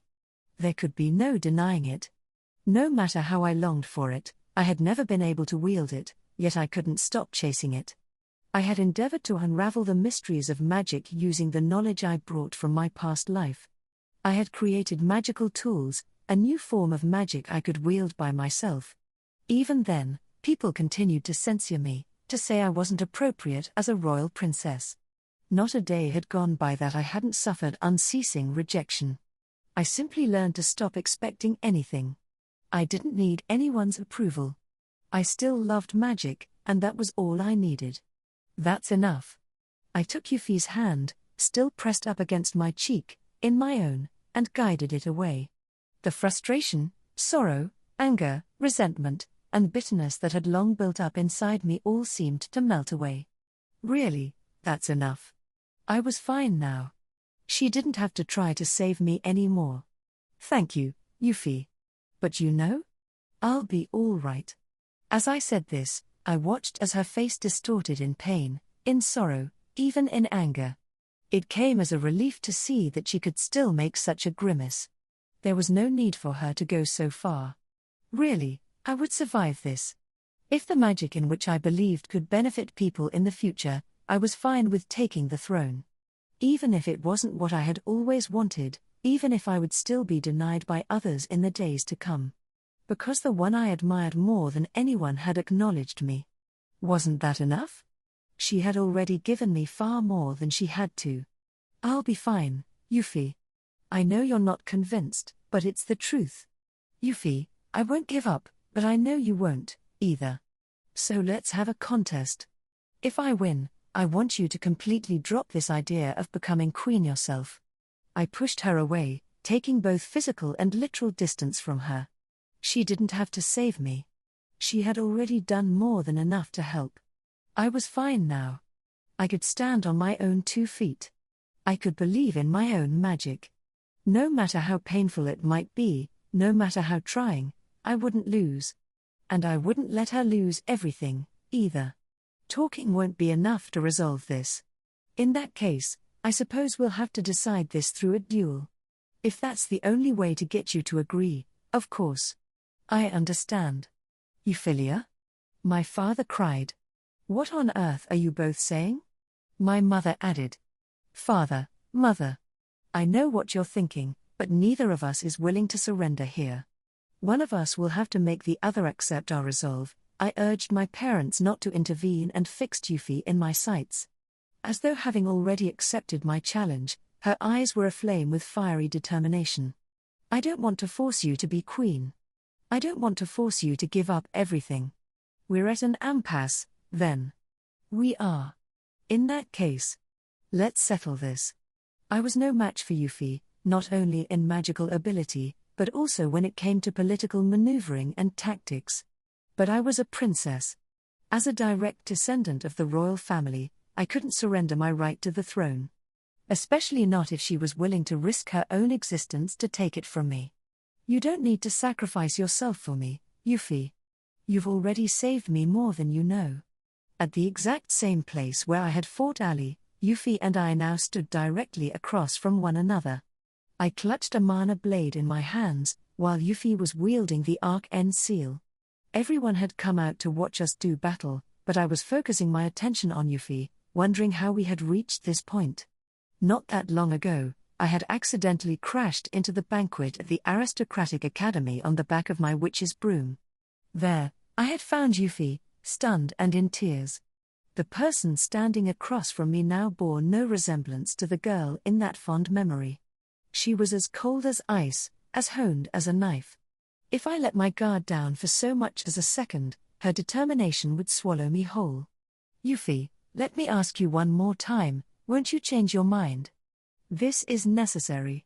To bring this outdated era to an end, someone needs to bear that responsibility, just as you'll be the one to carry us into a new age.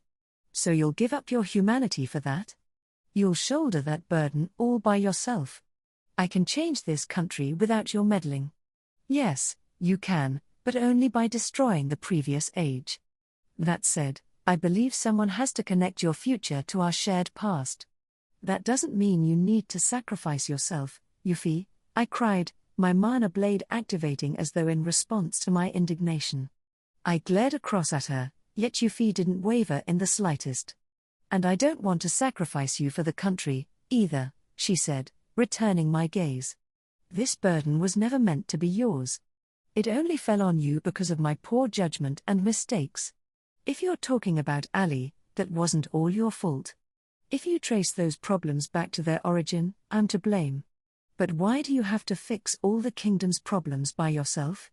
That responsibility is too much for you to shoulder alone. Euphyllia stared across at me in defiance, raising the arc-en-ciel. I understand the value of magicology, and I've experienced its potential for myself. You will be indispensable to help build this kingdom's future, Lady Anis.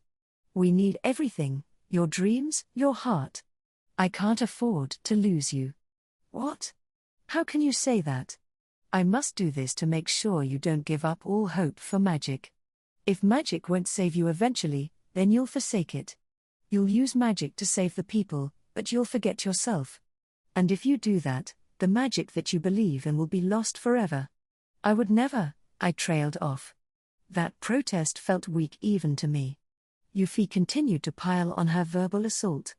No, it's true. The magic of today may not have been enough to make your wishes come true, but that's because the gift of the spirits is nothing more than a mirror of human wishes. Euphyllia, I believe in you, Lady Anis. I'm sure you can use magic to fly to ever greater heights. You've already proven that you can soar through the sky. Euphyllia's hair swayed softly around her. Her innate magic was already building up power. There's no contradiction between magic and your ideals. They can embark into the future, hand in hand. That's why we need to signal an end to the old ways. To give this country a new future. As a magic wielder who has stood by you, I'm here to affirm your ideals. The kingdom is still too young to place in your hands, and your ideals still have so much more room to grow.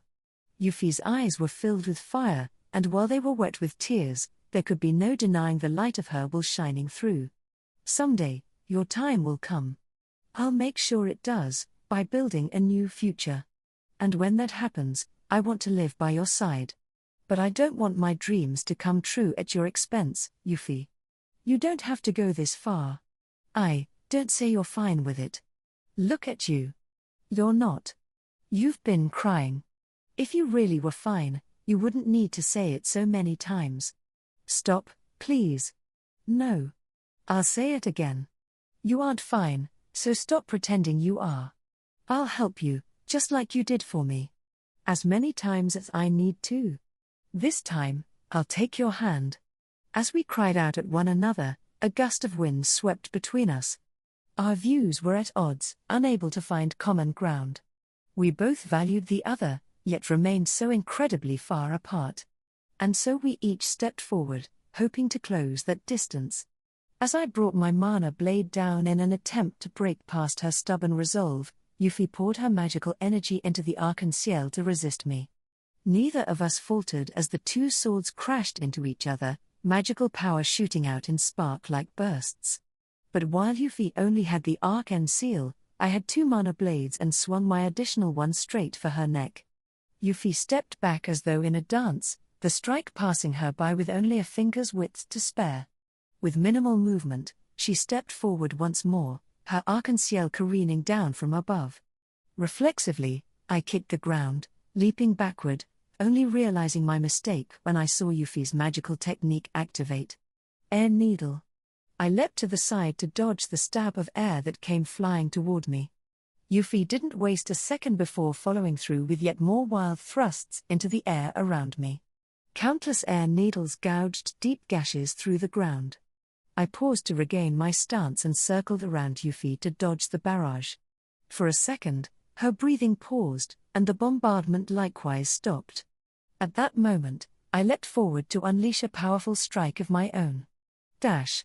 I had aimed straight for her neck, hoping to knock her out cold, but my target was too narrow.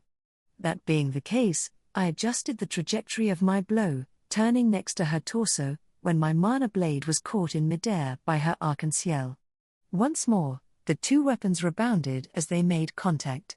Taking advantage of that momentum, I brought my other mana blade around in a wide swing, but just as I was all but certain I had made contact, Euphyllia leapt into the air, twisting her body to evade in an athletic maneuver that seemed to defy gravity. Dash! She's floating? Is this her flight magic?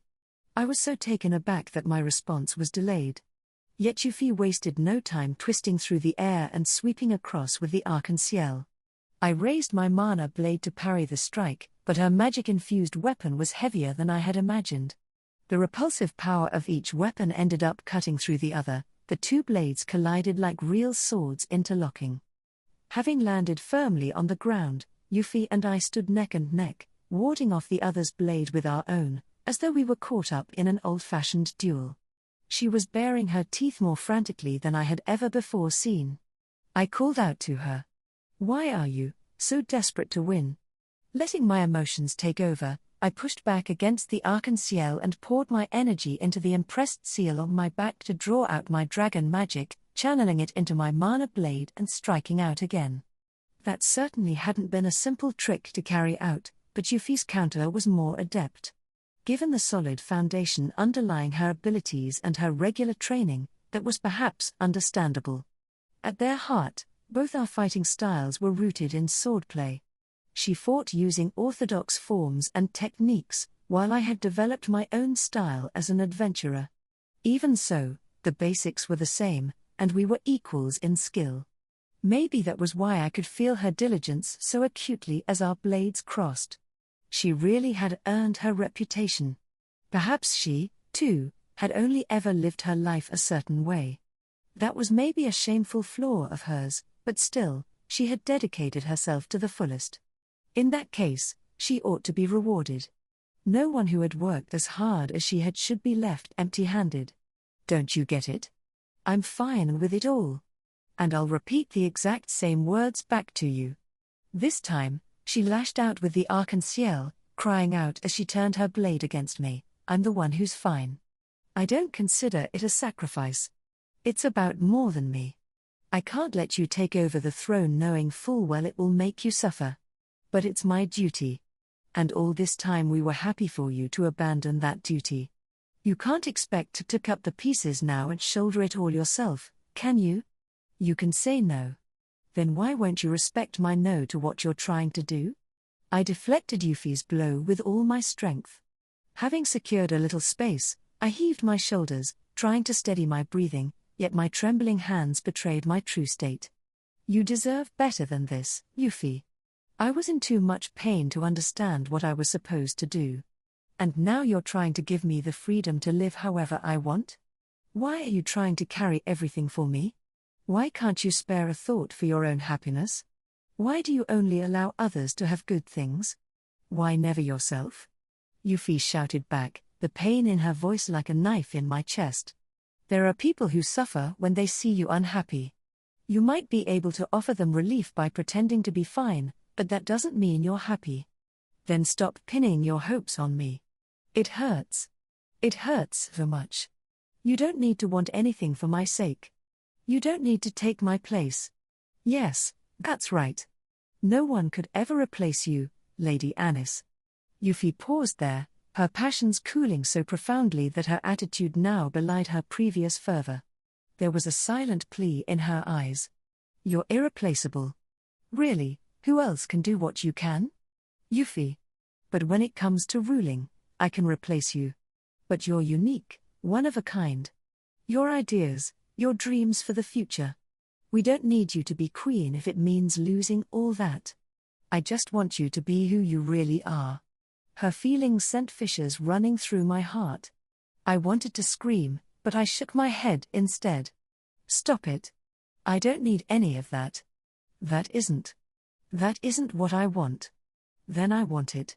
I'll keep on defending your wishes until you're ready to forgive yourself. If you really want to take the throne, if that's what you actually want, then convince me. That's why we're here, isn't it? Then persuade me. But how are you going to do it? Look at you. You're clearly hurting inside. No, I'm not. I could withstand this pain. It wasn't enough to overpower me. So please, I whispered, don't force me to lay it bare. This level of sadness could be forgotten. Don't delve too deep. The words came crashing out of my mouth before I could stop myself. No. I hate it. I hate it. I hate it. Huh? Who or what exactly did I hate? My heart had cracked, and I didn't even know the reason. It had clearly broken, though, it was shrieking now, but precisely what had broken in me? My mind was a mess, my thoughts all over the place. I didn't know what to think anymore. I just kept rambling. Fine. No one has to get hurt. If I give in, if I accept it, it will be over. So why are you pushing me so hard? You say you're only trying to protect me, but if you really don't want to hurt me, then stop it. This is enough. All of it. You've shown me more than enough consideration. So please, give up on that insane idea. Give up on me. I'll survive. I don't know how badly you're hurting, Lady Anis. You might be able to approach those wounds, but you can't heal them. Euphy spoke softly, though the fact that she still hadn't relaxed her fighting stance was proof she wasn't about to relent. I can't let you keep getting hurt. I can't let you give up because of the injuries you've suffered. I can't tolerate a world that insists on destroying your dreams. But this world will continue to deny your very existence. I want to change it. If those feelings of mine end up hurting you. She let out a weak exhale. Her words, her gentle smile directed at me alone, carved straight to my heart. I'll be your only wound. I'll leave a scar that will never give up on you. And I'll make up for the other scars I've inflicted. If you want to resent me, I won't stop you. I'll spare no effort to overcome your enmity. Even if you hate me, even if you hold it against me forever, I'll keep on wishing for your happiness. Her expression was clear and unclouded, conveying a depth of feeling strong enough to tear one's heart out. I can't stand to see you in tears and giving up. You showed me the world of your dreams, Lady Anis, and that's your responsibility now. I'm going to hold you to it.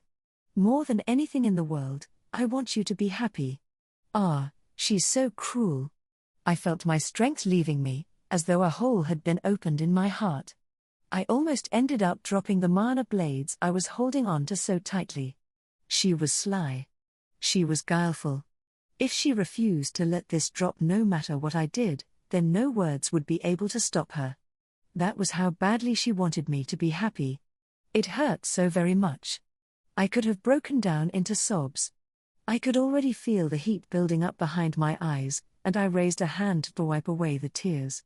Aerial system, dragon heart. I filled my entire body with dragon magic, until I almost screamed from the pressure building up inside me. Tears rolled down my cheeks, but I could do nothing to stop them. I glared at Euphyllia, clenching my hands that had been sapped of all strength.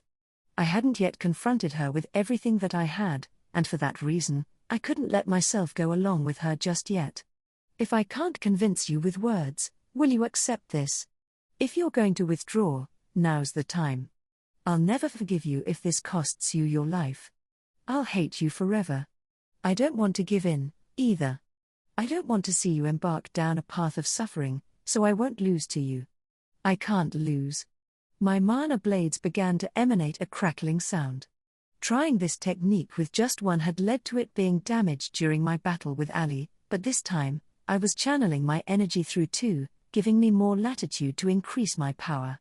Against Ali, this technique had delivered a deadly injury that had almost incapacitated him, even as a vampire. If Euphyllia were to take the blow head-on, it could end up killing her.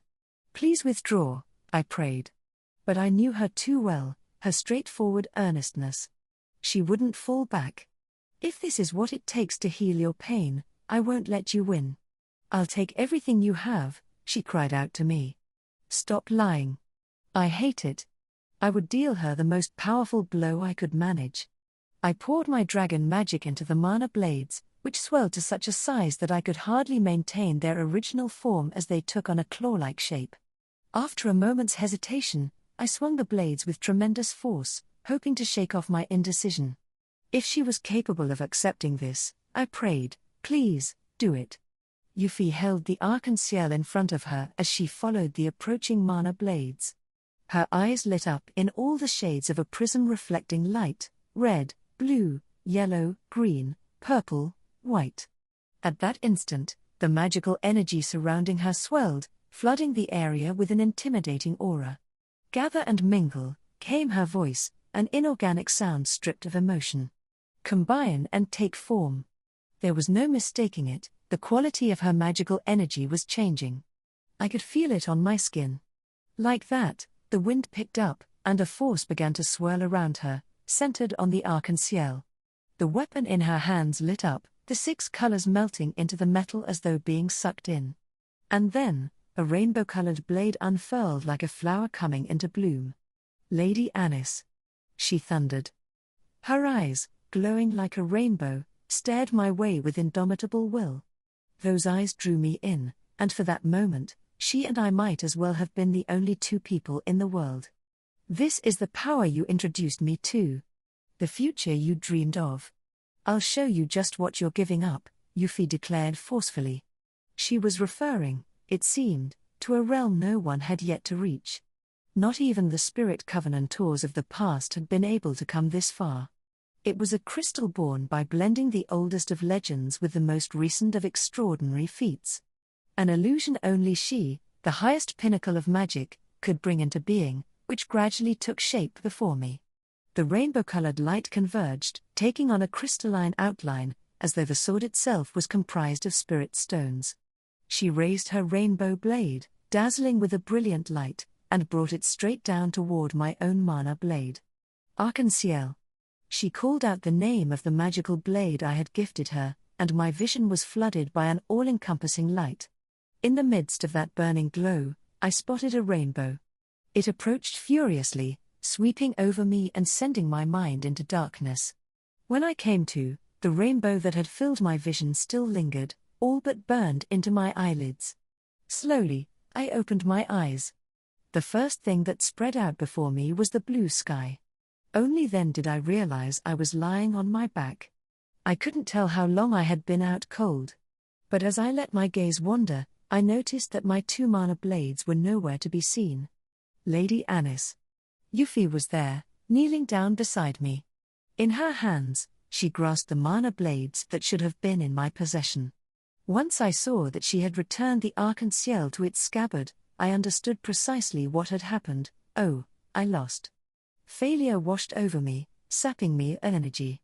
I couldn't even remember how much strength I had poured into my body. Euphy. Yes? That was beautiful, really. That rainbow-like light still glowed in the back of my mind. A single notion occupied my thoughts, that it was absolutely stunning. By myself, I could never create that wonderful light, and as I found the will to admit that truth, tears began to spill down my cheeks. I was overjoyed to have been able to witness it for myself. It had filled me with a crystalline realization. What the nobles of this kingdom, what its magic wielders couldn't stop pursuing was that rainbow light. I couldn't win. I was strong. I certainly hadn't intended to lose. But this outcome was the result of prayer itself. A precious feeling dedicated to the world. I had witnessed something beautiful, a glorious sight that called to mind the longing I had discovered when I first learned of the existence of magic. Euphy. Yes? That wasn't fair. I know. Why you're so mean. I wanted to use magic like that. A wave of jealousy, of regret, or resentment rose up inside me. Euphy had everything I had ever wanted, and I hated her for it. Lady Anis, you're the one who brought me this far. She took my hand in her own, wrapping her palm gently around it. I couldn't have done anything like this on my own. I never would have loved the world so much had it not been for you. It's only this beautiful because you're in it. She tugged at my hand, catching me as I rose to my feet. The world is beautiful because of you. I don't want to lose this time living with you today. If you can see this amazing beauty, then please, love yourself as well. Those words pierced my heart and seeped deep inside. I had been ready to reject them, to turn them away, but I could offer no resistance. I had no choice but to accept them as they were. Euphy, yes. I'm listening. I'm sorry. I was never fine with this. How could I be? I couldn't do it. I couldn't. There was no way I could create that beautiful magic Euphy had just performed, and without it, I would never be able to convince everyone to accept me. If that beauty was what they wanted in a ruler, then I would be nothing more than a warped semblance of a queen. There, I had admitted it. Euphy was much better suited to the role than I was. She would become a queen welcomed by everyone. But you know what? Maybe I could afford to flatter myself, too. After all, it was only thanks to me that she had made it all this way. It was thanks to my magic that she was capable of shining so brightly. Could I be content with that? Was that enough for me to fulfill my duty? I told you, didn't I? There will come a time when people will want you. You don't have to keep struggling to find it yourself. I'll take your hand. I need you. No one else but you. What name was I to give this feeling that welled up inside me? There I was, weeping like a child as I clung to her. Unable to maintain appearances any longer, I wept, letting out everything I had held in for so long. All the while, Euphy stroked my back. Her touch had saved me. I surrendered myself to that feeling. How long did we remain that way? Finally, once I had calmed down, Euphy took me by the hand, helping me to my feet. No sooner did I stand up than my mother rushed toward me. But before she could reach my side, she stopped, staring uncertainly at my outstretched hand. At this sight, I let go of Euphy and approached my mother, hanging her head without making eye contact. Anis, Mother. I'm sorry. I guess I'm not cut out to be queen, after all. I had difficulty flashing her a proper smile, so I twisted my lips in a strange, embarrassed attempt at one. Still, I was able to let out a weak chuckle. My heart filled with regret, leaving me on the verge of breaking down in tears all over again. I'm sorry, for being such a useless daughter. In that case, you should blame me for being such a poor mother. My apology must have sparked my mother's anger, as her voice rang out loudly. You should resent me for being a helpless excuse of a parent, unable to bring out her daughter's true feelings, incapable of supporting her. Mother. That's not. Whose fault is it that you can't use magic? Not yours, certainly. But you've been shouldering this burden all this time. I knew it had to be painful, unbearable even, but I did nothing in the name of duty. But, Mother, I'm still your daughter. I wrapped my arms around her trembling body, catching her in an embrace. I knew that she wanted forgiveness just as much as I did. Everything would be all right. I wanted to be a daughter you could be proud of. Anis?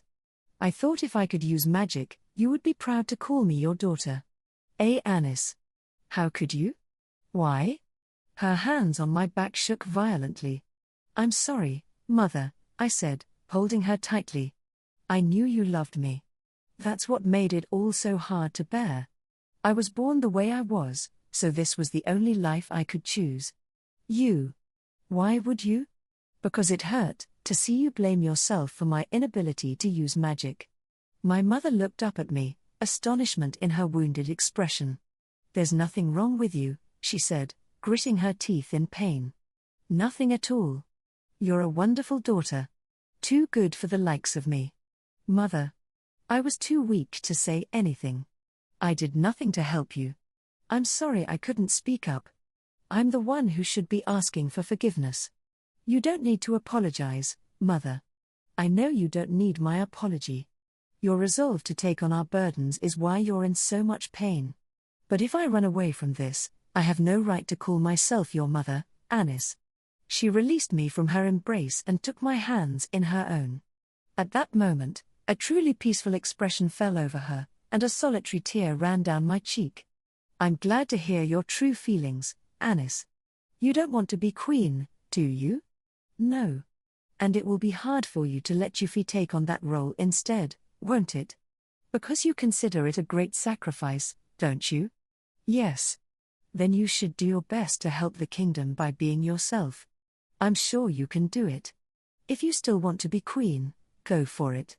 If you don't, I'm sure you can think of countless other ways to help your country. So believe in who you are. Your personality, your identity, is your greatest strength. You've been saving me all your life, Anis. Trust me on this. Mother. You've been doing your best for so very long, but you don't have to keep going it alone. I felt my tears welling up anew at these words and held fast to my mother's neck. She in turn wrapped me in a strong embrace. This was enough for me. With this, I felt like my life's efforts had paid off. My value had been recognized not as a member of the royalty family, but as the person I wanted to be. Somehow, it felt also as though Euphyllia was watching over me, and that sensation came as an indescribable relief. Chapter 9. Peeling off the mask. After I broke down into tears with my mother, it was decided that we would postpone any discussion of the future until we could all approach the matter calmly. That night, I stepped out from my quarters. I was heading for Euphyllia's bedroom.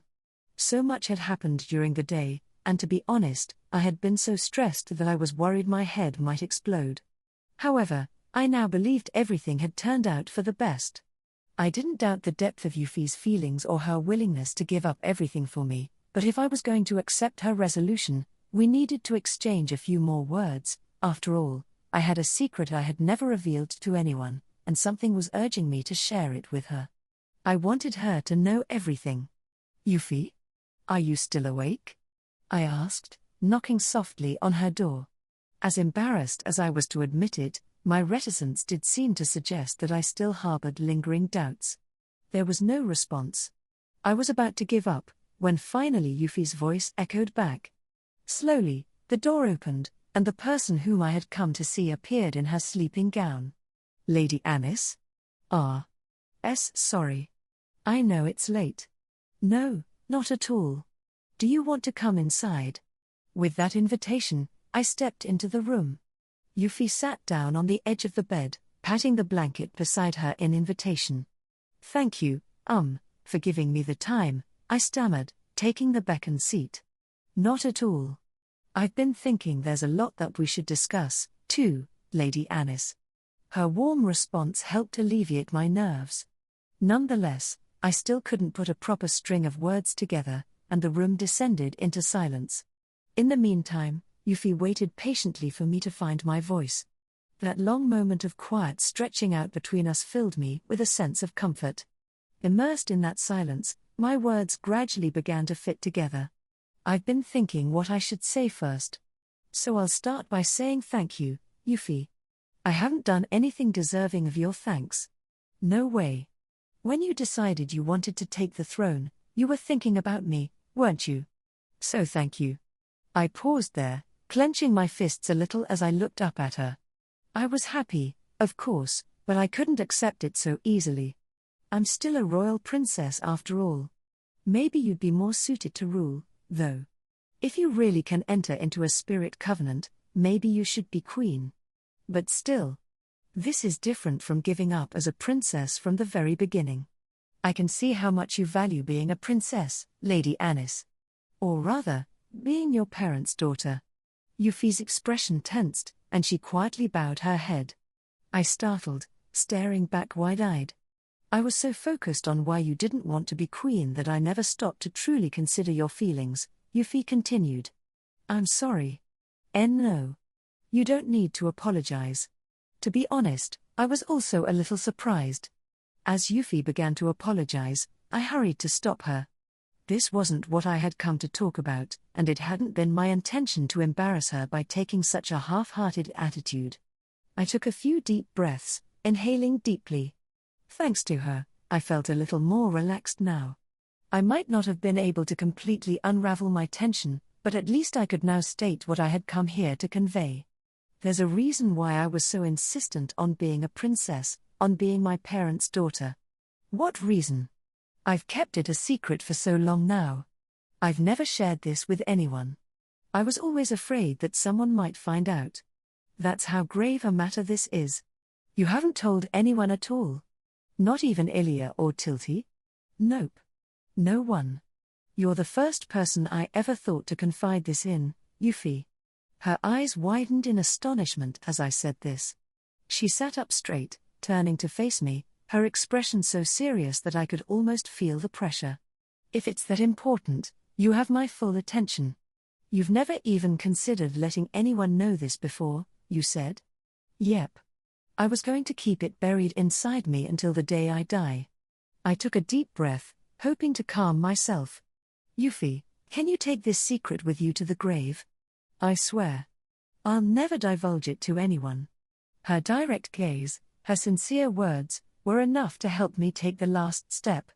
And so I revealed to her a truth I had considered impossible to share with anyone. I have memories of a past life. A past life? I had to hold back a shiver as I made my confession. Euphyllia, too, fell silent. A look of silent consternation fell over her as she processed my words, but I had to drive home the point. I've known it since my earliest memories. It's a life that isn't mine. I'm sorry, I can't understand what you're trying to say. Well, how should I put it? Before I was born as me, I was someone else, and I still have memories of that time. How can that be possible? The proof is in magicology. I never once questioned whether it was possible to soar through the sky with magic. I knew it was. That's why I developed my research. What you're saying is that magicology is based on the memories of someone else? Yes. Memories of a past life in a previous world. I used those recollections to devise magicology. The concept of past lives is a well-recognized ideology in that world. I've got a lot of other knowledge from that place, too. I see. From what you're saying, that world you remember must have been much more advanced than this one. Well, I guess so. I can't deny it. The biggest difference is that magic exists in this world, but it didn't in the one I remember. Euphyllia's eyes widened even more, her astonishment plain to see. In all the time I had known her, she had never looked so startled. Magic didn't exist? Don't you mean that it just hadn't been developed yet? As far as my memories go, science and technology seem to occupy the place of magic. A civilization where magic doesn't exist? But your magicology is based on your memories of that life, no. So you're saying people there were capable of all that, of flying through the sky, even without magic? I guess so, right. Euphyllia's face blanched as she mouthed the word impossible. I doubted she thought I was lying, but it was clearly a difficult concept for her to grasp. I let out a soft chuckle. There's nothing particularly strange about it. Instead of magic, they developed tools. I mean, horse-drawn carriages and other vehicles are a good analogy, right? Horse-drawn carriages? Yeah. In the world of my past life, they were already obsolete. People used iron vehicles capable of driving themselves without the need for horses or magic. And it wasn't just for people of status, either. Everyone used them, ordinary people, too. Iron vehicles that drove themselves? Without using magic or horses? Yeah.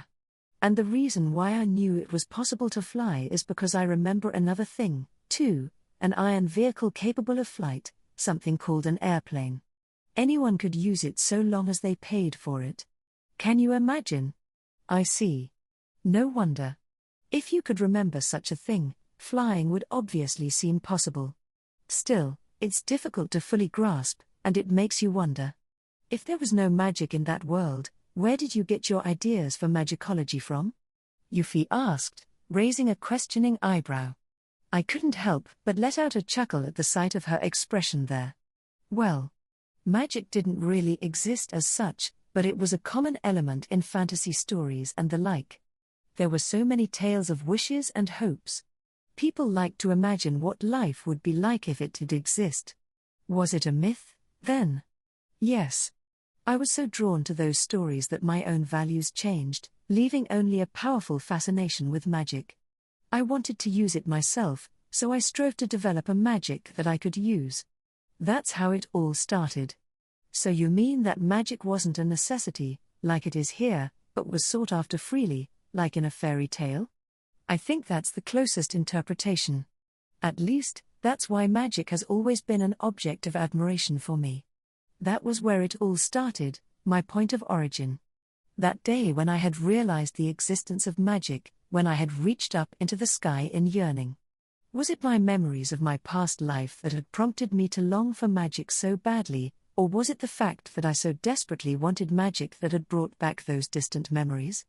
There was no telling which had come first. All the same, I would continue to yearn for magic even if it was an unattainable miracle. If it existed, if it was out there, I would uncover it. I would forge a variety of magic that I could wield. To this very day, that had been my driving urge, the momentum that propelled me forward. Which is why I was so scared. Lady Anis? Because of those memories of my past life, I know I'm not normal. But thanks to those memories, I need magic. I'm obsessed with it. I can't stop. And it makes me turn a blind eye to everything else. I hung my head, wrapping my arms tightly around my body as I spat out my heavy, mud-like thoughts, the niggling suspicion that I had long been trying to ignore. What if it's because of those memories that I can't use magic? If I had never remembered them, maybe I could have been a normal princess, maybe I wouldn't have had to cause everyone all this hardship. What are you talking about? Euphyllia whispered. Am I really Anisphia Palettia? This doubt had been nestled in my chest for as long as I could remember. The world of my past life was strange and marvelous compared to the one I called home, which was why it affected me so profoundly. My disparate selves were like two pieces of a puzzle, put together into the person whom I was today. Even if I did have memories of another life, I was still me. Despite being strongly influenced by that other self, I still considered myself Anisphia Palettia. But would an outsider, someone who knew the truth, think the same? I'm not purely me. I was born as Anisphia Palettia, but is that really who I am now? What if I ended up erasing the me who should have existed when I remembered my past life? That thought terrifies me. Did I rob my parents of their child? Euphyllia let out an audible gasp at this confession. But I could hold in my emotions no longer, and they came pouring out one after the next. I yearned for magic, but I couldn't use it, so I wanted a substitute. Yes, I just wanted praise. I wanted to be able to do great things, even if the outcome was a little strange. But I was afraid. I didn't know if I deserved to keep on living in this world that I found called home. Can you imagine what it would be like if you suddenly had to start living tomorrow as someone else? I have all these memories, And I know they're mine, but I could be someone else entirely. How would my parents react if they knew that? They would probably be horrified to have such a child, right? That was why I had averted my gaze. I couldn't afford to let them know what I was really thinking. I kept telling myself that everything was fine, kept trying to dodge the crux of the issue. I let people consider me simply a peculiar princess. I decided I could live with people disliking me. So long as they didn't doubt me, so long as they didn't suspect the truth and discover my true identity, everything was fine. I did my best to wear that idealized identity that ought to exist for me like a mask, to the point that even I could recognize myself in it. But still, they loved me, and I didn't want to betray them. But if people were going to consider me strange anyway, what choice did I have but to plow ahead? That's what I thought at the time. My only weapon was the knowledge that existed inside my head. That's why I created magicology. That's the secret you've been keeping close to your chest, Lady Anis. Yes. I did my best not to think about it, though, to keep it sealed up inside. I was worried that if I dwelled on it, I wouldn't be my parents' child anymore, that I would have robbed them of both children. And that I could destroy the future of the entire kingdom, too. The more I thought about it, the more terrified it made me. Before I knew it, I was crying. I was still trying to hide my feelings, forcing myself to smile. I wished I could have spoken about all this more calmly, but that was beyond me right then. Having realized I had to continue as a princess, I had no option but to confess this sin. It was easy being a peculiar princess. So that's what I became. The stranger people considered me, the stronger I solidified my sense of self. I mixed truth and light to fashion an identity that I could show to others. So no matter what anyone said about me, I was fine with it. Perhaps that was the atonement I sought for having stolen the life of what might have been an ordinary Princess Anisphia. It wasn't only about my relationship with magic, though. The reason why I had pushed myself so hard was something I couldn't even admit to myself. I claimed to love myself for my endeavors, all the while cursing myself for who I was. So I thought I should endure whatever I had to, no matter what anyone else said. I accepted this punishment as rightly deserved. Meanwhile, magic remained a wonderful thing in my mind, because it was the only handhold I could rely on. Exposing my true feelings that I had hidden among the lies was a frightening idea, but it was also a liberating one. I resolved not to hold anything back when it came to Euphyllia. The first time I really thought of it as a sin was when people started whispering that I had tried to kill Ali. You mean when you and Prince Algard had your falling out? Yeah. I realized that a fake like me had no right to become the next ruler of the kingdom. A fake? I'm different, at a fundamental level, but I couldn't possibly make amends without being a princess inside and out, right? So I kept myself at a distance. It's my fault. Because of who I am, everything is all messed up. I decided I had to atone for it all by taking the throne myself. Ever since my relationship with Ali had soured, I had been doing my best to maintain an idiotic smile at all times. That false mien had soon become a mask, and before I knew it, I found myself behaving as though it was my true self. But now that Ali was gone, my mask had begun to break apart. The prospect of having to inherit the throne one day had prompted my innermost feelings to leak through the cracks. Because I remembered all those things from my past life, everything started going to pieces. I still adore magic, I still love my parents, and Ali, too. But that just makes me an even bigger fake, and this sin can never be erased, I almost found myself saying aloud. But instead, what rang out was the sound of something hitting my cheek. For a brief second, I couldn't understand what had just happened. I was aware simply of my cheek stinging. Then the pain hit me, and my vision seemed to shake. I stood there stunned, trying to piece together what had occurred, when I saw that Euphyllia was glowering at me with her hand outstretched. Only then did I realize she had slapped me. You're such an idiot. You can be a real fool sometimes. Euphyllia? I had never seen her so furious before. I almost felt like pulling away, but she quickly grabbed me in her arms, pushing against me. Losing my balance, I collapsed backward onto my bed, while Euphyllia straddled me. She corrected her posture, and still sitting atop me, grabbed me by the collar of my shirt. Her gaze was unmistakably sharp, her eyes flickering as though burning inside. I could only watch on as tears began to spill down her cheeks. "There's no way you could be fake." "Huh? Everything about you is genuine. You're Anisphia win Palettia." For a second, I couldn't quite follow that this was coming from the bottom of her heart. But the outpouring of her emotions didn't stop there. "You're our princess, the heir of your royal blood. Even without magic, you've brought into this world feats capable of replacing magic. Even if you are an eccentric when it comes to the royal family, you've never stopped thinking about helping others. What's that if not real? Euphy? You reached out to me.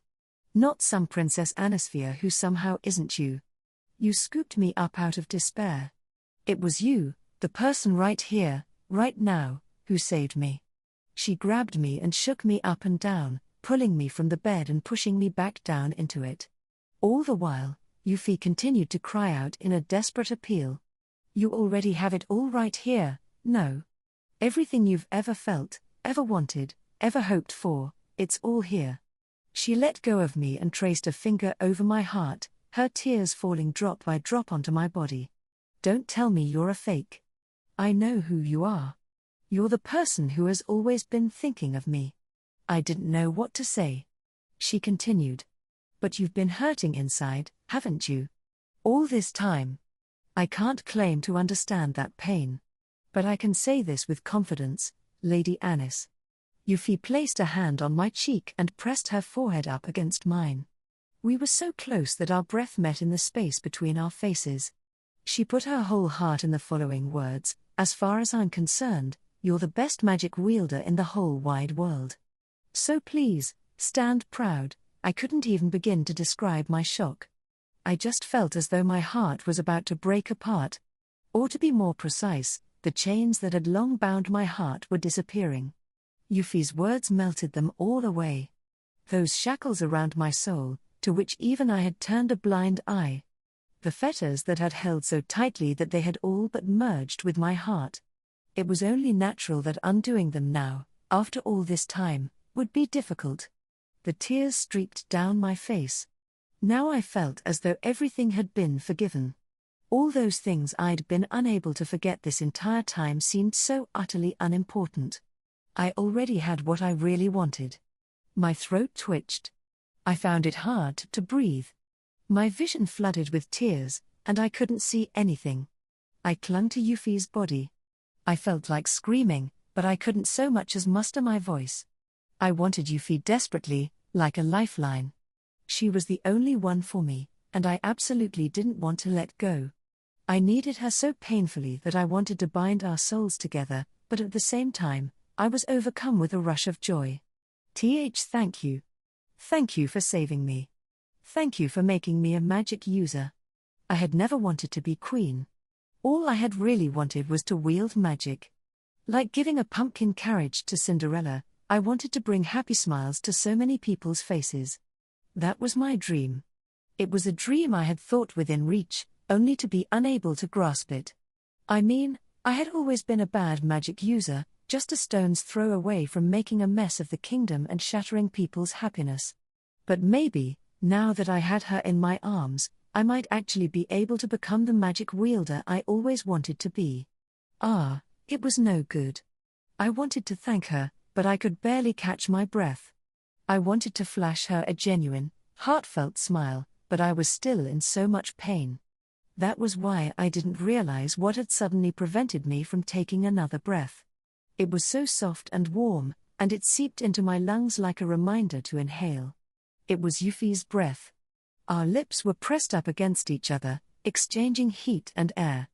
I was only briefly surprised before I wrapped my hands around her back, accepting this dream without resistance. Every time we touched, my sense of time seemed to melt away. My dammed-up thoughts broke free and overflowed alongside my tears. Just how long did we remain like that? When finally Euphy let me go, I could only stare dumbly at her face, my voice ebbing out as a single syllable. Yes. Arg. I'm so embarrassed. Don't look at me. My cheeks were burning. I covered my face in my hands. It was like a fire was about to burst out from my face. No way, did Euphyllia just kiss me? Why had I let myself go along with it so easily? The wave of heat threatened to sweep me away completely as Euphyllia crept above me once more, her lips pressing against mine as she stole a second kiss. Hee, she giggled as she wiped her mouth in satisfaction. I could only watch on in amazement, utterly captivated. This was no good at all. She had caught me completely by surprise. I covered my face with my hands in resignation, hoping at the very least to keep her from seeing just how red they had become. I had fallen, it seemed, head over heels in love with Euphyllia Magenta. Why did you do that? Why, you idiot? I was already weak with love. I could no longer even look directly at that face I had always considered pretty and cute. She watched me warmly, but I couldn't even make eye contact with her. Timidly, ever so timidly, I parted my fingers to stare back at her. Euphyllia flashed me a gentle smile, but for some reason, it didn't seem to reach her eyes. And as she looked down on me, a cold chill shot down my spine. Because I wanted to. Lady Anis, please, show me your face. I want to kiss it again. No. Get off my bed. Let go of me. She grabbed me by the wrist, preventing me from escaping, and so I began to fight back, but she was stronger than I expected. But you should only kiss someone you love, right? I protested. I do love you, she whispered in my ear, dealing the finishing blow. Still, I wanted desperately to escape. It wouldn't do to let myself succumb to the moment. Why, you're talking about respect or friendship, right? You have to be. If it's what you want, I'll give you my loyalty and friendship. But I'm offering you my most heartfelt affection, so please, if you can, I ask that you accept it. The voice sounding in my ear seemed to lose strength, and I used that chance to break free from her grip and swing around to face her. Up close, I could see that her eyes were glistening, and that sight made my heart pound even louder than before. You're capricious, selfish, and afraid to accept my feelings even though you want to. But we can't keep bottling them up, Lady Anis. She had seen through to my innermost heart, but before I could answer her, she stole the words from my lips. Her third kiss was so intense that I completely lost my train of thought. And I couldn't help but feel as though it wasn't just my lips that she had stolen. Euphyllia. Wait. No. I tried to raise my voice in protest as her sweet lips nibbled on mine, but at that moment, I sensed her taking something else from me. By the time I recognized it as magical energy, I was helpless to resist as her kiss drained me of my strength. Gah. Euphyllia. I managed to cry out in between breaths. Hold up a second, NGHHHHH. Again and again, I called out for her to stop, but she continued to ignore me, sucking my lips and tongue into a passionate kiss. My brain was melting away in the sweet numbness, and I found myself clinging to her, unable to think of anything else. I was being dragged away as she drained my magical energy, feeling as though the carpet had been pulled out from under me.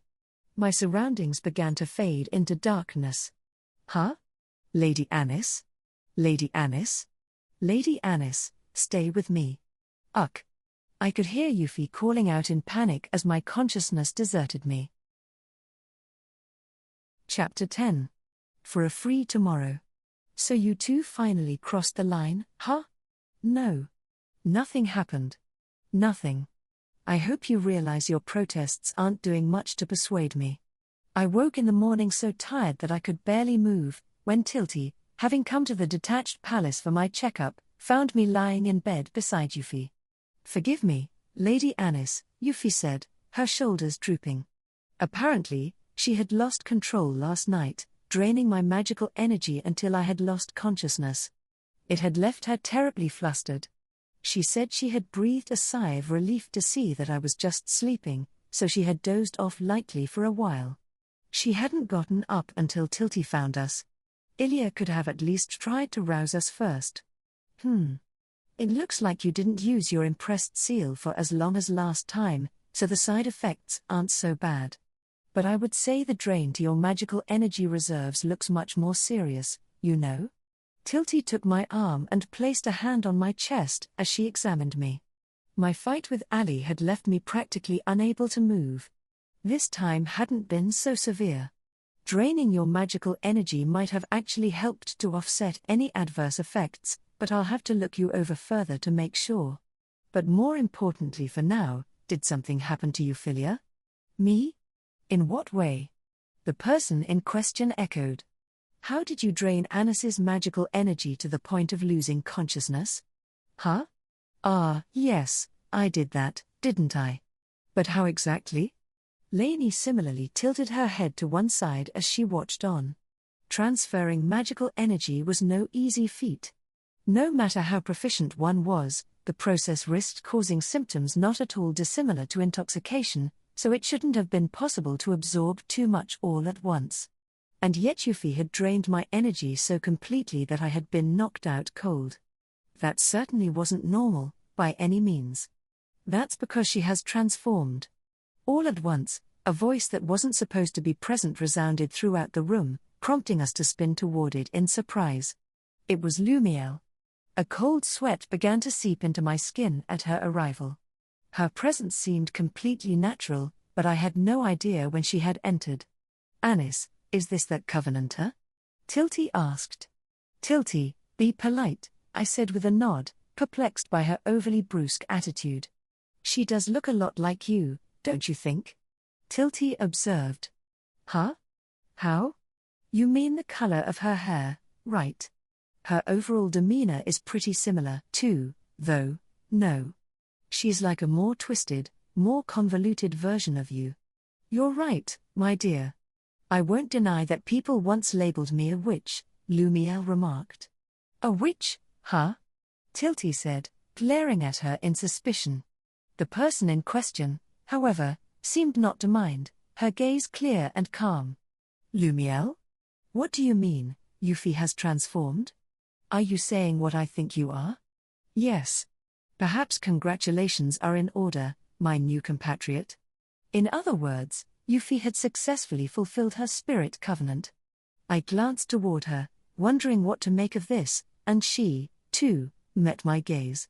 You don't look any different, though. Not outwardly, she doesn't. Euphyllia, you've always been reluctant to acknowledge your desires, I take it. That is a common trait among spirit covenantors. Reluctant to accept desires? To a spirit, the human body is no more than a vessel. If you aren't conscious of your needs, if you don't eat, drink, or sleep, the vessel will die. Lumiel's explanation sent a shiver coursing down my spine. I had always thought of Yuffie as being at least somewhat withdrawn, but might that tendency of hers get worse now? Well, there are always exceptions, so she might be fine, Lumiel added. Exceptions? Just as a human needs to satisfy their thirst and hunger in order to survive, so must a spirit covenanter. By consuming magical energy, you mean? Tilty asked. Lumiel responded with a nod. So that was why Yuffie had drained my magical energy last night? Of course, only certain people are compatible, but if that has been enough to fulfill her, I think it's safe to say that you two were meant to be together. You do make a charming pair. Uck, huh? WH, what are you saying? I could feel my face growing hot, my cheeks turning bright red. Seeing my reaction, Ilya shrugged as though putting me down as a lost cause. Lainey flashed me a forced smile, while Tilty stared down at me dully. Yuffie seemed a little embarrassed, but she was still smiling with contentment. That smile of hers was grating on my nerves, so I pulled at her cheeks as hard as I could. Well, I'm sure you'll both be fine. So long as you have each other, you shouldn't repeat our failures. Lumiel? This kingdom no longer needs the absolute authority of magic. As you said, it's a new era. So long as she has you, Anisphia, she should be fine. Just don't do anything too crazy. And so long as you have her, you should be fine as well. You can support each other, and that's what's most important in a good match. I'm not all that great, though, I demurred. I wouldn't say that. Travelers like yourself have all the qualities of real-life heroes. Those whose souls are imbued with spirits tend to accept the world as it is, no matter how much it has succumbed to misrule. But travelers are different. They find their inspiration within themselves, and because of that, they can maintain their beliefs without wavering. And so from time to time, travelers have brought about profound change. Lumiel stared at me, her gaze filled with affection. For some reason, I was caught by the impression that she wasn't looking at me, exactly, but through me to someone else. Realizing what that look signified, I asked her, "Was the other traveler you knew important to you, Lumiel?" She froze for a second at this question. After a moment, she shook her shoulders and began to laugh. She wiped the tears from the corners of her eyes. "Yes. Like me, he was one of your ancestors." "Ancestors? Hold on, you mean?" For that to be possible, Lumiel must have given birth to the ancestors of the royal family. In other words, she was talking about a companion. I understood fully that she was a spirit covenanter and therefore immortal, but in appearance, she still looked like a young woman the same age as me. It was difficult to truly believe. I peered at her closely. She was still smiling, but that expression was a little different from before. Perhaps it was nostalgia. He was a good person. Wonderful. What I would have given for us to live by each other's side forever. But the spans of our lives were hopelessly at odds. Nothing good would have happened had I remained in the kingdom, and I was heartbroken when I had to say goodbye. But I'm glad we met, truly. Lumiel. I gave him a chance, and I supported him. The kingdom exists today not because of me, but thanks to him. Even if only you here know the truth, please remember that. I nodded in understanding. Euphyllia and the others all wore the same mystified look. It was a spirit covenanter who had founded the realm, but it was a traveler incapable of using magic who had solidified its foundations. It was almost ironic. Travelers really are the rarest of people, aren't they? It's hard to tell if they're good or bad. The correct answer is both, I'm sure. Although Anisphia here seems to be a different breed of traveler from those I've met before. Different from my companion, too. Really? Yes. It's like you see something the rest of us can't. At least that's how it seems to me. I caught my breath, shrinking back in alarm. Euphyllia's face similarly paled in caution. Could Lumiel have suspected that I possessed memories of a past life? We had only just met, but it was clear that I couldn't afford to let down my guard around her. Now that a new spirit covenanter has been born, I suppose it can't be helped. I'll have to stay here in the royal capital for a time to keep an eye on you. I'm curious to see where you all are headed. Good luck, my dear descendants. With those words, a whirlwind swept into the room. I closed my eyes instinctively, and by the time I opened them, Lumiel had disappeared without a trace. What on earth was that? Tilty exclaimed, rubbing her arms warily. I thought she was joking about being a witch. I've never been so frightened. Ilia and Lainey likewise looked a little pale. Now that Lumiel had come out with such an impressive declaration, we had no choice but to recognize that Euphyllia was now a spirit covenanter herself. Now that she's entered into the covenant, does this mean Lady Euphyllia will be adopted into the royal family? Lainey asked in an attempt to liven the mood. That would depend on His Majesty. But even if he's reluctant at first, I intend to bring him around. Euphyllia. To be honest, I still felt conflicted about all this. Could I really step aside and leave such a heavy responsibility for her to shoulder? At that moment, Tilty placed a hand on my head. Don't waver, she said. Huh? It's all good. If Euphyllia takes the throne, you'll be free, Anis. You're much better off that way. I wonder. It's not like you'll have nothing to do if you step down. You'll be busy either way.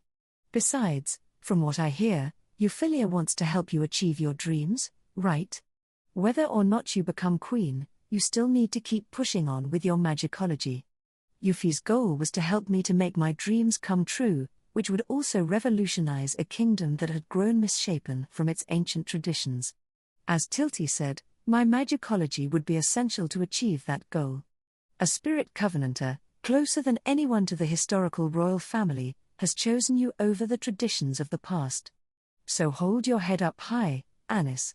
You're going to forge a new era, right? The only difference now is that instead of doing it all alone, you're going to do it together with her. With Euphy? Well, I'll lend you a hand for a while, too. And don't forget, you have Ilya and Lainey to help out as well. You kept insisting that you were the only one capable of leading the country, so I held my tongue, but if there's another candidate, you should just leave it all to them. You're not really meant for the throne, Anis. So even Tilty thinks I'm not cut out for it. You're ill-suited to it, not incapable of it. If push comes to shove, you can do it, sure, but can you do it well? What makes you think you can hold your own playing politics when you can't even abandon a lost cause like me? Tilty teased, gently ruffling my hair. Under normal circumstances, she would never allow herself to act this friendly, I thought with pleasure. At that moment, my skin erupted with goosebumps. Feeling someone's gaze lingering on me, I glanced around, only to find Euphy watching unexpressionlessly. With a jolt, Tilty pulled away. Hey, there's no need to be jealous, Euphyllia. Are you certain nothing happened between you both? Nothing happened. It was all above board, I shouted. I'm sure it was. I was at a loss for words, unable to argue, and could let out only a pained groan.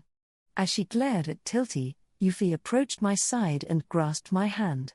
I had no idea what to do with Euphy, who was radiating displeasure despite her guarded expression, and so I turned to Ilya and Lainey for help. I should prepare some tea. I'll accompany you, Lainey. Well, that's it for my examination, so I wouldn't mind a cup of tea before heading home. Hold on. You three. As soon as I turned my attention to them, all three left the room as of one mind. Tilty was the last to step through the door, turning to me as she left. Anyway, you should get some rest. Take care of Anis, Euphyllia. Thank you again, Tilty. The door slammed shut. After being swept along in that flow of events, I was then swept into Euphy's arms. Euphy. That's a little close, isn't it? Is it? I thought Tilty stayed around this close while she was examining you, though. It's different. Our hearts weren't anywhere near this close. Is that so?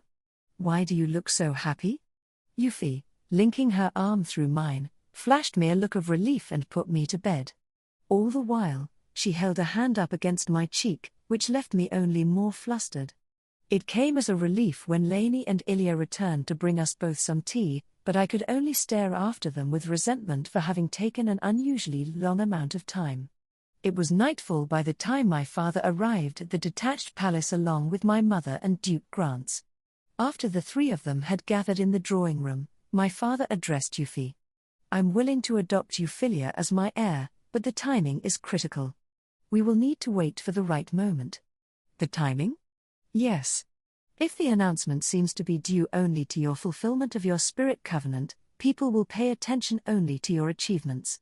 But that isn't what you want, I take it. No. I want to rule as an intermediary and help build a new era. Yes, we all share that goal. Which is why I believe it is still too early to formally adopt you as heir to the throne, my father said gravely. To be honest, I agreed. Even if Euphy were to be adopted now on the grounds of her spirit covenant, in the public's eye, she would only be a repeat of the kingdom's first ruler. That wouldn't help her achieve her real goals. Ultimately, what we needed was to shake free from the excesses of the kingdom's spiritualist beliefs. By mass-producing magical tools, the commoners would be able to stop relying on the nobility, and the difference in status between the two social classes would fade away. The common people would gain their independence, able to protect their lives and their livelihoods on their own. However, if that happened, the authority of the aristocracy would diminish in turn. That may have been one of our objectives, but if change was too forceful or too fast, the nobility could rise up in rebellion, tearing the country in two. Should that happen, everything would have been in vain. I thought Euphy's accomplishment in fulfilling her covenant would serve as sufficient cause to cede the throne to the Magentas. But ultimately, it doesn't make sense to focus only on her covenant, my father observed. Moreover, I dare say the Ministry of the Arcane and other noble families rooted in their faith won't let the Magentas rise up too quickly without making their voices heard. For that reason, Anis, we'll be relying on your achievements, too, my mother added. Regardless of which of you succeeds to the throne, we will need to ensure the fruits of your magicology are recognized throughout the realm. Anis, assuming you did become queen, how did you intend to deal with the nobility? My father asked. What would I do with them? I repeated. Why would you ask that? Not even you would have been willing to take on the responsibility of ruling without thinking that far ahead. So if you had become queen, what kind of realm would you have built? I want to hear it directly from you. What kind of realm would I have built? My father and the others knew that I wanted to encourage the common folk to become independent from the nobility by providing them with magical tools. So were they asking how I would approach the aristocracy? It certainly sounded like it. And it wasn't like I hadn't given it any thought. Nothing special. I suppose I would have expanded their freedoms, too. Their freedoms? I want to tell them that they don't have to be bound by stereotypes or tradition, that they shouldn't have to focus only on improving their magical skills simply because of their social status at birth. After all, what I want is for everyone to be free. Tilty was a good example. There were plenty of people born to noble families yet unable to fully wield magic themselves. Ali came to mind as well. My younger brother had been born the son of the king but had lived his life always being told that his talents were mediocre at best. He, too, had been a prisoner of his birth.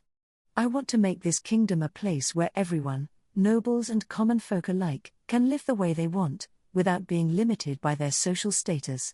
Nobles shouldn't have to focus exclusively on polishing their magical abilities but should be able to devote themselves to the study of magic or spirits, too. For example, if the common folk were properly educated, they would be able to run estates themselves instead of that duty always falling on nobles. I don't want to live in a world where social status determines who you have to be all your life. I want to change that for everyone. That was why I had decided on freedom.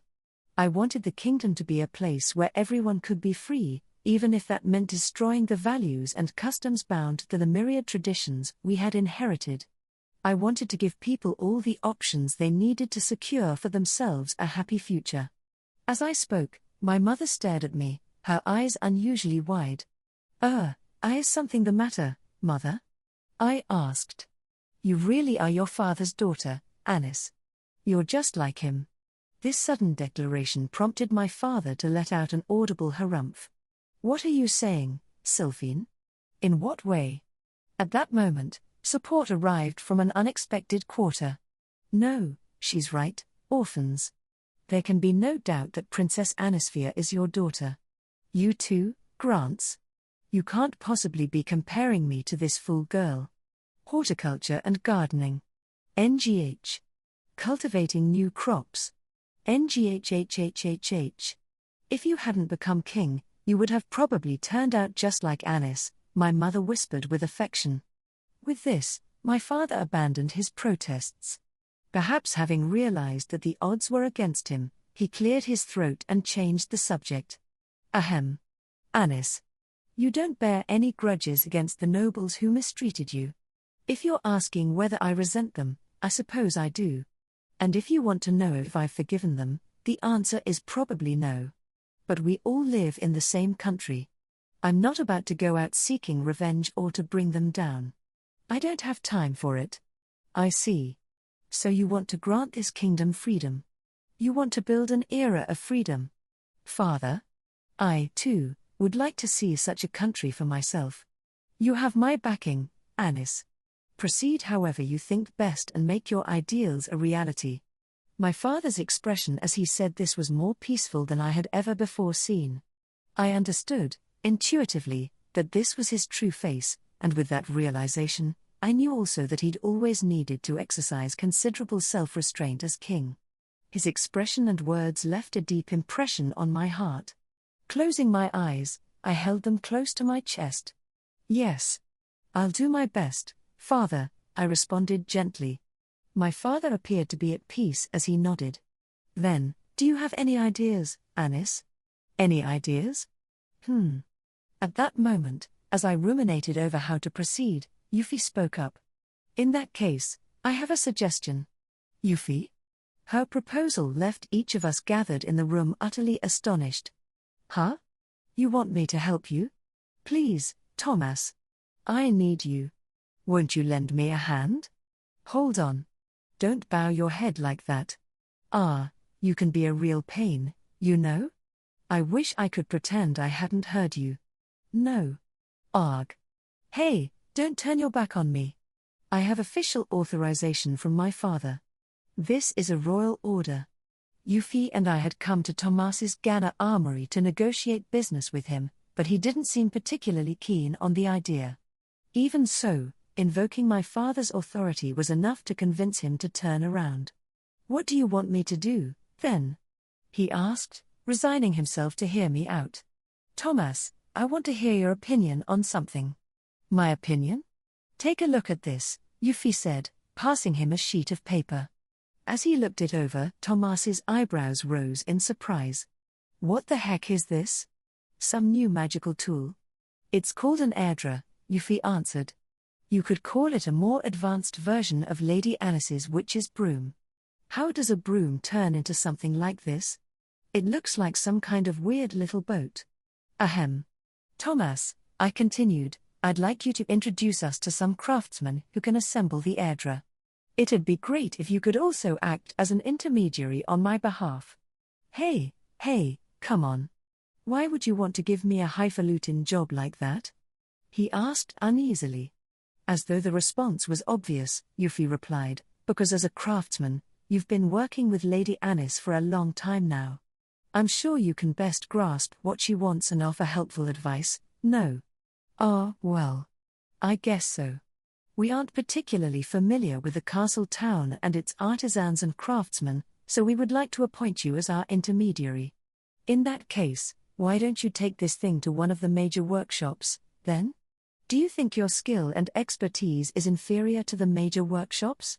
I didn't realize that the size of a workshop was a fair indicator of the quality of its craftsmen, Euphyllia remarked. Thomas's lips pressed together, and his cheeks twitched in silent offense.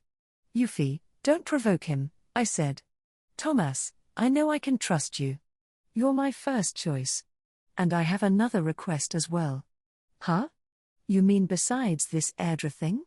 Here, I murmured, passing him an additional sheet of paper. Thomas took it in his hands, frowning as he looked it over as though laying eyes on something peculiar. Oh? Another magical tool, I take it? In a manner of speaking. Nah. There's no way I can do something like that here. That's exactly the point. This time, I need a team of craftsmen from a wide range of backgrounds, as well as someone who can get them all to work together. That's why I need you to oversee it and find the best people.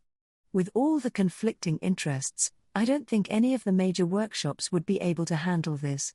No, probably not. So you want me to handle this and your airdra together? I think I understand what you need. But is it really necessary to go in for something this dramatic? Please keep this between us, Thomas, Euphyllia said.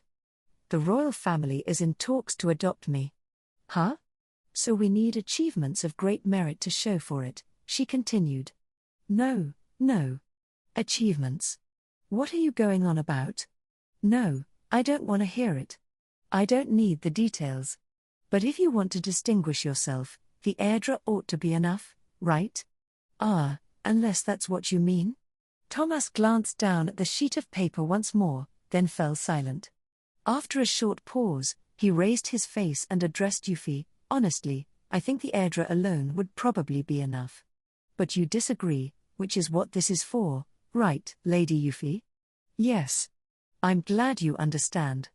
If this plan goes well, it will open new prospects to the craftsmen who had been involved in the project. I will make it clear that Lady Anis and I are backing you the whole time. What do you think, Thomas? Will you do it? Does it have to be me? Then let me rephrase the invitation. Thomas, don't you want to prove your worth as a craftsman? To show that you're not just someone else's ward? At this, Thomas crossed his arms and stared at the ceiling. He held the position for a long moment, before raising his hands in surrender. All right, I give up. I'll do it. I'll reach out to a few artisans I'll need to make these things. But call it a royal order all you want, I'm treating this as a job. You are going to pay me for my services, right? Of course. All right. I'll do everything I can. Geez, it's always a handful when Lady Anis is involved, huh? Watching him cross his arms, his expression one of scandalized bewilderment, I couldn't help but break out in a smile. This was always his reaction whenever I came to him with a request. But all the same, his lips were curled into a slight smile. My personal request would inevitably require the expertise of a craftsman, and it would be a good opportunity to help that artisan increase his own renown. Now that Thomas had accepted our requests, Euphyllia prepared to leave the Ghana armory. I moved to follow her outside but stopped at the entrance, glancing around once more. Thomas. Can I ask you one more favor? Huh? What now? Well, you see. And so I told him about my wish, and as I did so, his eyes opened wide in astonishment. Are you sure? And after you kept on coming up with one reason or another to refuse? No. It's a good opportunity. Right. I don't know what convinced you to change your mind, but I'll take you up on it. Thank you, Thomas. After listening to my request, Thomas was glad to accept it. As I thanked him, his eyes filled me with the warmth of knowing I had someone watching over me. Chapter 11. The Magic of Beginnings. The kingdom of Palettia was graced with an almost constantly pleasant climate, the only exception being the rainy season. For those nobles who maintained residences in the royal capital, this quarter of the year was widely understood as a time to return to their ancestral homes. Those nobles in important positions may have belied this trend, but during these 3 long months, most members of the aristocracy tended to return to their estates to rest in their mansions and be ready to respond without delay should disaster strike. With the hustle and bustle of the castle town having died down, the craftsmen, too, would be hard at work training their apprentices as they aimed to complete their projects before the rains let up. And so, toward the end of the rainy season, Thomas paid a visit to the detached palace. I'm honored to be invited here today. I guess? This is a private residence, Thomas. There's no need to stand on ceremony, I told him. He was dressed in formal attire, and there could be no denying that he was properly dressed for the occasion. Nonetheless, my comment was enough to shatter the carefully groomed appearance he was striving to maintain. I'm not used to this. Count me out. I'm never doing this again. Really? Cut me some slack, already. I've delivered what you wanted. There were no issues during the low-flying test for the Airdra. I'm guessing I can leave the rest of the evaluation tests to you, Lady Anis? Yes.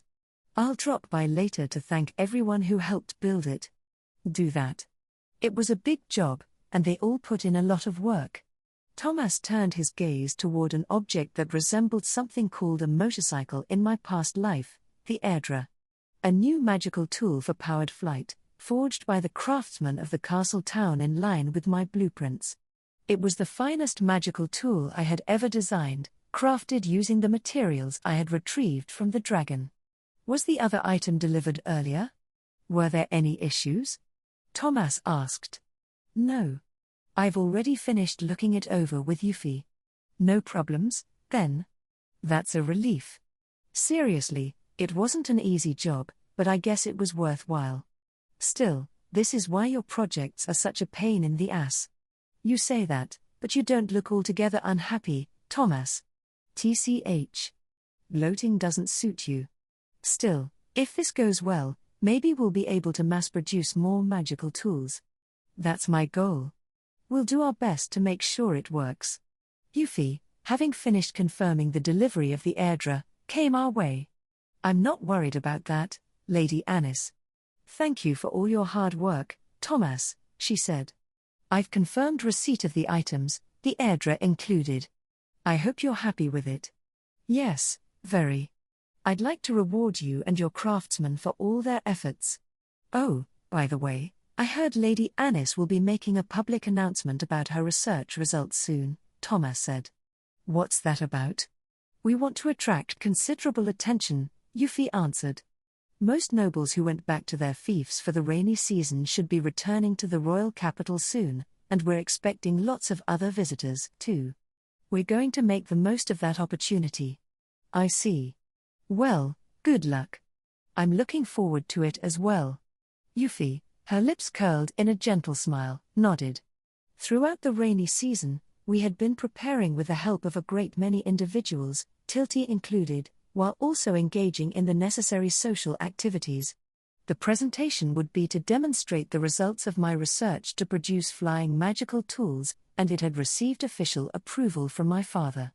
Ostensibly, the aim was to help improve my reputation among the upper classes. Our real goal, however, was something else, but I wasn't yet sure how it would all turn out. Still, I had done everything I could, so the only thing left was to face the day as it came.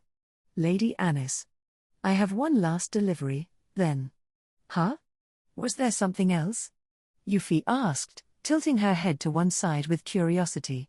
I was wondering what exactly he meant, myself, but as he pulled a box from his bag, I understood. Inside that box was a sword. My first impression was that the blade was remarkably short. It was really more of a dagger. Nonetheless, it had a long hilt, longer even than the blade itself, and it was intricately crafted. What's this, Lady Anis? Euphyllia asked. I asked Thomas to make it for me. I wanted a magical blade of my own, similar to your arc-en-ciel. When I had designed my mana blades, Thomas had pointed out on several occasions that the design would work better with a blade installed, that it would make the overall design more stable. I had stubbornly refused to follow his advice, for the entirely emotional reason that a physical blade wasn't magic. Of course, storing them in pockets was also one of my goals, but the main reason why the mana blades were simply hilts when deactivated was ultimately just a childish one. But now that Euphyllia had acknowledged my worth as a practitioner of magic, I no longer had any reservations. The mana blades were quickly overcome by the dragon's magic. So I asked Thomas to forge me a magical sword stronger than a regular mana blade. I applied what I learned making Lady Euphyllia's arc-en-ciel and incorporated as much spirit stone as I could into the blade, Thomas explained. Thanks to that, it's a bit thicker, so it shouldn't break as easily now. Like with the arc-en-ciel, the blade works as a conductor for magical energy, so it should be capable of channeling more power than a regular mana blade. But this is more like a billhook than a sword, no? I said as I removed the weapon from its scabbard. The blade of the dagger-like weapon was thick and single-edged, and it carried an unmistakable heft. I could see my own face in the polished blade, and I adjusted the weapon in my hand. Grasping it for myself, I could understand why Thomas had designed it this way. Its long handle allowed the wielder to hold it either with one hand or both. Only the length of the blade seemed disproportionate. No, it's only modeled on a magical sword. The point of the blade is just so it can function as a mana blade. It's definitely not a real sword. I designed the hilt based on my own calculations, but I can adjust it if you want. Let me know what you think after you've had a chance to try it out. Can I activate it? Sure, let me see. I tried it myself, but it was a bit like trying to ride an untamed horse. Nodding along, I stepped away from Thomas and Euphyllia and held the weapon in my hands. Exhaling slowly, I focused my awareness and channeled my magical energy into the sword. It was deep. That was the first thing I felt. The blade was certainly wielding my magical energy well, which must have been what granted it that sense of depth. I couldn't even guess just how much magic it was capable of handling. I continued to pour more energy into it, much more than when I used a regular mana blade. I could see what Thomas had meant when he had described it as an untamed horse. There could be no comparing this to a regular mana blade. Once the amount of energy poured into it reached a limit, a magical blade extended from the hilt, a single-edged blade of light firmly balanced against the grip. It looks like you've imagined the blade as an extension of the one built into the hilt.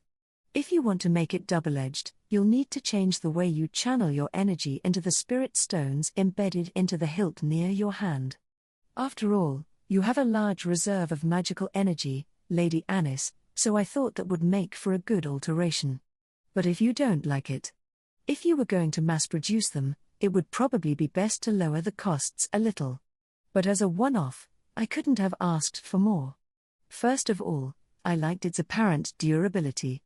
I could feel its strength, and I was confident that it wouldn't break even if I poured not only my own energy into it, but that of my impressed seal forged from dragon materials, too.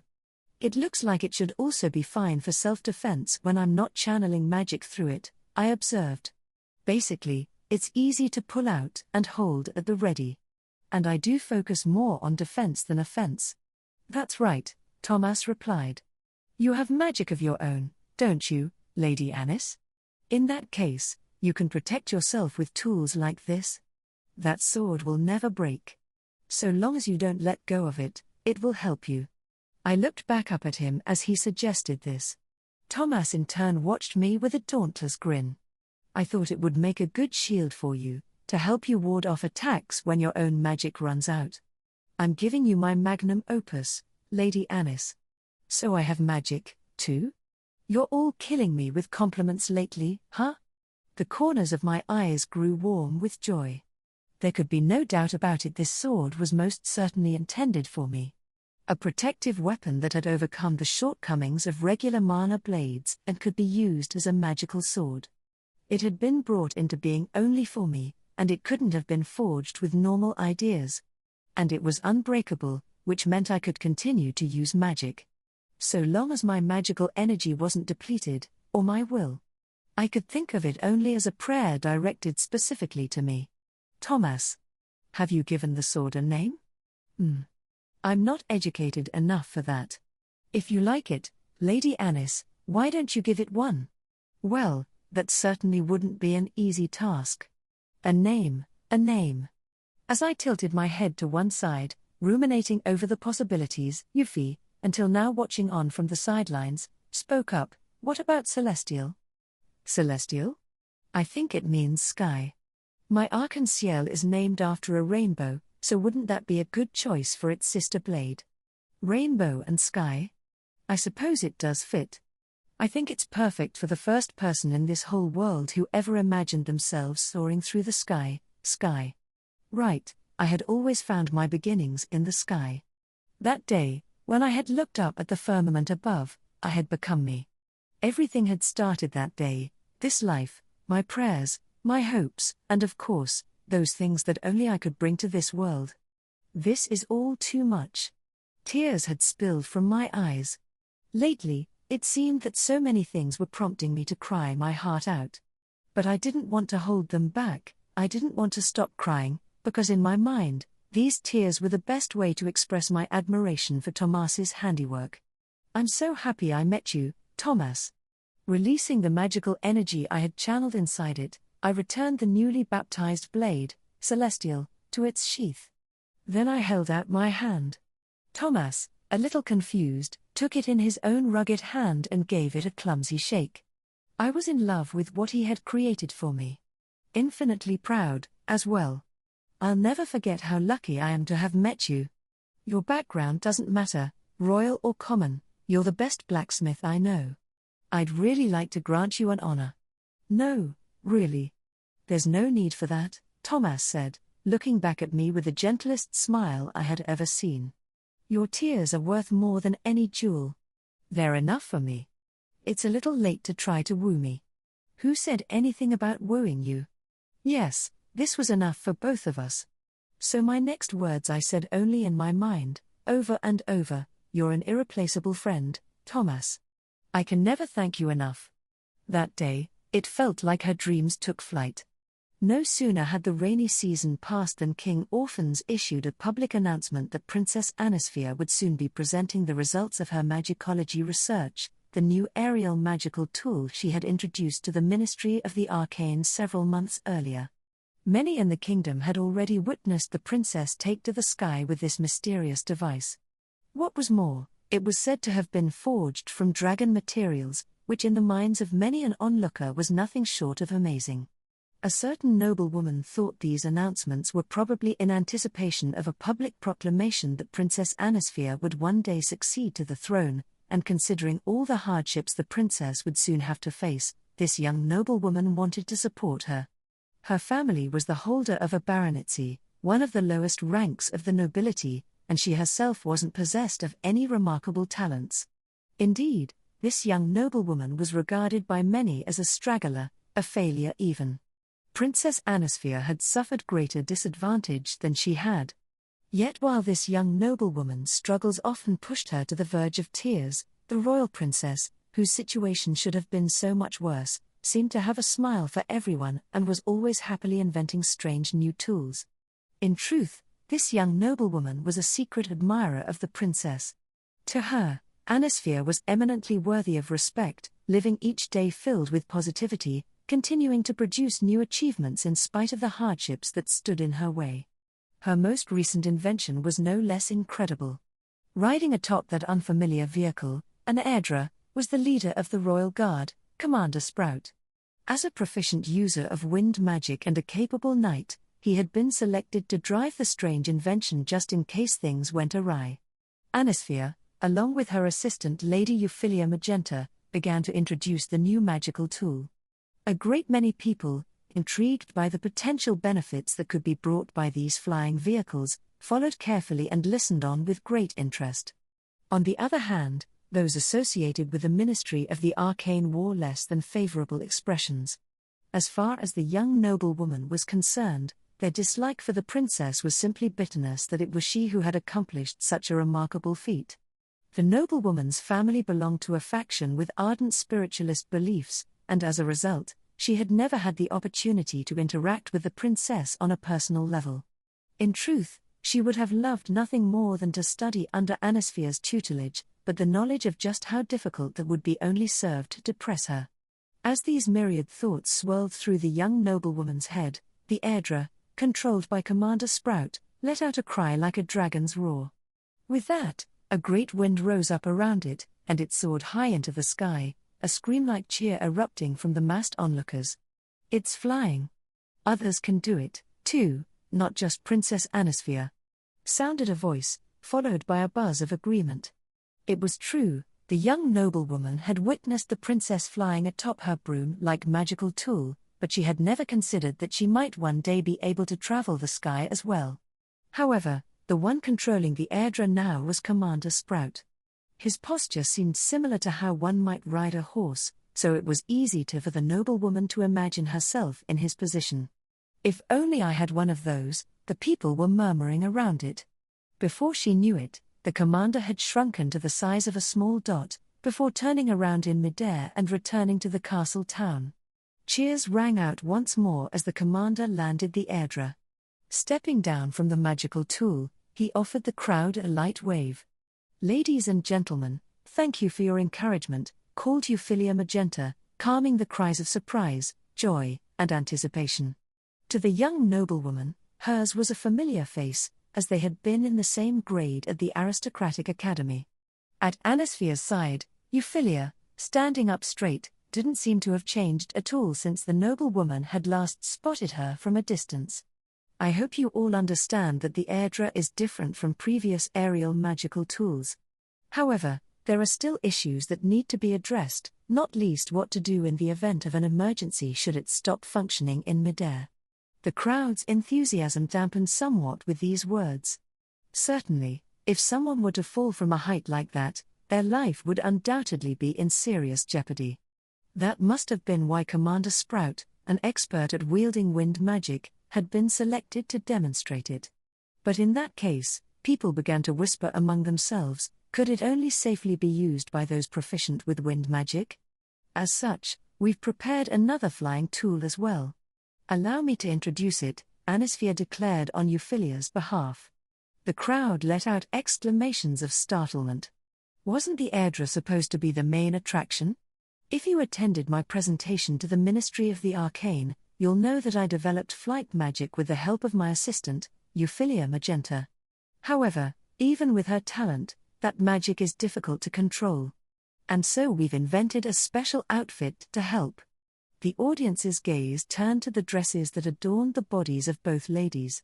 The young noblewoman had assumed that the two ladies were wearing special dresses for the presentation, and so she was naturally surprised to learn that Anisphia's clothes were themselves a magical tool.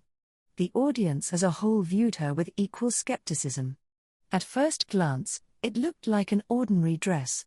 If there was any one feature that stood out, it would have to be the magnificent jewels and embroidery that seemed to cover its every surface. Anisphia's garments appeared to be modeled on a bird spreading its wings, its white base decorated with fluffy pink accents complementing her appearance remarkably well. It would be revealed later that the outfit was a joint work by a team of craftsmen, led by a man called Thomas, a close friend of the princess. In some ways, it was like a more luxurious version of the clothes that Anisphia usually wore, fashioned after a knight's uniform. Atop the dress, she wore a coat tailored with the same design. Euphyllia's outfit, too, seemed to have been custom-made to match Anisphia's. Hers was likewise modeled after a knight's uniform but was blue in color and covered in bright embroidery that reminded one of a butterfly's wings. If Anisphia's dress was vivacious and cheerful, Euphyllia's was graceful, adorning her with a sense of heightened nobility. Her coat was also different in design in many details, her overall appearance seeming more mature and composed. But even being told that both dresses were themselves magical tools, the audience couldn't quite fathom what that truly meant. Now then, together with Euphyllia Magenta, I will perform an aerial flight maneuver, a mid-air waltz. I hope you'll be able to witness the results of our efforts for yourselves. Yes, that day, it felt like her dreams took flight. As the young noblewoman gazed toward Anisphia and Euphyllia, she knew at once that she would never forget the scene that began to play out before her. It seems to be channeling magical energy well. No problem with its circuitry.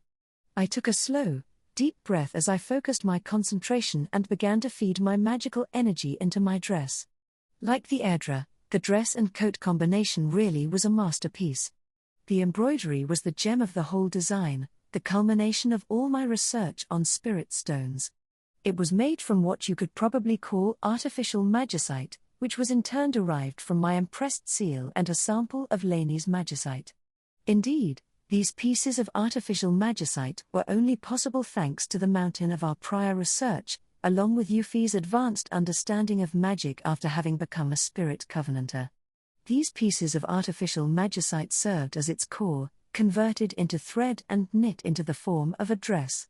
I had spent a considerable fortune on development costs and trials, to the point that it had almost overwhelmed my finances, but it had all been a necessary expense. With this, flight magic ought to be safe to use. Even for me. I had dreamed of this from the beginning. The magic to make people smile, the very first magic I had ever longed for. I reached out my hand, extending my palm as though to grasp the sky itself. The crowd, breathless, stared back at Euphy and me. Even the aristocrats at the Ministry of the Arcane, never ones to conceal their dislike for me, wore expressions of utter disbelief. I spotted Ilya and Laney in a corner of the gathering, both holding their hands clasped in front of their chests in prayer. I glanced, too, at my father and mother, who nodded strongly as our gazes met. Duke Grants was staring our way as well, along with Lumiel by his side, offering us both a wry smile. Then there was Tilty, lips moving in an inaudible snort. Go, that was the word her smile called to mind. I had the backing of so many friends and family.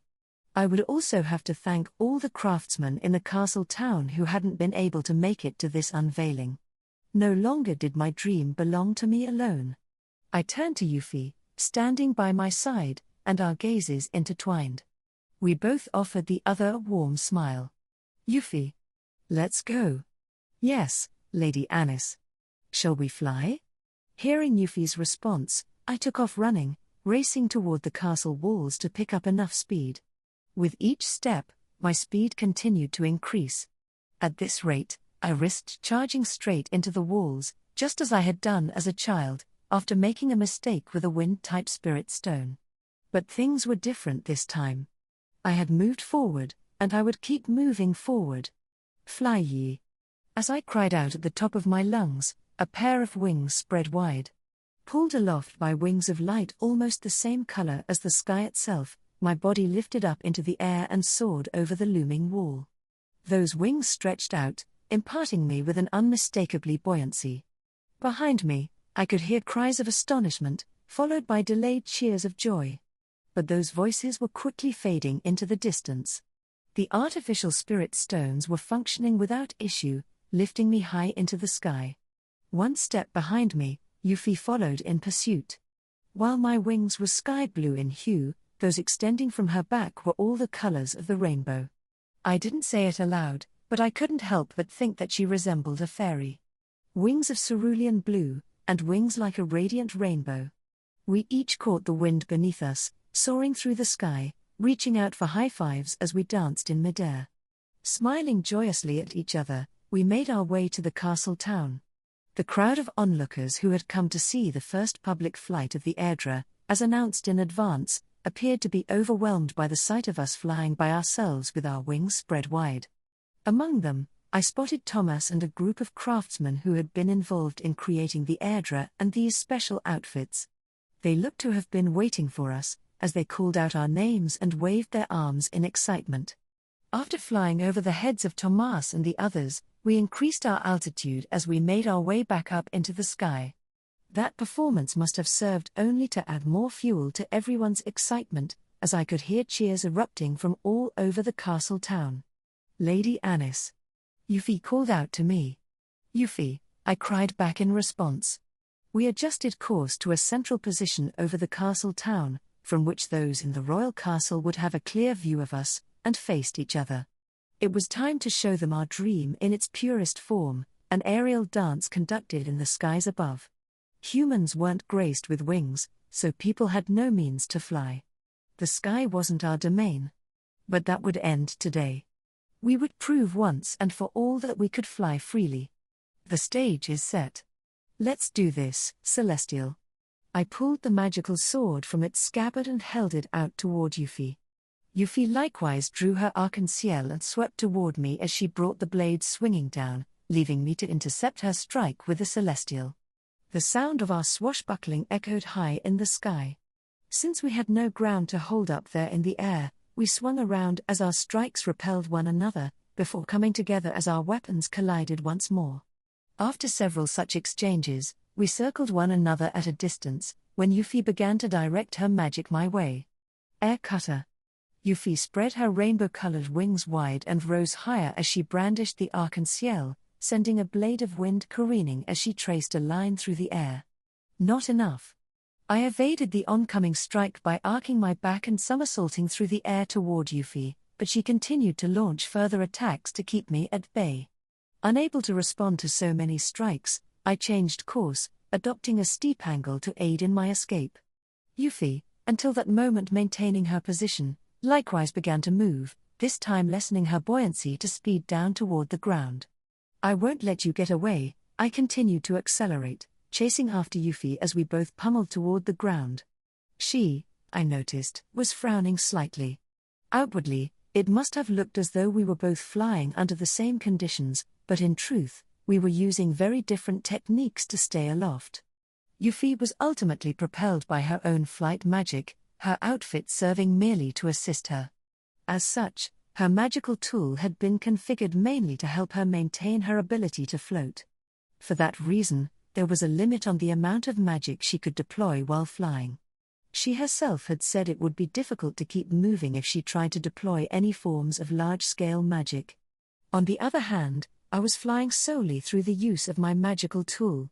In my case, it was the artificial magicite that Euphyllia had assembled, incorporating specialized magic, that made my flight possible. While she was directly controlling her own trajectory, I directed my course through that artificial magicite, and so both methods were ultimately quite different. "Take this," I cried, swinging the celestial wide and forcing Euphyllia to adjust the arc-en-ciel to catch my strike. She followed through, slipping past as though trying to pull me after her, before delivering a powerful kick to my back. "Got you now." The momentum from that kick sent me hurtling straight toward the ground. Regaining my posture with a forward roll, I landed with both feet on the rooftop of a building. Whoa, she slipped right past me. I guess you can't beat the freedom of movement that directly using your own magic brings. Kicking off from the roof, I soared once more into the sky, but the difference in our respective flight ability was starting to weigh on me. Indirect control through artificial magicite clearly didn't afford as much flexibility as directly manipulating one's own magic. But I'm not out of tricks. I gathered my magical energy, accelerating my movements. I might have been second to Euphyllia in terms of maneuverability, but it took her considerable concentration to stay airborne. Indirect flight control meant it wasn't possible to perform complicated operations. However, I couldn't possibly lose if I poured everything that I had into attacking powerfully and swiftly. If Euphyllia tried to match me, she would have to split her attention between acceleration and control. So long as I didn't lose my nerve, I was bound to come out on top. Euphyllia knew this, too, which was why she tried to evade my assault by diverting to a complicated arcing trajectory. But I had already figured out how to evade it. Extend. My magical sword responded to my will, the blade extending with considerable force as I spun through the air, sweeping the weapon toward Euphyllia. Perhaps she had already anticipated this move, as she used her own arc-end seal as a shield to block the blow, before taking advantage of the recoil to place some distance between us. "You won't get away." But as I chased after her, Euphyllia flashed me a joyous smile and spun around to meet me. "Isn't this wonderful, Lady Anis? It's so nice to be free." "Ha ha ha. That's right. Look how much fun we're having." The sky truly was freedom. With wings, we could go anywhere. It was a different feeling from flying on my witch's broom or the airdra, fresher, more vivid, enough to bring one's heart close to bursting with delight. "Still, you're terrifying," Euphyllia called out. "What are you so scared of?" I cried back. "I'm a little annoyed to see how well you're flying." "Well, I can't lose to someone who only just learned how to fly. I hate to admit it, but when it comes to flying, I'm no match for you. Under the same conditions, I couldn't possibly win. But I see it now, this is the world you saw in your dreams." Euphyllia was so excited that she couldn't stop talking. She certainly didn't usually show this level of joy and surprise. "I'm scared to go. But it's so fun. My heart is bursting with joy, Lady Anis," I giggled to myself. It certainly wasn't like her to say something like that aloud, either. But hearing her exclaim how happy she was, I started to think. We had both enjoyed this aerial dance, from the very bottom of our hearts. "So I don't want to let it end so easily," Euphyllia cried, bringing the arc-en-ciel around once more. The arc of her sword let loose a rainbow-colored barrage with a trailing tail of light, unleashing a scattershot of projectiles comprised of magical energy charged with a potent mix of attributes. "What? That's a little dangerous, no." "Mana shield." Realizing I wouldn't be able to intercept them in time, I raised my hand, and as I did so, a wall of magical energy erupted from the bracelet at my wrist, catching the bombardment before it could hit me. The recoil, however, sent me reeling backward. Gliding through the sky, I circled back and turned that momentum to my advantage to charge toward Euphyllia. Payback. Celestial. Overedge separation. The magical blade of my celestial, which I swung in a wide arc, detached from the hilt and careered in its target's direction. As the blow approached, Euphyllia spread the iridescent wings at her back wide, braced herself, and boosted the power of her own weapon, too. Arc-en-ciel, overedge. With a brilliant flash, the arc-en-ciel carved the celestial's magical blade clean in half. Euphyllia broke into a slight frown at this reaction, but at that moment, I channeled as much magical power as I could into my acceleration. Now was my chance. "I've got you, Nuowowu." I stretched out my hand and grabbed Euphyllia by the arm, swinging her around at such speed that she would have to dedicate all her concentration to keep from spiraling out of control. Gah. Arg. WHWH whoa. That hurts. In desperation, Euphyllia sent lightning coursing down her entire body, the pain and numbness that hit my hand forcing me to pull away. Taking advantage of that opportunity, she then increased her own speed and accelerated to follow after me. Then, an eyebrow raised in a frown, she slammed into my stomach with a powerful dropkick. Gah? The momentum sent me careening toward the ground. I was able to slow my descent, but it wasn't enough to angle myself sufficiently to climb back up into the sky, and so channeling my magical energy into my feet, I prepared myself to endure the force of landing. The impact made my legs go numb, but refusing to stop there, I kicked off from the roof and soared into the air once again. Euphy? Having lost sight of her, I glanced at the sky and spotted her floating there with the arc-en-ciel. She had deployed a large magic circle beneath her feet, while a rainbow-colored barrage of projectiles surrounded her like an expanding star before careening my way, each at varying velocities. As I soared back upward, I cut through those bombardments with the blade of my celestial, but the projectiles continued to increase in size and number. I'll just have to take them out at the source, then. The celestial absorbed every ounce of magical energy I poured into it, growing several times longer than I was tall as I brought it swinging down toward Euphy. I was able to deflect the barrage of projectiles she had sent my way, but Euphy, naturally, had guessed the trajectory of my follow-through and spun through the air in an attempt to circle around behind me. Hoping to outdo her, I adjusted the size of my own weapon once more and turned around to face her. At that moment, her strike approached, and I lashed out with the celestial to repel it. Our magical blades clashed against one another strike after strike, separating and coming back together over and over. Each time one of us caught up to the other, our blades would meet, and the pursuer would become the pursued. Euphy and I collided again and again, flying up and down, left and right, at a dizzying pace. Euphy. Lady Anis. We were both smiling, enjoying our dance high in the sky. But this couldn't go on forever. All of a sudden, we both stopped, staring across at one another. Sweat ran down my cheeks before being scattered by the wind. I've used up most of my magical energy, I remarked. Yes, I can see, Euphy answered. Since my flying tool was packed with so many functions, its main drawback was in how much energy it consumed. For my own safety, it would be best to end our dance here. Euphy floated my way, reaching out to me so we could clutch each other's hands. Her face was beaming, but I sensed a touch of regret in her demeanor. I felt the same way. At that moment, a wave of cheers reached us from beneath our feet. In the castle town below, everyone was crying out at the top of their lungs, waving their hands in excitement. I could make out more than a few cheers from the direction of the royal palace as well. As far as the applause was concerned, there was no difference in terms of status. I could see people from the castle town, knights, itinerant travelers, and members of the aristocracy, too. Everyone was smiling, everyone calling out in praise. Lady Anis. Euphy tightened her grip, intertwining her fingers around mine. I could feel fresh tears wetting my cheeks. The widespread adoption of magical tools would help others to use magic, even people like me who otherwise had no innate potential. Just as they had allowed me to soar through the sky, they would open up new possibilities for everyone. After all, everyone had a dream they held dear to their heart. Ah, what a wonderful future we had in store. I couldn't say there wouldn't be difficulties.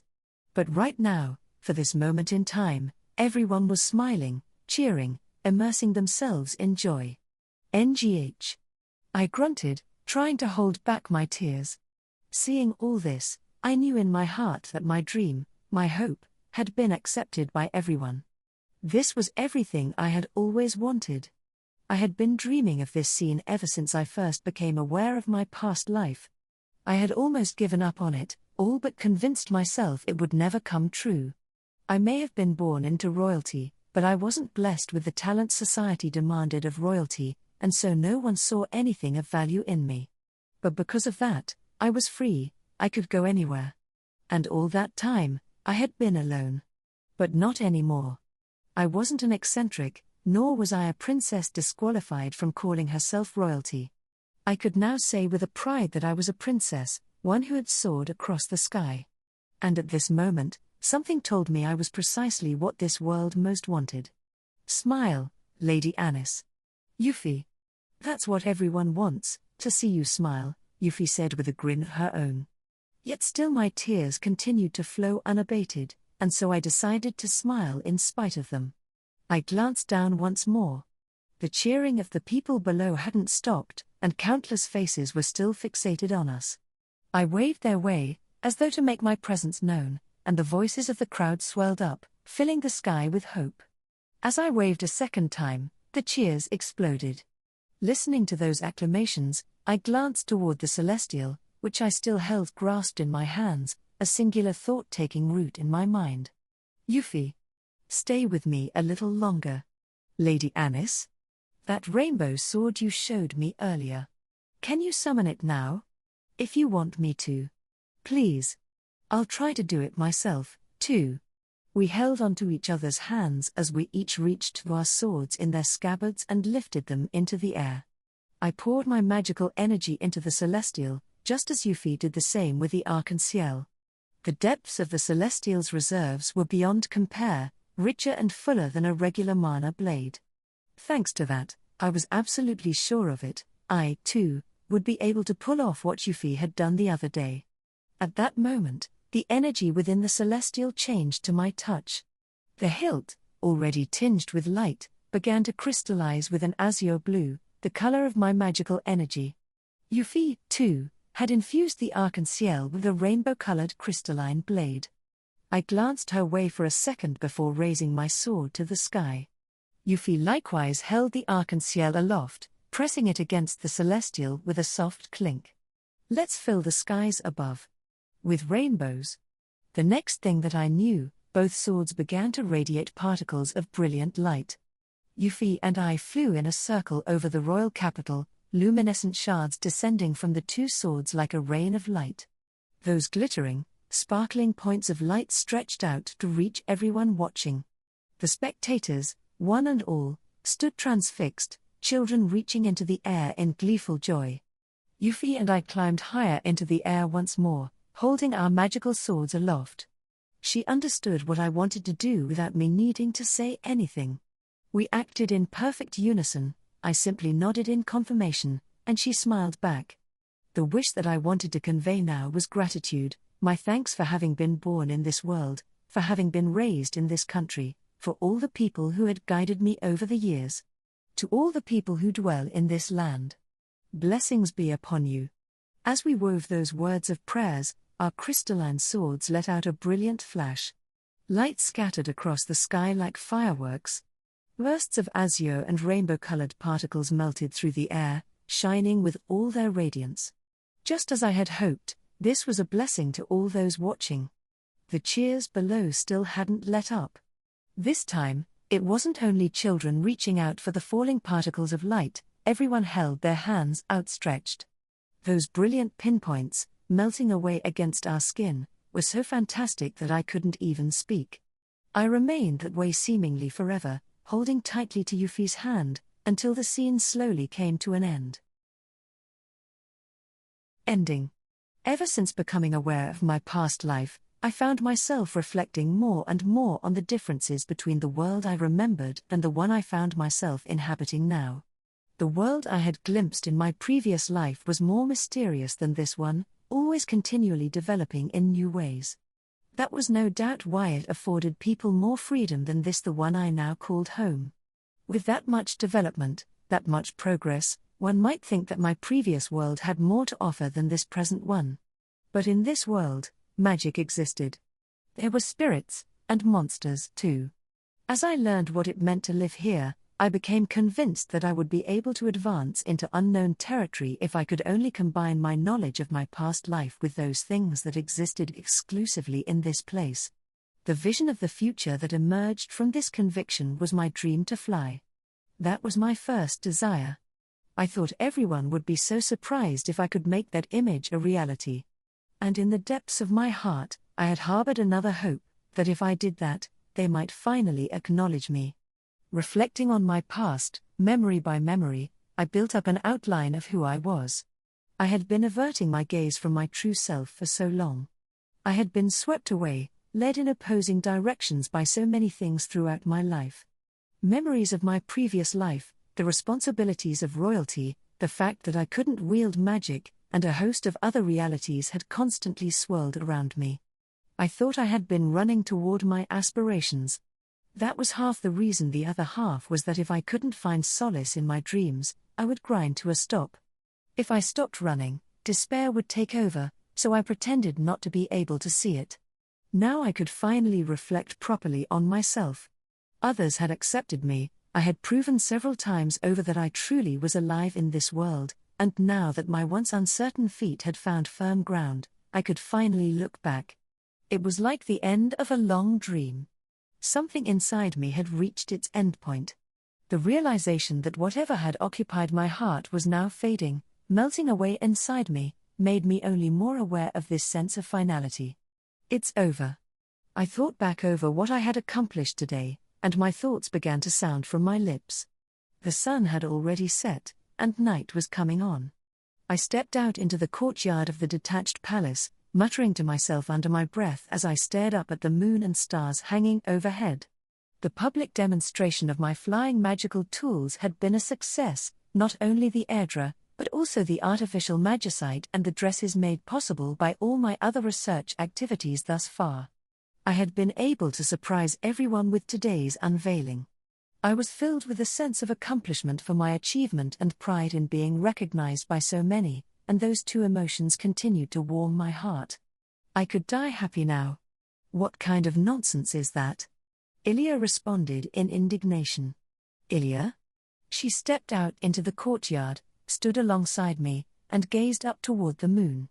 I glanced her way for a moment, taking in her profile illuminated by the moonlight, before turning back to the sky above. Euphyllia said nothing, so I didn't speak, either. The silence was a little awkward, but no words came to mind as the minutes passed between us.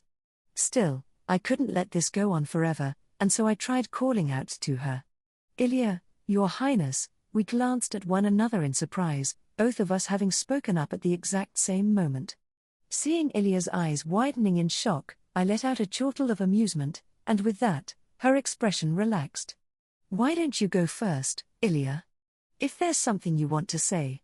No, you go first, Your Highness. Well, all right. Are you sure you want to be in my service, Euphyllia? Why would you ask that? She demanded quietly, her eyes narrowing in alarm. I averted my gaze, staring into the sky again. I thought this was a good time to see how you feel. You've always spoiled me.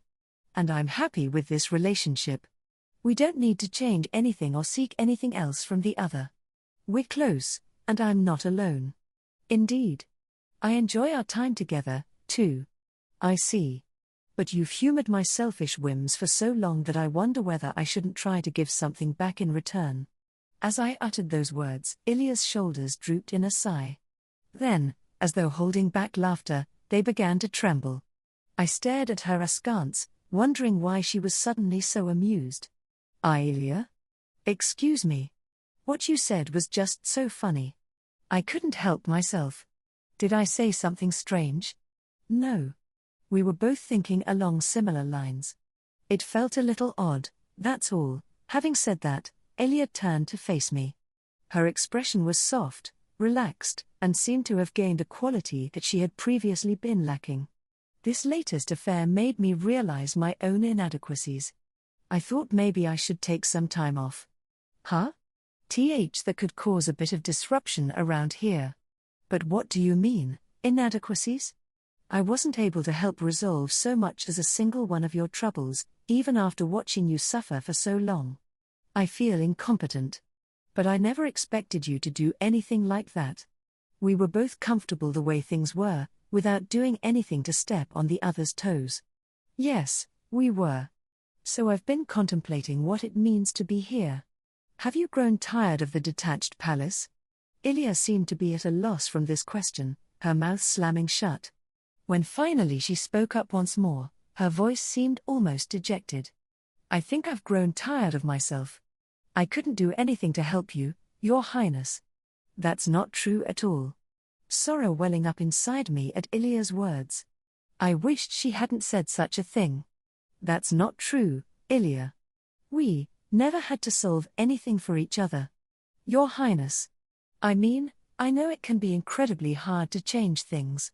We both knew there were things we couldn't do for each other, that if we wanted to change what existed between us, that it certainly wouldn't be easy. I'm glad we have the relationship we do. People didn't change easily. I mean, no matter what, I simply couldn't give up on magic. It was important to make efforts to change and grow. However, if that was our only goal, we would break. We might grow tired of change, of moving forward, and find ourselves completely stagnant. So I didn't want you to do anything. Having you by my side is more than enough to save me. Maybe we were accustomed to licking each other's wounds. We knew what we both were, and the two of us were content with that. Still, people did have to change at some point. Even if it wasn't easy, it was proof that we were indeed alive. Until now, Euphyllia and I had found a sense of security in the constancy of each other's company in our small private world at the detached palace. But now, a time of change was upon us. With the arrival of Euphyllia and Lainey, the days ahead looked very different from how they had before.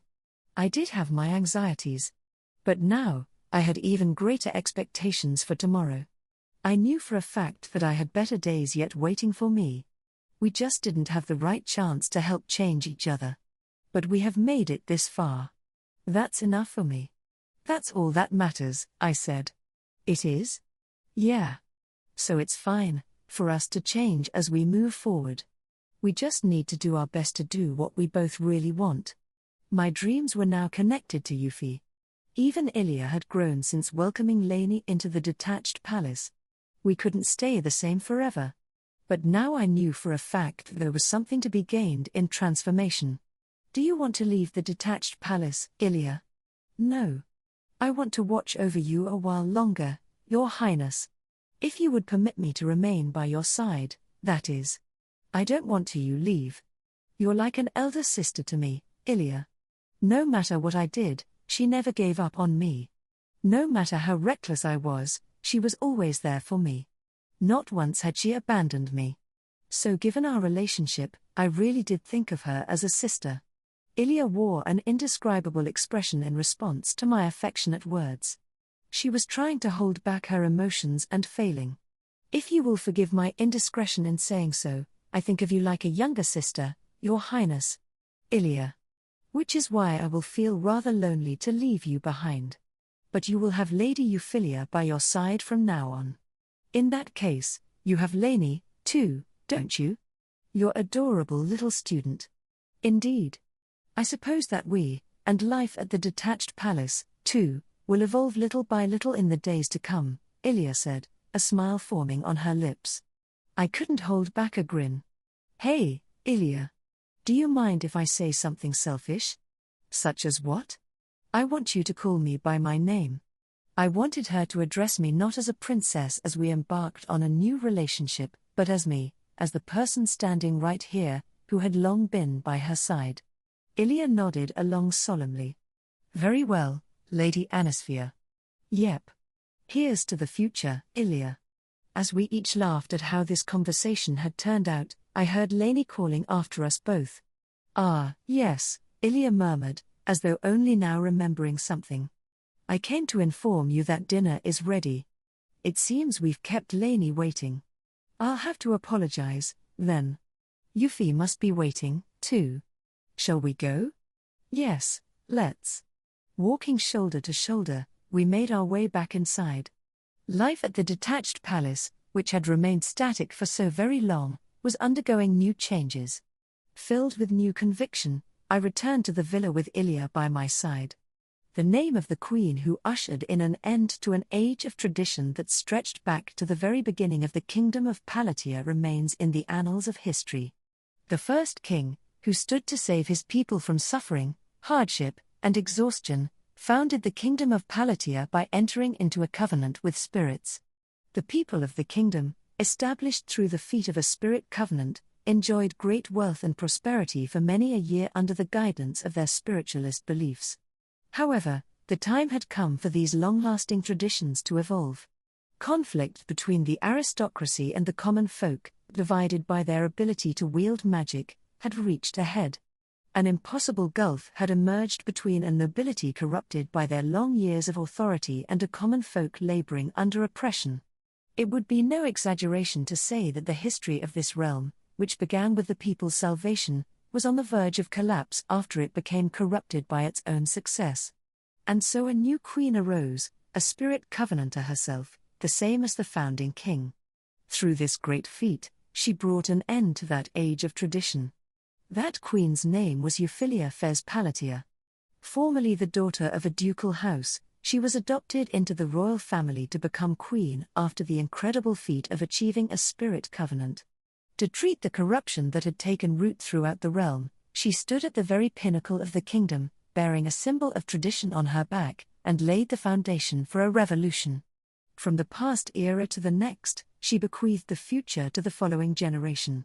And by Queen Euphyllia's side was a princess who had inherited the blood of the original royal family. She was an innovator long oppressed by tradition, a pioneer of the new age, a princess who loved magic more than anyone, though she herself was unable to wield it.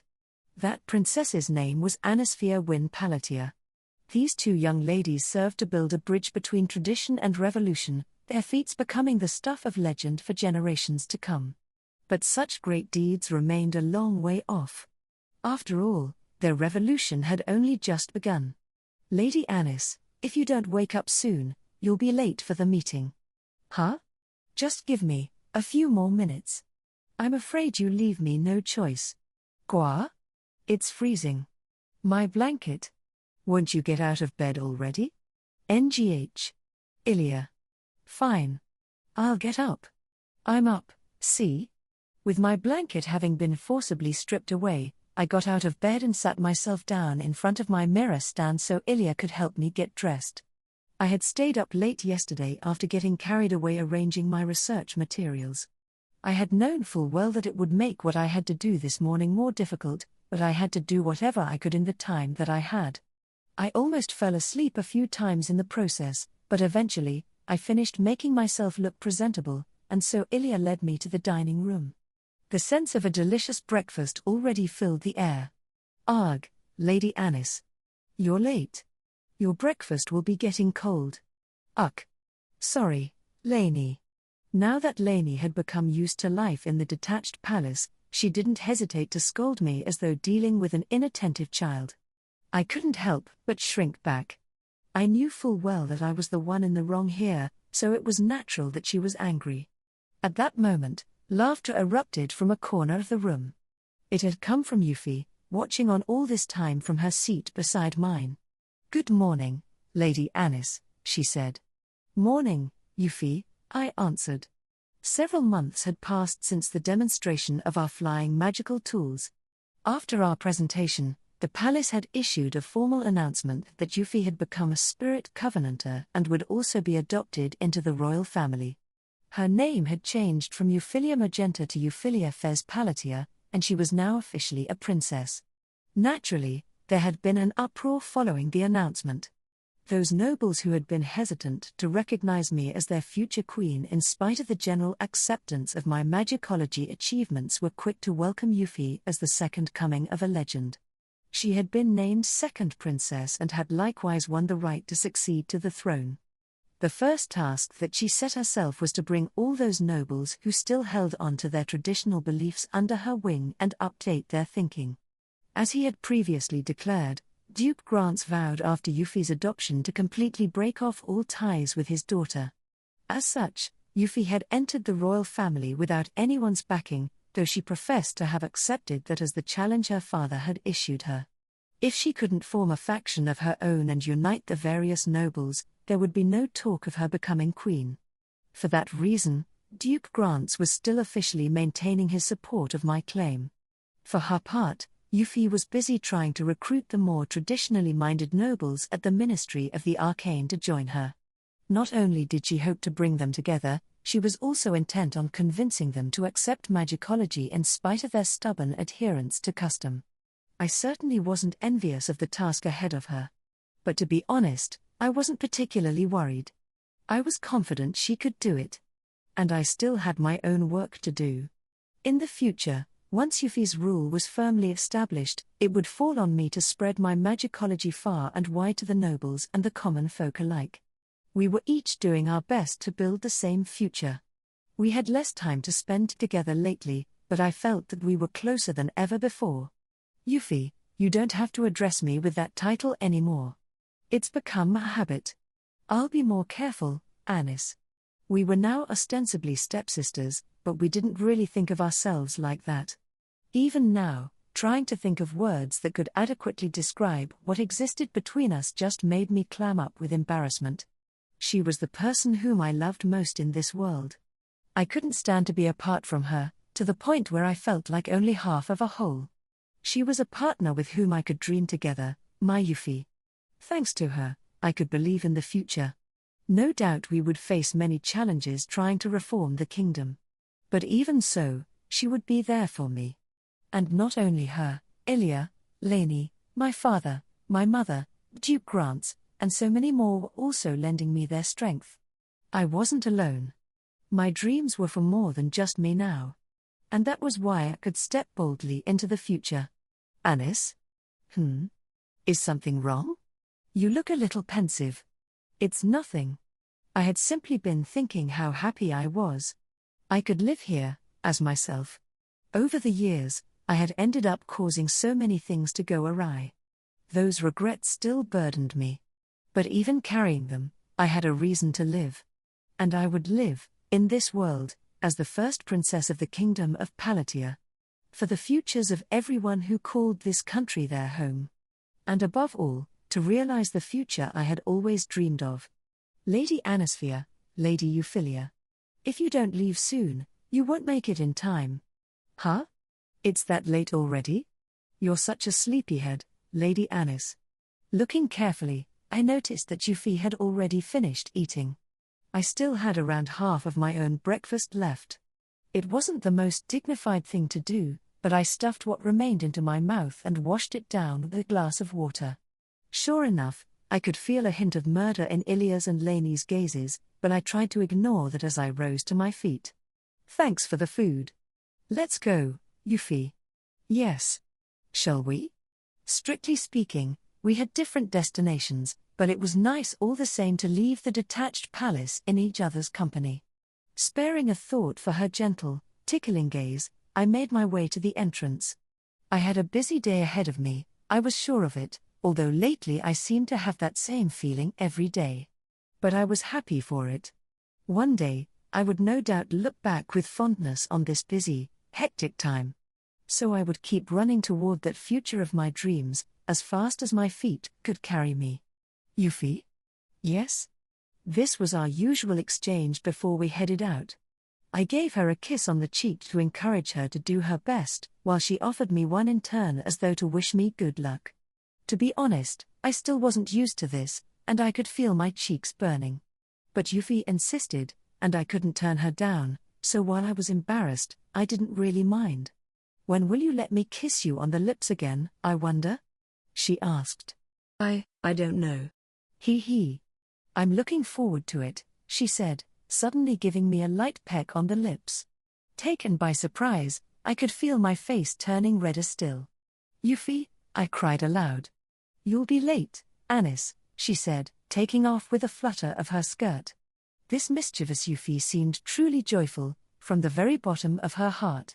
She was so dear to me that I almost didn't know what to do, but that didn't stop me from stepping boldly out from the detached palace to follow after her. Afterword.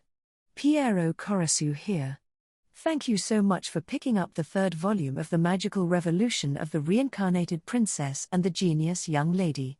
I'm so happy to have been able to safely deliver this next volume of the tale to you all. Those who have read the web version might be surprised to see that the contents of this third volume have changed considerably. I'll touch a little on these alterations here in the afterword. I was blessed with an opportunity to revisit the work after first serializing the web version and to take stock of how my own feelings had evolved as I revised the first and second ones. The first volume saw extensive changes surrounding the dragon attack, while the second revised the character of Tilty. But as I made changes to both works, I found myself wondering, what was the real heart of the story? And in the end, my thoughts settled on the relationship between Anisphia and Euphyllia. As such, I decided to pick up on their relationship this time around. When it comes to that relationship, one thing that simply can't be left out is their mutual love for magic. On the one hand, Anisphia has always yearned for magic but has never been able to attain it. On the other, Euphyllia is blessed with abundant talent but has been unable to achieve her own desires. In a very real sense, it is magic that lies between these two polar opposites. To many, the word magic is synonymous with fantasy, and I hope that it will always be something capable of filling our hearts with joy and delight. This world, with magic as its centerpiece, can be difficult and painful at times, but it is also capable of instilling us with hope, a hope that our two heroines can laugh by one another's side. With this third volume, the first arc of the tale is complete. But the story is hardly over. Anis's and Yuffie's revolution has only just begun. I'm pleased to announce that Harutsugu Nadaka's manga adaptation has already started serialization, and I'm overjoyed to see how positively it has been received. I can't wait to see how this world continues to grow in the manga version. I would like to thank Yuri Kisaragi for the brilliant illustrations, my editor for all the assistance in penning this latest volume, and every one of my readers who picked up a copy. I hope to see you again in the afterword to the next one.